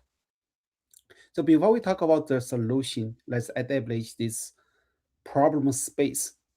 So every day you can see the number. So we get 6 trillion records, about 13 petabytes data come in to our data lake, and they need to be written to about 20,000 data as a Hoodie format, serving about 4 million queries every day. So at this scale, even a small problem that even looks boring on your whiteboard becomes super hard to solve because of scale. Example, even 1% of inefficient either file out, it could cause thousands of degraded queries. So scale is not just make things bigger, but also change the nature of the problem. Next slide. Let's landscape the Uber data architecture. Kafka feeds the raw event into the data lake. So we use Spark and Flink process their data and also transform the data. We have BI tools, machine learning models, dashboards, they all consume from the lake. So Hoodie is a table format at the center, holding all of this together, handling upserts, deletes, incremental reads, time travel, etc. But here's the thing, Hoodie gives you the primitives. It doesn't operate itself. Somebody or something has to run compaction, manage file size, enforce retention, handle encryption. For us, it's at 20,000 table scale. So that somebody cannot be a human. So that gap is exactly we set out to close. Next slide. Let me pin you the picture of what the life looks like before we fix this. So Flink ingestion checkpoints every 10 minutes. That is great for freshness, but thousands of small files per table. That causes the listing overhead. And second, the TTL enforcement is needed because we can't let the storage size just grow. And for the security and the cost efficiency purpose, we also have pipelines that sanitize the data, make their data secure, remove some unused column for the cost efficiency to save money. So all of these operations together, we need a managed solution, otherwise which we cannot scale. And that's exactly we built Hoodie as a table service, which Vamsi will talk about it. Vamsi, over to you. Thanks, Andy. Thank you for the overview. I think in the rest of these slides, I'll cover what table services are, and then the main challenges that we have in running these at scale at Uber, and then there'll be some takeaways in terms of like what are the common challenges that we solved. Hopefully that'll be useful for community. So broadly, table services consists of three things at Uber. One is the table maintenance itself, which is a mandatory operation for all the tables. This includes clean and archival, compaction for main table, compaction for metadata table if you have it separately. These operations enable the table to be bounded in size and will ensure that your table doesn't grow forever, right? And compaction ensures that your query and tagging performance essentially remains in check. Otherwise, you have a continuously growing log files, which will cause both write overhead and read overhead for merge on read queries. Then comes archival and clean. These operations seem simple for everyday usage, but the moment you have any failures in these jobs, they cause sort of avalanche effect in production. Imagine you're recovering from an outage, or your job has some spikes in incoming traffic. One of the clean failures may not self-recover, and it will cause a series of failures for the system, only to be overwhelming the on-call at the end. So we'll talk more about how we solve these problems. Now we have also rewriters that Finley explained. These are things like secondary ingestion writers, removing some columns from tables, or performing some TTL operations like enforcing some 1 year or 2 year detention period, or also doing some encryption. These rewriters also use the same interface as our primary ingestion API, and it will help us manage these tables at scale. And then finally, the elephant in the room, which is the efficiency aspect of it, is how do we lay this data out in the disk so that the readers who are reading this data can perform or can read as few files as possible. Because what happens here is there is an alignment problem. While ingestion writes the data in a timestamp based fashion, the users necessarily don't process the data in the same way.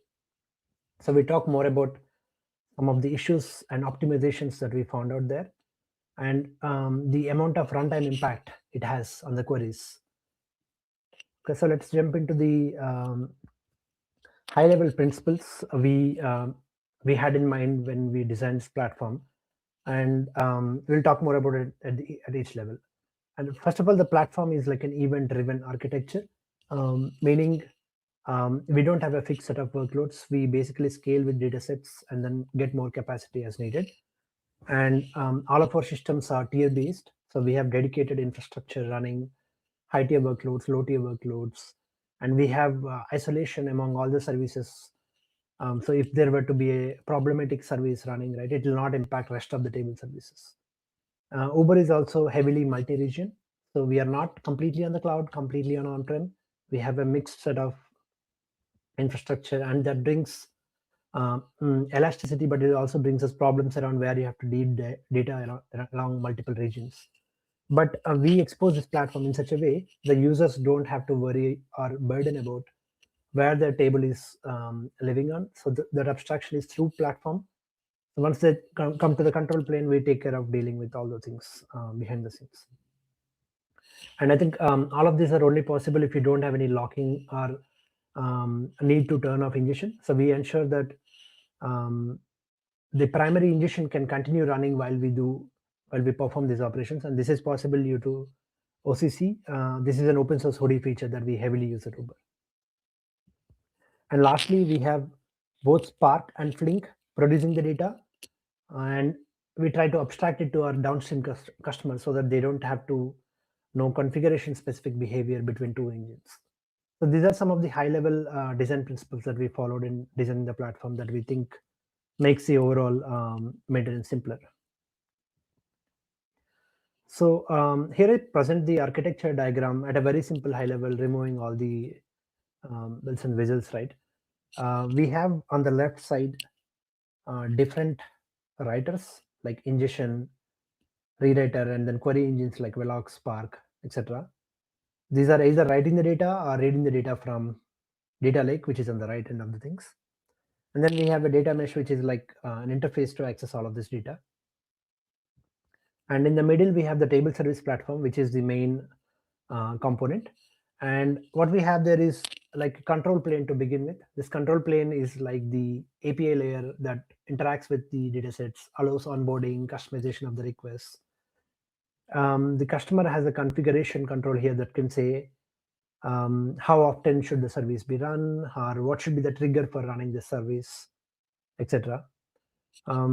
We also provide mechanisms where users can provide insights around table optimizations. For example, if they want to sort the data or cluster the data, they could provide some list of columns that they do with. And then we have data plane, which is basically our scheduling and Spark layer. Like essentially, this is where we control all of these data sets that are onboarded into specific set of workflows. Today we use Spark for majority of all the workloads, and Flink for maybe a little bit of experimentation mode, but most of the production is on the Spark side. Once we execute these Sparks in job, we collect what we call the runtime statistics. These go back to Tuner. Tuner is basically, think of it like a long living service that can remember what is happening to all of your services that you're launching. So it has a state construct, and the state essentially consists of a data set, table service, and the list of executions that happen with it, along with statistics like, for example, number of file groups that we're trying to operate on, or the number of partitions, number of files. There are a lot of statistics here, but think of these as the constructs that can tell you how to control the behavior over several runs. We also have observability auditing, which is essentially to ensure that our customers have a way to monitor what's happening with these data sets and table services. Now we'll talk more about these each components in the next slides.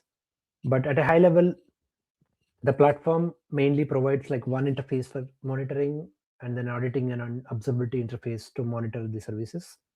And then behind the scenes has a state store to pretty much store everything else. All right.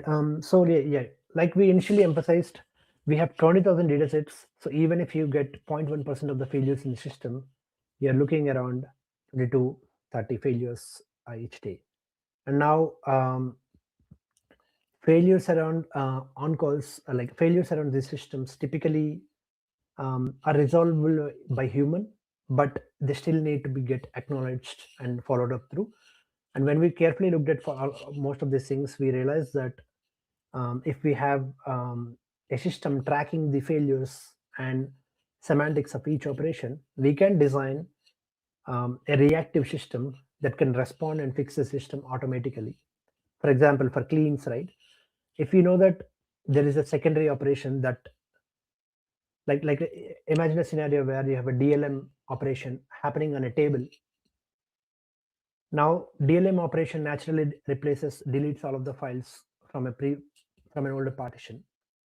Now when cleaner comes into the place, it will realize that there are more than certain set of files that need to be cleaned up, but the resource configuration it may be configured doesn't have the right set of parallelism to run the job. So it would fail with an out of memory or things like that.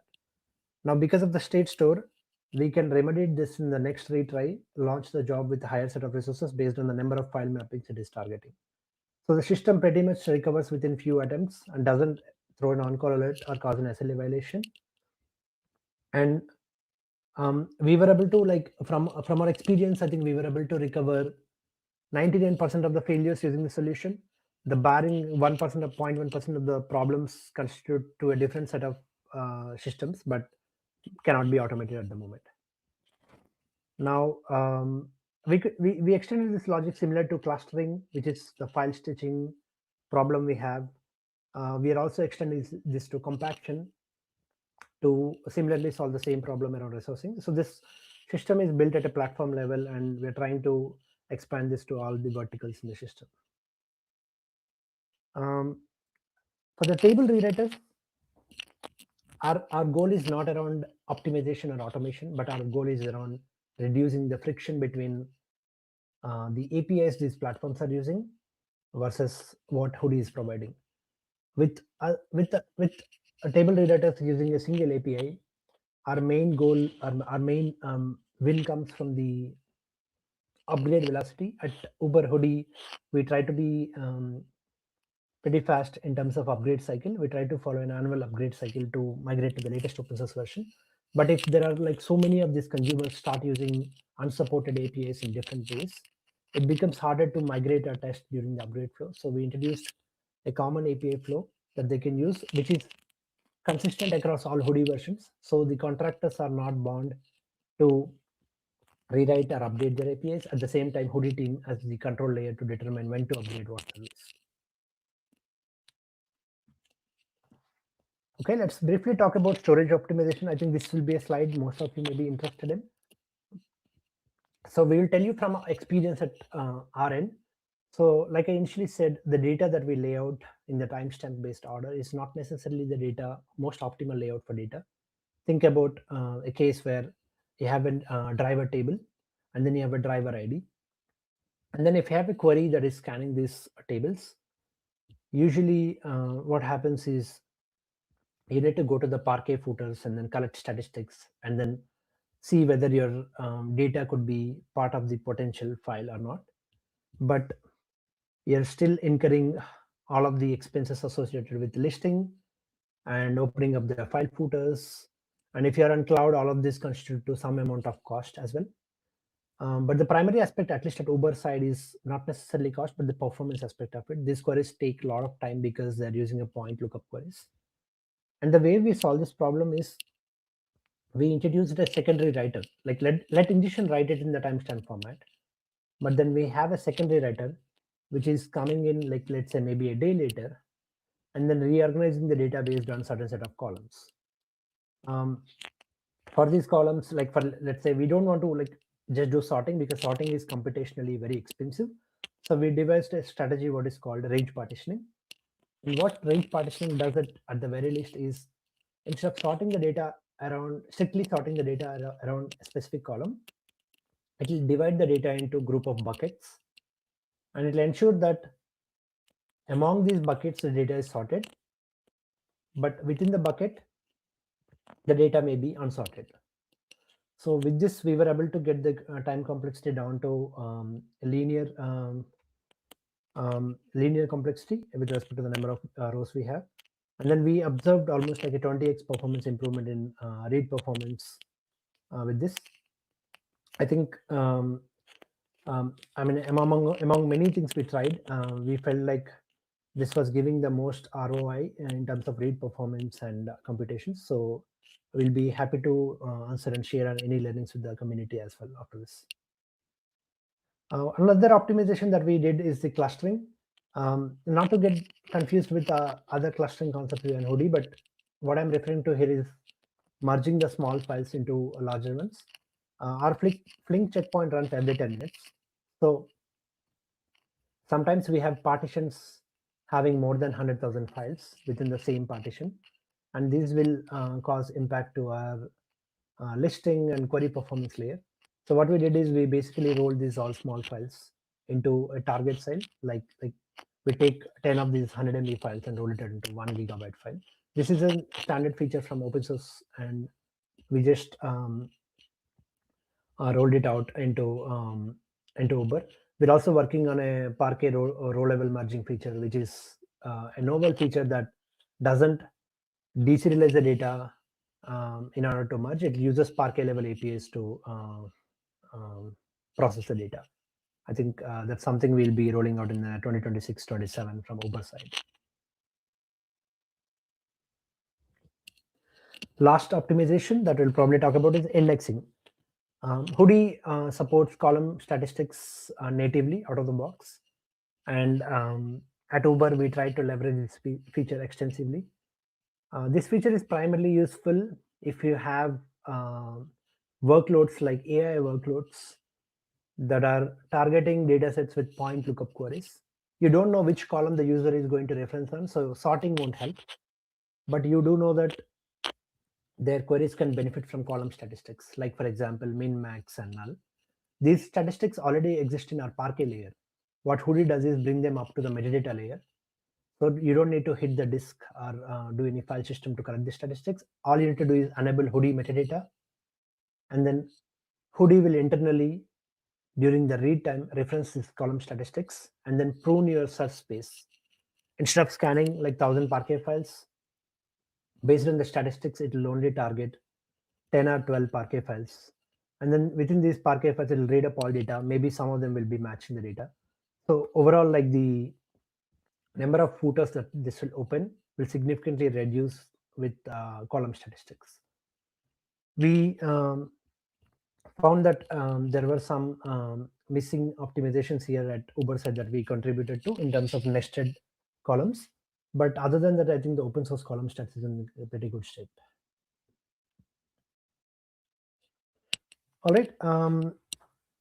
Maybe briefly going back, right, a little bit. I think some of the like we built this platform like roughly in a year and a half or two.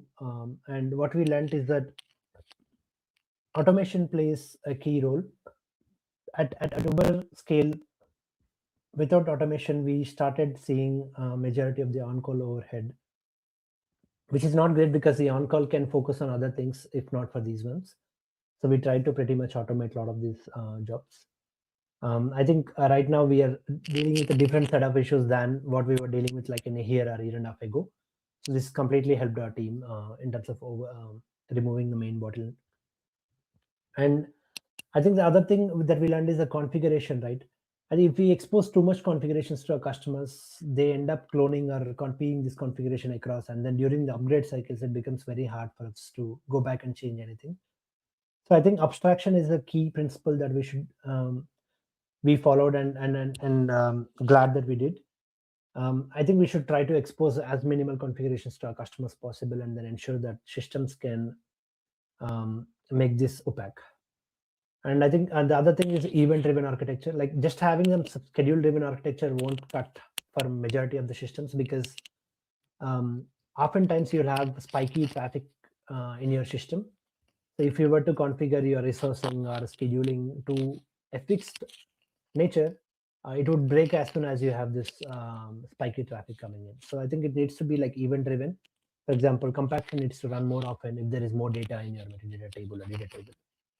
Similarly, you deal with other aspects as well.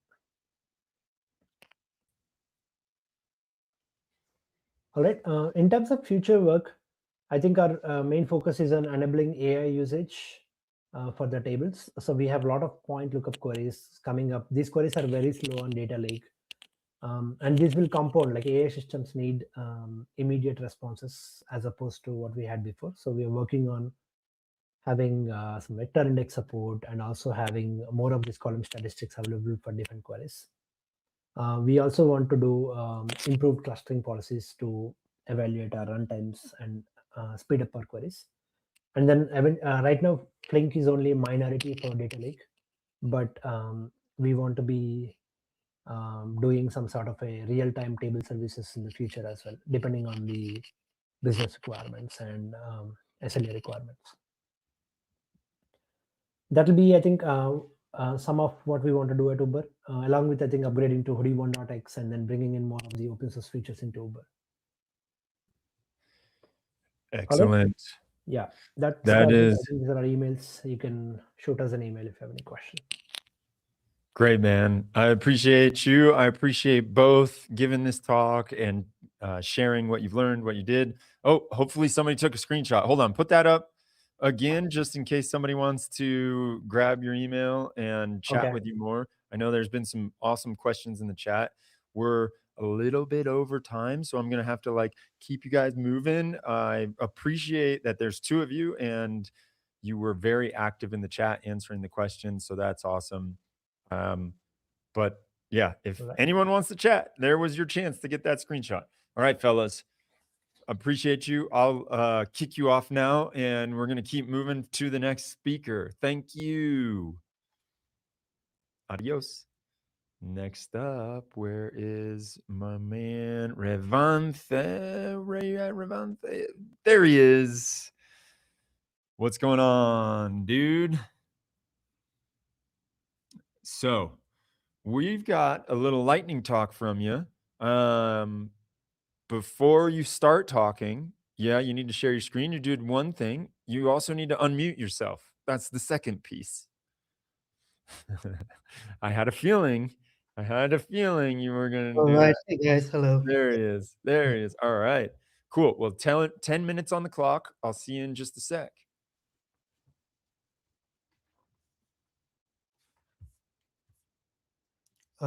Good to go? You're good to go. We see your screen and everything. Yep. All right. Hey, hello everyone. Today I'm going to talk about building multi-tenant, multi-cloud streaming engines at trillion event scale. This is a story about platform evolution mostly and lessons learned during that evolution. Uh, so the mission of this platform is simple: allow teams to write streaming applications without bothering about infrastructure. Something which can manage different workloads with various shapes, few messages per hour to millions of messages per second. Simple ingestion, transformations, complex stateful processing. Minimal enough so teams can choose a right engine for the use case. We start with the use cases, what kind of ask the company has, ad tech, customer experience, supply chain, transactions, fraud detection, etc. Then assess whether each team is building their own silos, solving the use cases. Standardize it so that it becomes a force multiplier. For streaming use cases, there are multiple great open source alternatives available. Each requires areas of expertise on how to integrate, secure, scale, and save money for the company. For very large scale companies, like biggest retailer on the planet scale, where data sources, sinks are geolocated in different countries, clouds, hundreds of teams, most solutions fall short or need extensive plumbing to fit into the company ecosystem. Which is why we end up building something that can solve shared problems for the teams. A cohesive ecosystem by layering the open source engines with existing tech layers within the company. A vision for the platform is based on a set of design principles that we have. Keep it operable, enable self-service, keep it secure, reliable, and trusted from a data quality perspective. It should align with your own company's building principles. Every team benefits from them automatically. Now, let's look at the ecosystem. Like I said before, there are so many great open source alternatives available for us. For this talk, we'll focus on three of them: Kafka Connect, Spark, Flink. This is based on what your company really needs: different users, personas, sources, sinks, etc. In general, Engine should have broad adoption and community support. It should help us solve very broad set of use cases and be able to make it work on similar operating model. Now, what architectural choices enables us to create such complex real-time platforms, right? For building a serverless platform, users should specify the intent. Platform takes care of the operability, observability, keeps it reliable, and provides data quality integration. We chose Kubernetes, which is excellent choice for building such platforms. It allows us to extend the cloud native principles. Most of the engines have strong first-class support for it, allows us to easily abstract cloud vendor specific quirks, and it also has excellent semantics for extensibility using controllers and operators, which makes platforms easier and predictable. It's easier said than done, and having layers help companies. Most of the company providers have different Kubernetes operating. Pretty good open source fleet managers are available too. Using them pays off pretty well, especially if you have a very large fleet spanning multi-terabytes or petabyte scale compute. Below that, you have the streaming engine product layer and how they complement each other. This is where Kafka Connect, Flink, and Spark are exposed as self-service products. Now, they're all excellent in their own ways. They have their core strength, and business use cases determine which are used by which customers. Platform control plane on Kubernetes helps with the shared abstraction needed for us. Customers don't really care about it, won't even know if the K8's layer is completely replaced by an alternative compute engine in the future.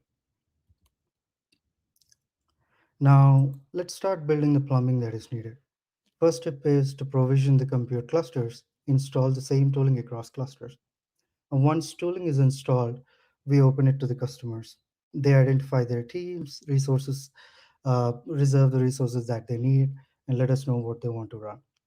We take it from there and ensure it runs in their desired cloud or region, and ensure that it is always running without hiccups. Let's start with going deeper into the products itself. So Kafka Connect as a service, the platform support standard connector patterns like JDBC sourcing, Kafka to Kafka replicating, cloud storage syncs, Debizium CDC, custom connectors, etc. It's a distributed engine suitable for simple transformations and filtering. Customer specifies which provider and region they would like to deploy their app in. They reserve the necessary memory CPU needed for all their apps. They will then have to specify whether they want a metric-based auto scaling, min-max settings, and other configs needed through GitOps or API. After that, the platform takes it from there, provisions it, enables golden signals for the customers, and right-sizing recommendations that are needed for future. Spark and Flink are pretty similar too. The customer defines what they want to run. They declare their intent and say, hey, run this Spark job for me. These are my configs. These are my secrets. Call me on this number if anything happens, right? So platform then builds the jar, finalizes the intent, then decides where to run. For example, Google, Prod, Central, Azure, non-prod, South Central, like that. So it abstracts all these things from the user. For them, changing a cloud or a provider is pretty much like changing a configuration, and it takes care of taking that intent, splitting it into multiple intents, for example, Spark job, certificates, secrets, etc., and submits all of them to the selected cluster. So we use a concept of controllers to enable that across the control plane level. Now, this is where the intent becomes the actuals, right? Each of the intent has a corresponding operator, which then takes the definition and creates corresponding resource. Spark, Flink operators, infra operators for taking care of observability, cluster, apps, secret management operators, log shipping to central repo, all are provided within each Kubernetes cluster. It's a cellular architecture. We try to keep a balance between the scale versus sharing the resources so that there's no single point of failure. Now, K8's extensibility using operators and controllers are what makes this stable and operational for us. For many functions, there are excellent open source operators that are available. The platform composes these operators into an ecosystem. It also extends Kubernetes using custom controllers, operators where needed. It's kind of like a 75-25% need right now. Now let's look at some of the controllers that are needed in detail. The placement engine, which is kind of like the controller that is required to deploy the different shapes of apps that we get, right? It could depend on the size, latency requirements, different hard constraints. Like some people want only in a particular provider, region, etc., depending on their sourcings, etc. So we use a custom scoring function that decides which cluster is best suited during the deployment time based on various multivariate bin packing algorithms. This can easily make the decision between spending $10 million, $20 million versus like $100 million. So the easy part is out of the way. Now, streaming apps run all the time. Disruption happens in multiple fault domains. So the infra, app logic, data, everything needs to be automatically identified, mitigated, and recovered. For BCDR, we need custom controllers that can react to cluster issues, failures, and it should have quota-aware, data preservable decisions that it can take in moving all these jobs to their respective intent specification. We also use custom controllers for upgrading all our fleet. The upgrade cycles, they can create disruption as they're not aware of the behavior of these underlying workloads. So we employ a different node pool blue-green pattern where the control spins up a new K8's node pool on the newer version and then moves these workloads gracefully in a coordinated way and scale down the older version. It helps us with the partial rollback too. Security patches, vulnerabilities, they take a chunk of time for us. So we need to use like golden images, cluster-wide policies that can be auto-updated, which is how we do it. Now, so the observability forms a key to the entire platform. Now, if a customer wants to know what is going on with their job, is it running fine, etc., and we want to alert the customer, we employ the different pillars at different layers, Prometheus operators, log collection, eBPF-based profilers that continuously track the network data. So, and everything is fed to the AI to summarize it and be able to troubleshoot quickly to identify the patterns and tell the customer what is happening. Anything that runs on the platform would be tagged with the corresponding labels. There are Kivana policies that automatically do it for us. They make sure that we are able to charge back the customer exactly for what they use. So by making these hard parts predictable, the platform wins by helping customers be able to take their applications faster. We enable workload isolation at the platform level, all the upgrades, etc. We try to take care of it in the backend. At the infra layer, runtime upgrades, we provide the customer with runtimes so that they can update it whenever they have the need for it. We eliminate the operational blind spots, each team having to solve it, and also reduce the cost by providing elastic compute through these products. This helps us save a lot of developer time, improves the overall efficiency within the Walmart ecosystem, within our company's ecosystem, and also saves a lot of cost for the company. The key takeaways here. So by providing these serverless platforms, we ensure that customer does not need the minimal knowledge that is required. They're more worried about their business use cases and the product that they have to use. We try to keep it as a single platform for multiple streaming engines so that pretty much everything is covered for. Deep observability is built in from day one so that customer is aware of what is happening within their applications and how to mitigate them. Costs are kept to a minimal. All the right sizing recommendations we take care of at each product level. We kind of determine what it is using, what are the query patterns, what are the shuffle things that it is utilizing, and we bubble that information up to the customer so that they can use it to minimize their resources. And we also put the appropriate guardrails for all kinds of production incidents at multiple fault domains so that we try to take away that burden from the customer. Nice. Okay.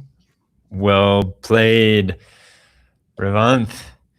I appreciate this, man. Thank you so much. I am going to, let's see. Let's get this out of here, and I will get to say thank you. If anyone has any questions for you, I'm going to direct them to the chat because I've managed to not do my one job, which is keep us on time.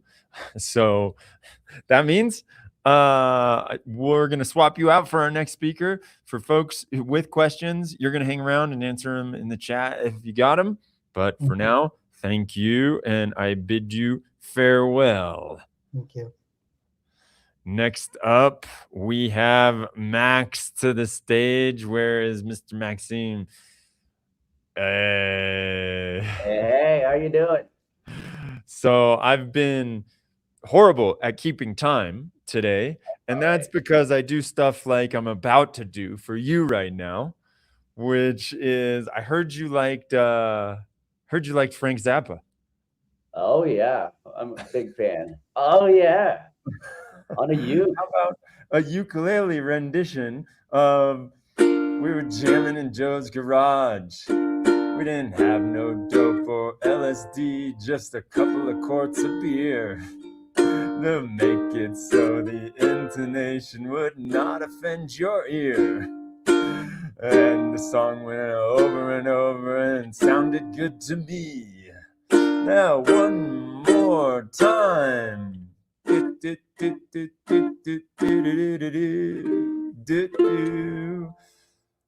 It's all yours. You have a little bit of Frank Zappa in you. I can tell. You know, the little mustache, the hair. You know. It is. It's the mustache. It brings it out. It brings it out. Except when I try to play the guitar like he does, I fall flat on my face. So I wish I had more of that in me. Sadly, it stops at the mustache. That's as far as we get.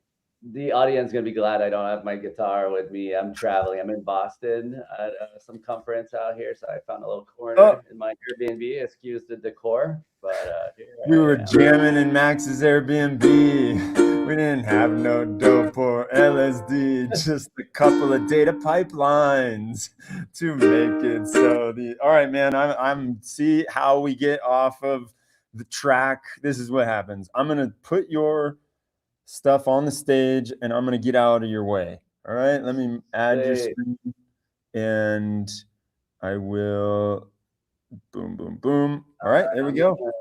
How are we looking over there? Because I've got a single screen here. Everyone's seeing my slides. So we're set. Yep, we see it. We see it. Sweet. I thought I had a half hour. I've got 20 minutes. I might have to speed run some of this, but I've got a lot to talk about. Yeah, and I've got a lot to. I've got a bit of a demo too, so I'm hoping I've got enough time for the demo. I'm gonna try to keep an eye on the clock too. All right. So today I'm going to talk about the anatomy, anatomy lesson of our data agent. So we built an internal analytics agent internally at Preset, and I'm going to talk about how to build one. I think I'm going to try to go meta. I'm trying to make it practical and try to encourage people to go and build like a super data agent for themselves and for people in their company. To help self-service, people, work with data in all sorts of ways. So that's what I'm talking about today. Just for context, about a year ago, I wrote this blog post. So last year was kind of the rise of MCP and like the agent, the models got kind of good. And then last year, I was like, soon we're going to be able to compose all these MCPs and skills and contexts and do amazing things. And at the time, it was not really possible to do that because the MCP servers were kind of shitty and early, and they would blow up your context window, so it was not practical. But here we are a year later, and we can actually do it. I'm going to do a quick self intro, but I've got this deep passion for building data tools, like interactive things, super into AI. I started Apache Airflow, Apache Superset a while ago. And today I started something new too. I'm going to try to demo today. So I got a speed run so I can get to the demo. So hold on to your seat, maybe get a coffee. There should be a demo as part of this. Something kind of interesting too. So I've always been like super full stack, front end, back end, data engineering, playing analyst.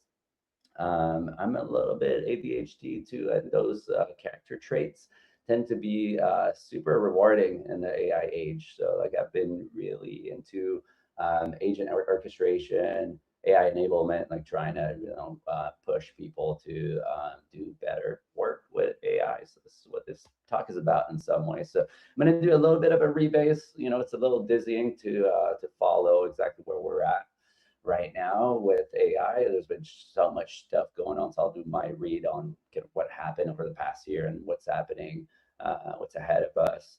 I'll be talking about analytics agents, like in a more conceptual, like what do they need to be deeply useful. And then I'll talk about the data agent that we built internally at Preset, and I might give you some ideas of doing similar things.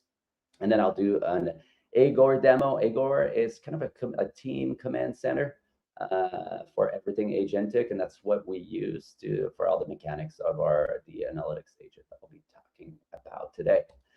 Rebasing. So what happened in 2025? I'm going to go quickly through this, but a lot happened last year. MCP dropped early in the year, or right around then. Claude Code dropped last year, so I'm pretty sure everyone has had their kind of Claude Code moment this year. They're realizing like nothing will ever be the same in the best way. Like they don't need to write code anymore, which is kind of a crazy shift when that's what you've been doing all your career. Then the models got real good, and then OpenClaw dropped. It got covered in an interesting way by the news cycle. But I think the real thing is that's really interesting is the arrival like persisted agents, like agents that are not just an ephemeral session. That can build context, that have a memory system, that got skills, that can be driven to, they can, they can, it's agents with agency, these agents can actually be proactive too. It's a pretty big shift last year. And then some of the stuff that I see ahead that's coming up, and I don't know if other people share these views, but I think this year is the year where people will really start to do MCP and skills, the skill composition. So like bring couple like 3, 4, 5, 6 skills together, and a bunch of like MCP servers, provide the right context. So that's a big shift. Agent orchestration. So more and more people are parallelizing work with multiple agents. That's a big shift. Maybe like being able to collaborate with other people in your teams at managing your agents. That might be a trend this year. we've seen a pretty important rewrite of the PDLC. So the product development lifecycle and agile, like a lot of these methodologies don't make as much sense anymore. So I think we're completely changing the way we work together and with agents. The roles are collapsing. We're going to get some better models again, which is crazy. They keep getting better and potentially cheaper. And this is maybe the year where agents start to get access to everything, and we might need to start thinking about Okta for agents. I think a lot of people right now are passing their credentials to their agents, but like we might have more agent identity. And then maybe the end of subsidies. So we've all been enjoying the subsidized subscriptions to our AIs, but that might not last forever. So as much as I enjoy a nice VC money bonfire, like this, there's probably an end to it at some point. The economics or the tokenomics might change quite a bit. Cool. So, so this is the shock slide, maybe saying that your agents are limited to their interfaces, right? So if your agent is blindfolded and has no arms, you have to be the eyes and the arms of your agent, and that is not practical. So, this encourages you to provide the right tools to your agent so they can help you best. Now, since I'll be talking about analytics agent, I wanted to show our high-level data flow diagram at Preset. So we're a small startup. We're not like a gigantic company yet. We have a pretty intricate data platform, and you all have one. I'm sure you all have like very intricate data platforms. And the point around this is that for you to do any data work, you're going to need access to a multitude of systems, right? And so do your agent. So, just at Preset, we got BigQuery, we got dbt, Airflow, we got Superset as our main data consumption. We do ETL, reverse ETL, we connect to all sorts of systems. So, it's quite a bit of complexity here and quite a bit of systems to access for your agents to help you with all of your data work. So now I'm going to get like more meta, like at a high level, without talking about our agent, but like what is your data agent going to need to serve you, right? To help you do your work every day, help like support the roles in the data team, but support your whole organization. And I'm going to try to go like somewhat by order of importance. So, your agent maybe first need access to your data through your BI tool, right? Maybe through a skill, an API, an MCP tool. But it needs probably a viz engine. It needs to know what, all the semantics that are in the BI tool. What are the metrics, the charts, the popular dashboards, and the most popular data sets, and how do they work? So all this metadata, super useful. Then I would say your data pipeline source code.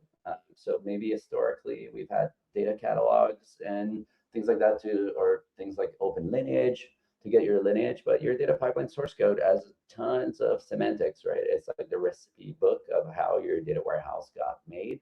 So it's really important for your data, or if your agent's got access to this stuff, it can really achieve a lot around lineage and understanding how metrics get made and how your data is laid out and all of that good stuff. Then your agent needs SQL access, like probably to some sort of data access layer. In our case, we do it through our BI tool because Apache Superset has a really solid API to run SQL internally. But your agent's going to need to run SQL, right? And to look at sample data and perform queries and answer your questions. Relevant docs. So most organizations probably have a lot of documentation around their data warehouse beyond the code. Maybe some business metrics, definitions, and all this good stuff. So your agent needs access to that. It probably needs access to your orchestrator. You want to know if a job is late or hasn't run.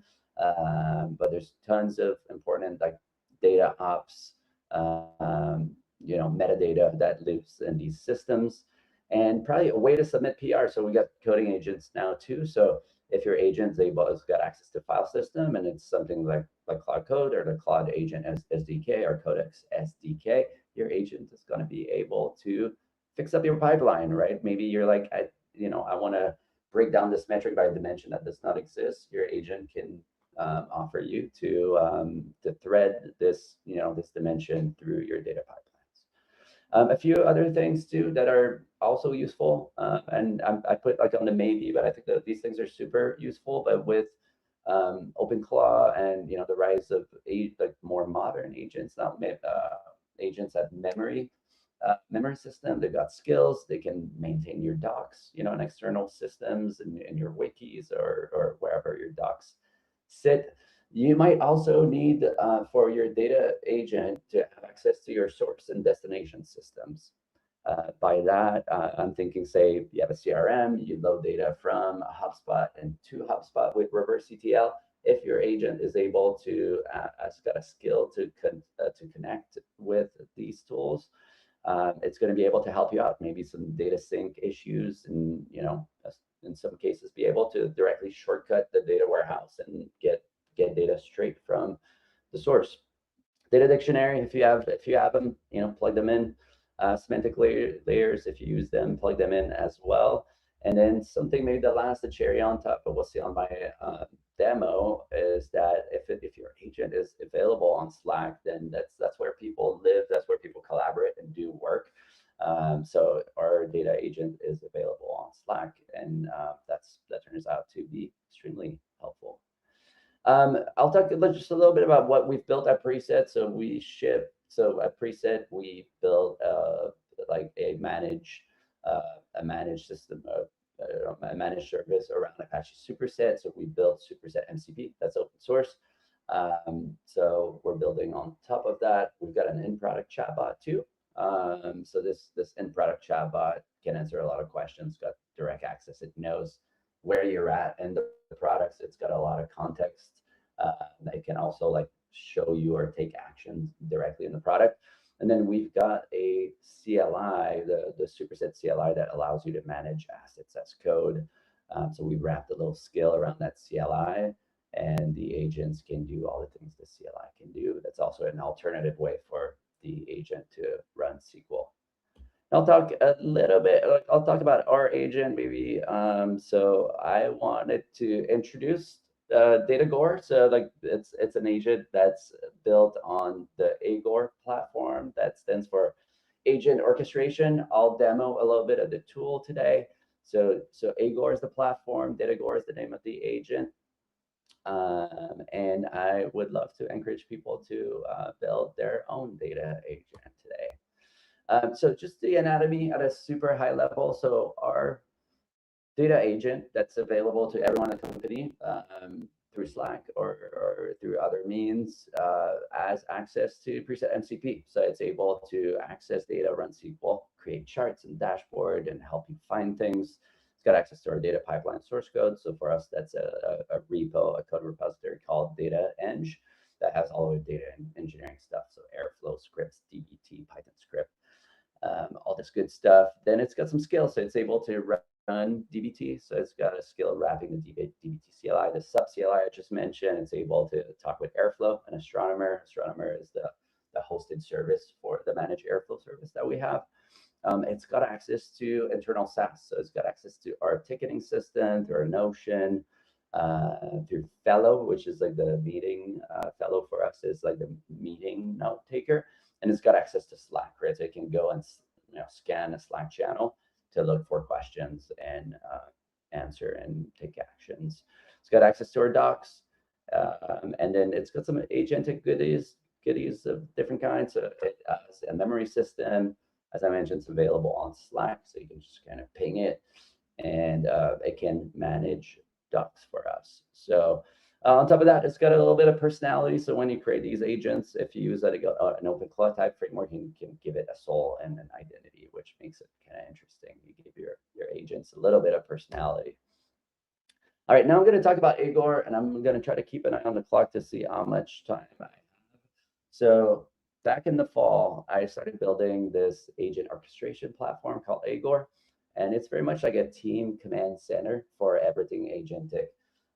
So the challenges I was dealing with is I wanted to orchestrate a lot of agents, right? Like since about this time last year, I started like figuring out how to manage like 2, 3, 5, 10 agents in parallel. So I wanted to like stay sane while doing that, not be stuck in all these terminal windows. And I was also upset that it's hard to collaborate with agents. We're also stuck like in our laptop, like Cloud Code and your AI sessions are very personal, but I wanted to enable, in some cases, to share sessions with my teammates. So here we go. So I'll show what I've built and what it looks like. And if I can get a time check, I don't know until when I have, and I know we're running late. We've got until, I'll tell you exactly, we finished at 2:55 technically, which was 3 minutes ago, but let's say we got an extra, how long do you need? I don't know. I've got, I can fill the time, but maybe I'll keep going and you give me a signal, 2 minutes before I wrap up and I'll show as much as I can show here. Yeah. All right. So, yeah. Cool. Go for it. All right, so welcome to Agor. So this is an agent orchestration platform, and there's a lot to explain. There's a lot to show. So like, get ready to get a lot of information. I'm going to try to explain exactly how this thing works and some of the things that it can do. So the first thing is that in Agor, you've got boards, right? So a little bit like Figma. So if you're familiar with Figma, it's a very much like a Figma type interface. And what are all these black cards that you see in here? These cards are Git work trees. So Git work trees they're kind of Git branches that you can have checked out in parallel. So essentially, you can see that pretty much everything on this board is a feature, right? So if you look at some of these that are done, they've got a PR attached to them. Some of them are a GitHub issue attached to them. And a work tree is where your sessions live. So if I click on this particular session, this happens to be a Cloud Code session. Here I have a Codex session. I did code review for this session. But basically inside a work tree, which is a place in the file system, it's a Git branch where you can do work. You have one or many AI sessions. And here it's built on top of the Cloud Agent SDK, the Codex SDK, the Gemini SDK, all the agentic coding SDK, including Copilot and Open Code. So you can pretty much, instead of going to Cloud Code in your terminal, you can come here. And if you come here instead, you're able to work with others. So you can see there's someone else here in my instance that's connected. And you can see that everyone have presets. I've got tons of like various users. Like a lot of people at preset have access to this tool. So that means that someone else can come, if I let them, they can come and prompt my session. They can come on my board and I'll see their cursor. I'll see their little presence indicator. And now, general idea, maybe like the light bulb moment is that you can collaborate with your team with agents. There's tons of cool features in here. I'll try to explain a few. One is environment management. So now that we're all in the same box together, right? So we have a Unix box. Everyone's got their Unix username and they execute, commands and their agents run code as them. So I have like my own Unix user behind my Agor user, and I can start an environment, right? So if I want to start an environment, that's simple, like clicking stop, clicking start. You can have different variants on your environments, but here this environment is available for me to use to run some tests. Maybe I want to run some headless browser, playwright, MCP, unit tests. So the environment is there for the agent and it's there for someone in QA in my team, or my PM wants to come and see this feature. They can come in here, they can click and open the environment that's in development environment. We can work together on that. So that's pretty groundbreaking. Like, it's been a lot of like Git push and pull when you try to collaborate with others, but your reviewer can come here and interact with your environment, your pull requests, and can create their own session or post prompt your sessions. So that's at a super high level. The board's got these work trees. They're typically features. And then you have these zones. So the zones are pretty interesting. The zones have template triggers. They have prompts attached to them. So that when I say drag and drop this card to this zone, it will offer me to act on this prompt.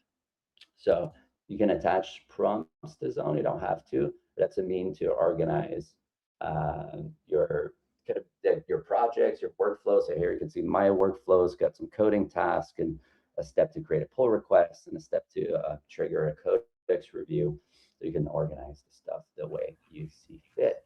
And so anybody Yep. who is on your team and has access to this board is able to see all these different sessions that you're showing on the right? That's right. So they can go around and click around and read through the session and see what's happening, right? So they can look at the codex review, or they have full access to the board if I let them. So the boards can be private. I won't get too deep into how this works, but when you create a work tree, you can decide whether it's just you or other people should be able to create sessions, prompt your sessions, have access to the file system or not. So you can decide on a per work tree basis, if you want to share them with others or not.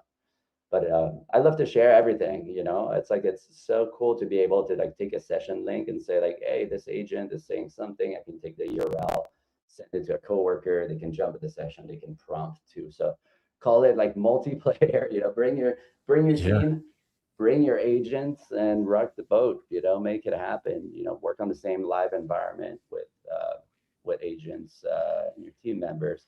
So what I wanted to show, so there's boards. I'll talk, just a little bit about the information architecture. So Igor keeps track of the repositories you work with. Those are the work trees. So like there's one row here for each card. There's assistants. So the assistants here are based a little bit on OpenClaw. So when you create an assistant, it's a different type of work tree. And this assistant is always born with a memory system, with a skill folder. So they come in like they don't know anything, but the first time you talk to them, they do like OpenClaw. They say like, who are you? Who am I? What do you want to work on? What are some of the workflow? How do you want to organize your board? This sort of thing. So these assistants, super powerful. So it's kind of like, you can kind of think of it like OpenClaw for enterprises, if that makes sense, right? Or for OpenClaw for a team. So instead of having like your OpenClaw on your Mac Mini, now you have a place where you can build an agent. Maybe that's a legal expert, right? Or maybe that's a coding expert for a certain repo, or maybe that's the deal desk, go-to-market helper that has access to all of your contracts or something like that. Going down the list, so cards is a way for agents to put stuff that is not a work tree on a board. I'll get back to artifacts. This is like probably one of the coolest features. I'm going to save it for later. Here we register all of our MCP servers, so we use quite a few at preset. But when you start a new session, you can decide, I want to use these MCPs in here, so that prevents from having to have everyone set up their MCP. So you have like these shared MCP servers. In our case, most of the SaaS tools we use internally. Then I'll show, I'm going to go to my Slack. Like earlier, I wanted to show how you can prompt. So Datagor is our data agent, and maybe I'll reuse the prompt because I don't want to type. But if I ask it, what have we all accomplished over the past month or so? So what happens when I do this, it's gateway channel. Going back to the gateway channel, they're registered over here. So they point, they configure a Slack actor or GitHub actor to be connected to a specific agent. And in my case over here, so this one's getting to work. It creates an Igor session, but it will answer on Slack ultimately. So while this one works, I'll go to the prompt I did earlier. But this is the kind of things that we've been working on with Datagor over the past month or so, asking it what it has done. It's referencing some PRs that we work on. It's referencing a lot of questions that people have asked internally at preset. So these are, when you create an assistant in Igor, it's got a memory system, it's got skill, it's got MCP access. It's pretty cool stuff. I'll show the last thing that I think is super exciting. So you've seen agents being able to create these micro apps very quickly.